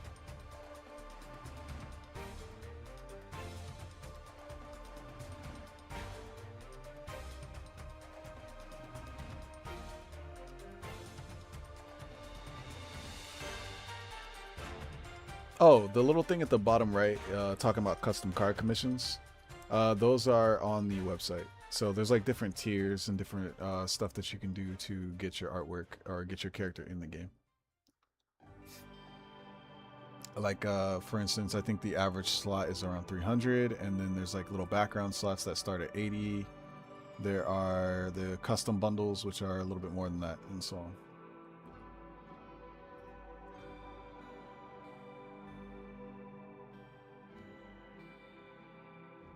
I feel like I need to move this over more so it's more centered like this. Yeah, I think that's better, right about there.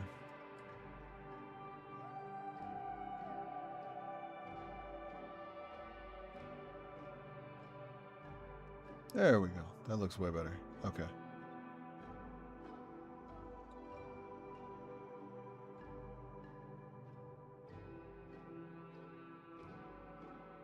Finish off this fisheye.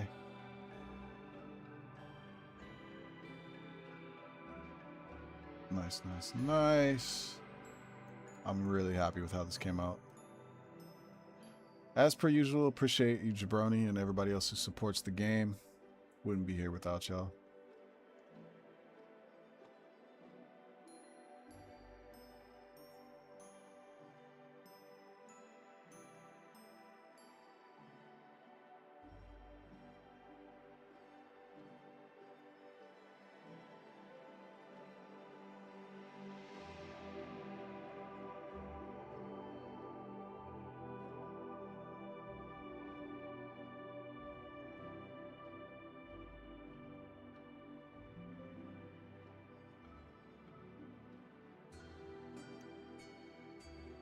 Bada boom, bada bing. All right.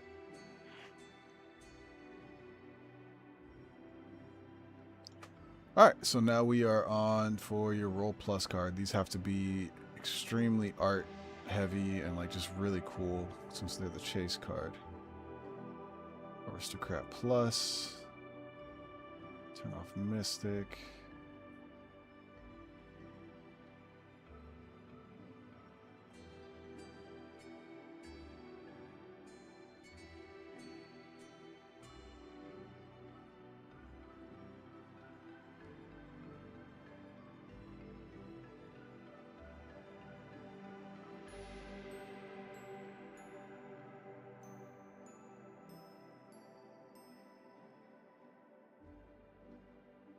I swear I've already fixed this card, but we'll fix it again. And I'll double check it later.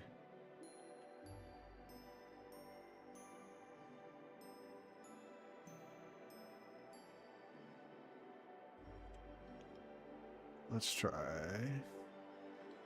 2.6.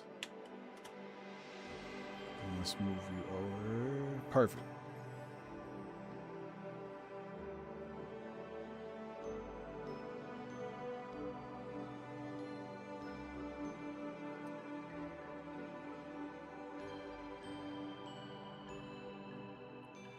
Hey, what up, Maft?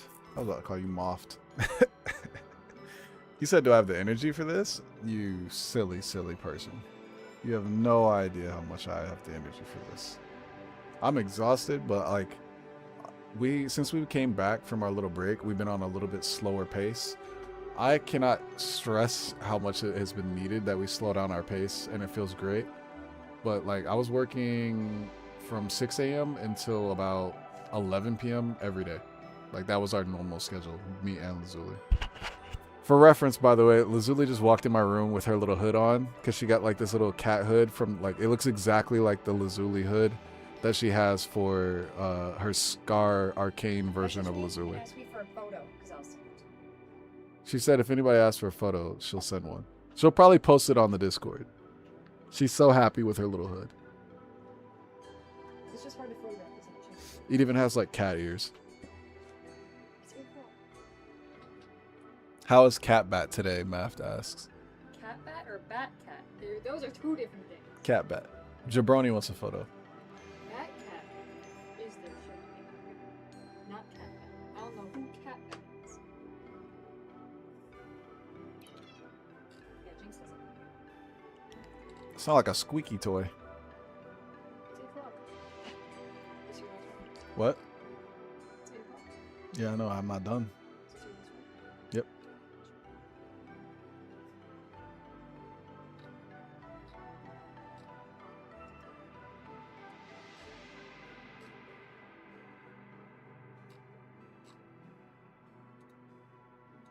There's so much left to do.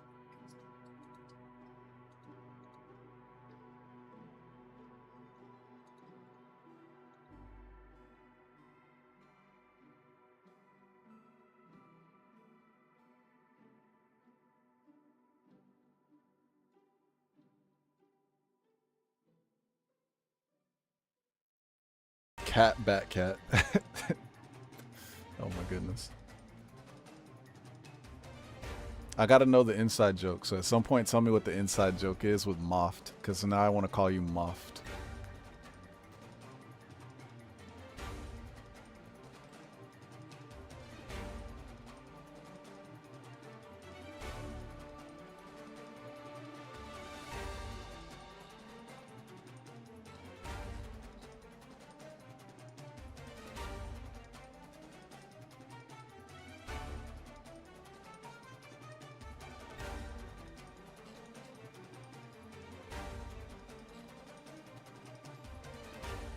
All right, we're on our last piece, so let's figure out how I want to do this. This is going to be Jebrone basically celebrating, excited, having a great time. Maybe he's like buying everybody a beer at the bar. Who knows? But the energy is high on this one. So I want a lot of dynamic movement. Trying to think.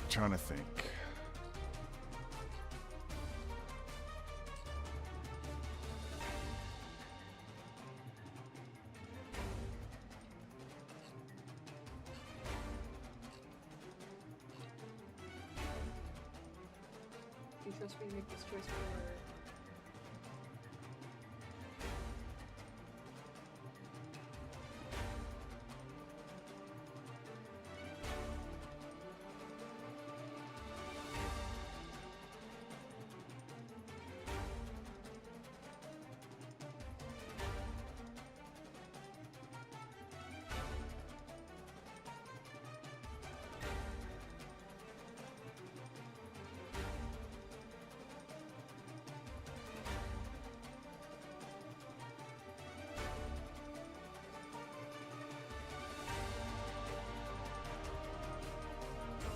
Ah, that makes sense.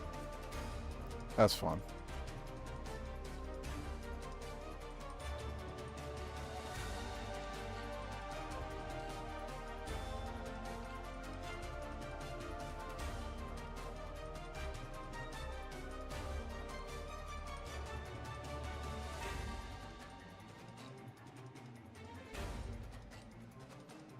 Well, see, we have Tavern Party going on, so I have to be very careful that these don't, like, cross too hard. But it also could tie into Tavern Party, so I'm trying to, like, really think this through and figure out how I would want to handle it. I'll probably have a nod to Jebrone in Tavern Party and draw, like, a little bit of his tail in the background, so it's kind of like he's at the same bar as everybody. That'd be fun.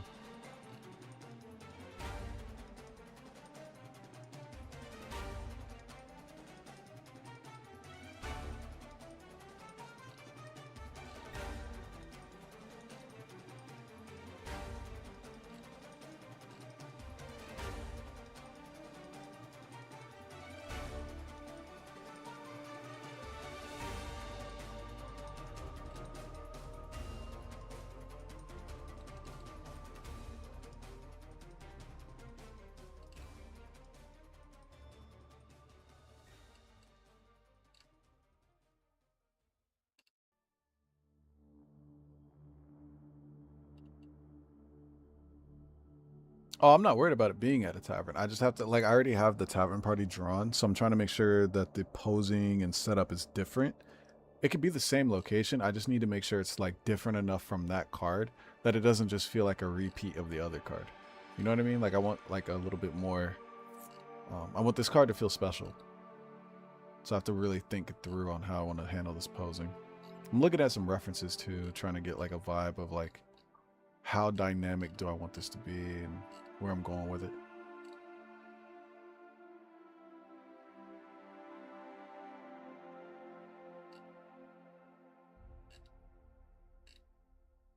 I'm kind of feeling like some One Piece vibes.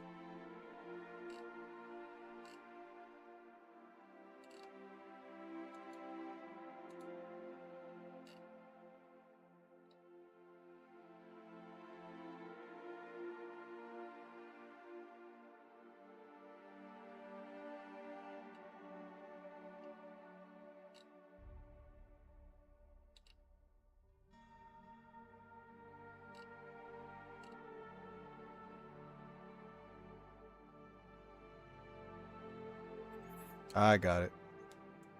Thank you, Luffy. Because he's very, like, springy and jumpy, so, like, I was looking at, like, a little One Piece energy, like, whenever they're celebrating, like, after they've succeeded in, like, one of the arcs. And this is nice because it's a good transition to go from, like, moody and sad because he found the crystal and, like, it's affecting him to, like, full of energy and bursting and just, like, rearing to go. It's really fun.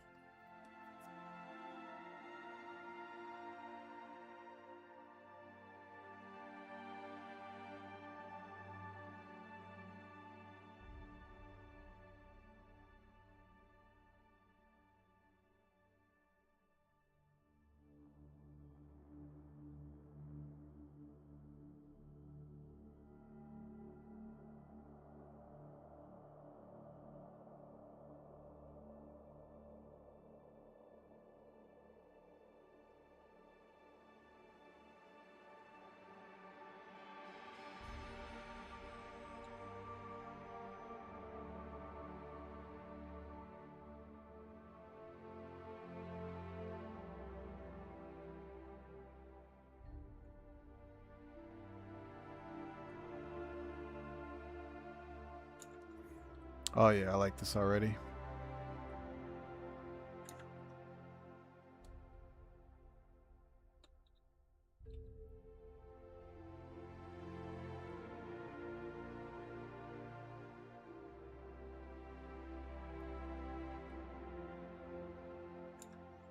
Also, huge shout out to you, Math. Thank you so much. We're so happy that we got that last collector's bundle sold. And we're super excited to work on that. Like, you have such a... I was just telling them earlier, like, I'm excited to work on your piece too, because you also have, like, a story going on here. So it's just a blast. I can't wait. I love putting together stories.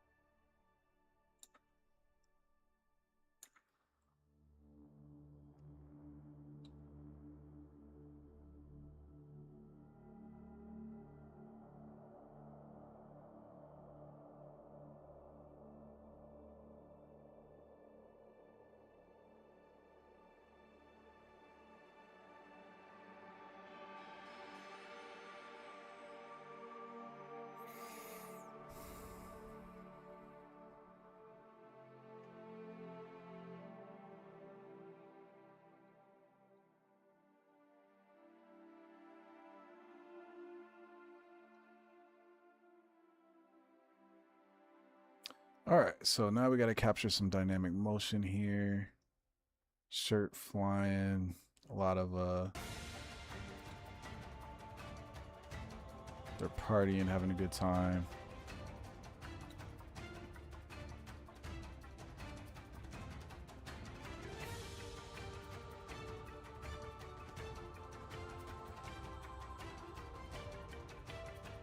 Maybe the arm's not that high, that way I can kind of show the mug.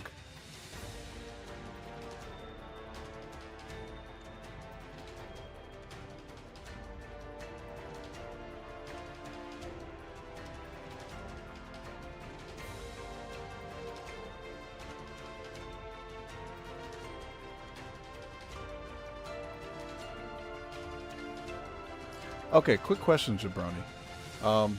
This will probably be like the cap off to the story, but does Jebrone keep this heart crystal, or is he just getting it and then he's like selling it or trading it? Because if he's trading it, I could add that into this last scene where it's kind of like instead of him holding on to it, now he's completely gotten rid of it and he's given it to like Sigmund, the merchant. Which would explain why he now has all this money. So it's like he's got all this money. He just succeeded in his quest to do the heart crystal because he just wanted to find it and see it.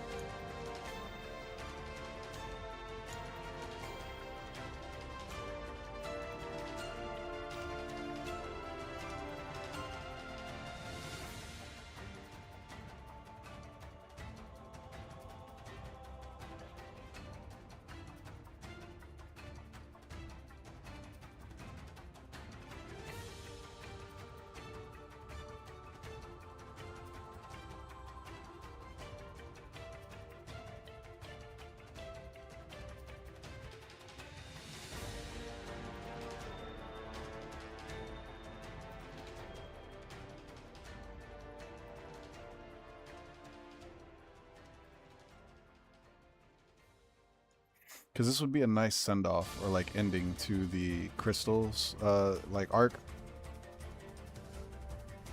Especially since he's been a treasure hunter this whole time, or for this like whole experience, it'd be really fun. But you let me know how you feel about it. If you want him to keep the crystal, that's fine. But you did mention also that like somehow the crystal gets back out into the world. and that's why it would be a trap card. So it could work either way.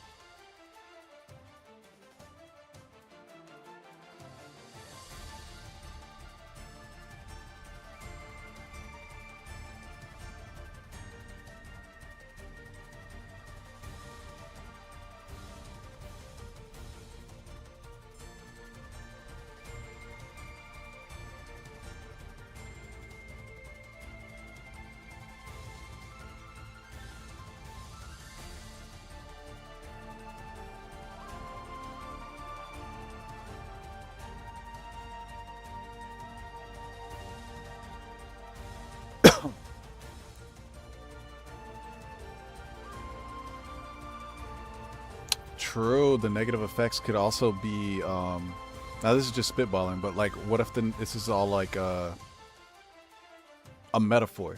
So like the blue heart signifying like a broken heart or sadness consuming the heart, and he finds it and it's super rare and he's like looking for it, but he's obsessed with it and collecting it, and then like him selling it and letting it go is also symbolic of him like letting go of some of the negatives that have happened. So there could be like some symbolism here. That'd be kind of cool.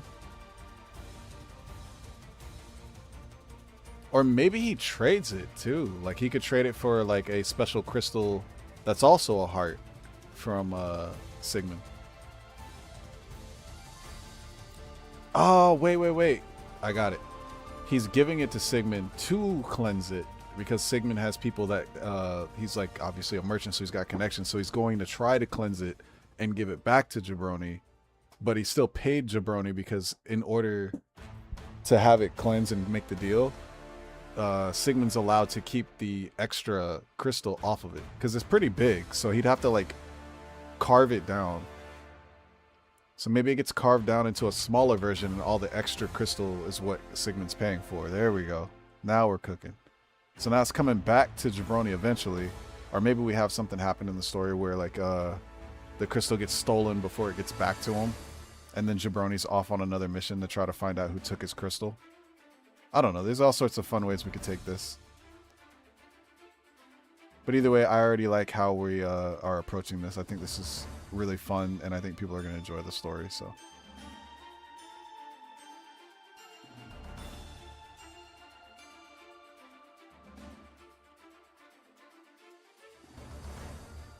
Hell, it's just been a story, just putting it all together.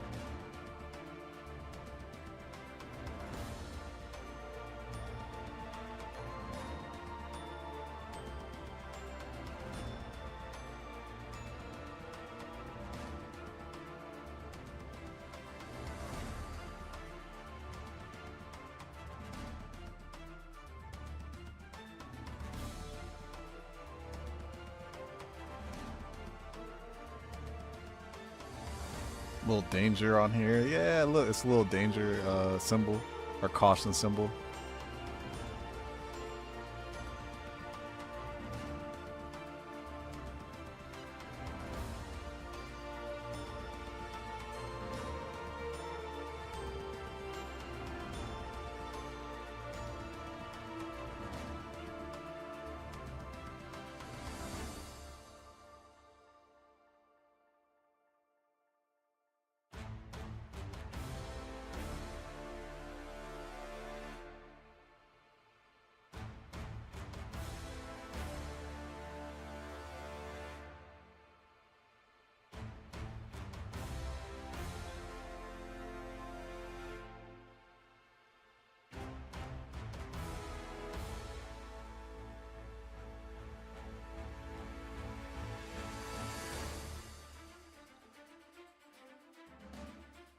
There we go. We got a little segment in the back.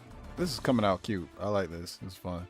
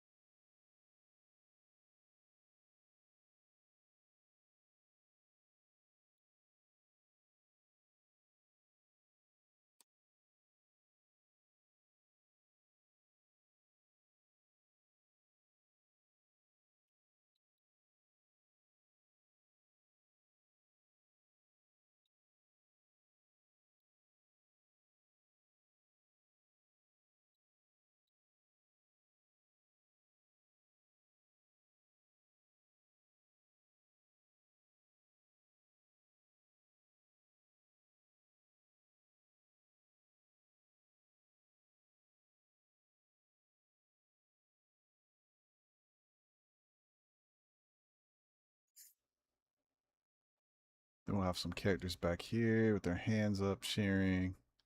Like, yeah, woo, drinks on you. Have some coins here.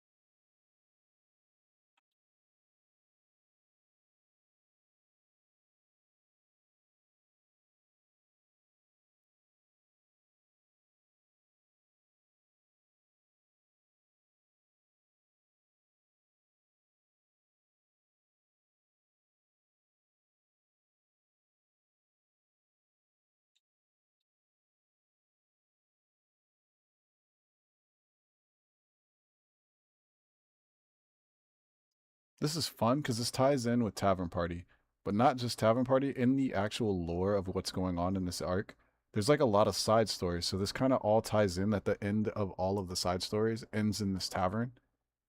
So this is really, really fun. I like this.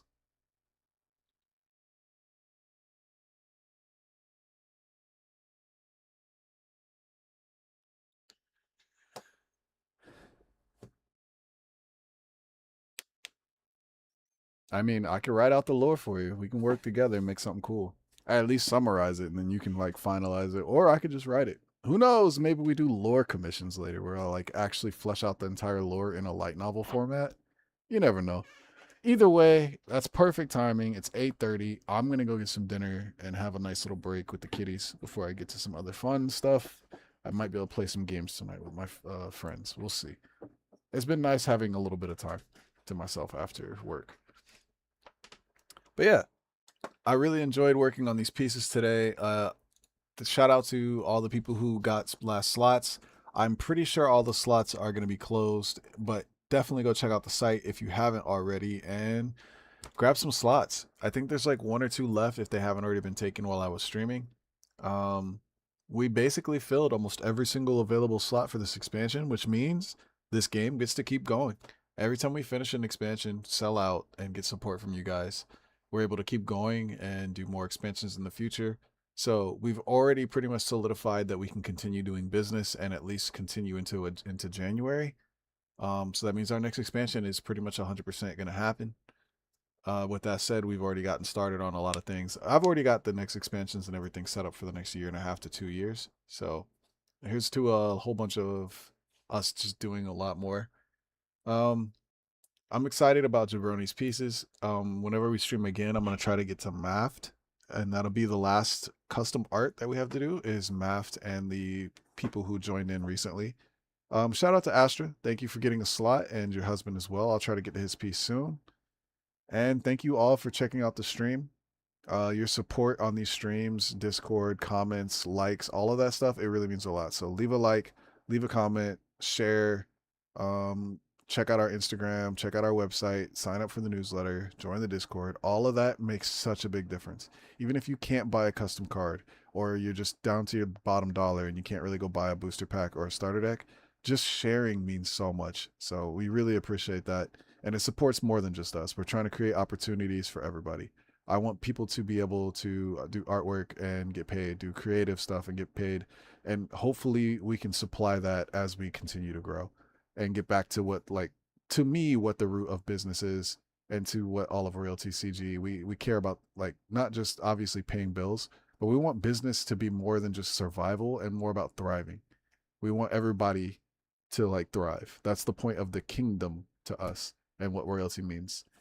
So the more we grow, the more we can give back, the more we can do cool stuff for everybody, the more we can supply people with really fun opportunities, even if it's not like as big enough to give people jobs. We just want people to have fun. So come have fun with us, hang out with us, join the streams, get to know each other. Take care of the community, y'all. Um, if you all ever hear about anything going on, or even if there's stuff going on between you, please sort it out. Please try to be good to each other. Mistakes happen. Try to do, if don't just be like, oh, something happened, and like just act like you didn't do something. Grow, live, learn. We live in a very volatile time where like people are like hard on each other and try to like cancel each other or push people out of communities. We will always try to reach out and see what's going on. Please try to like better yourself, do better, grow. Everybody have a great time. That's my little spiel. That's my outro. PlayRoyaltyCG.com. Peace.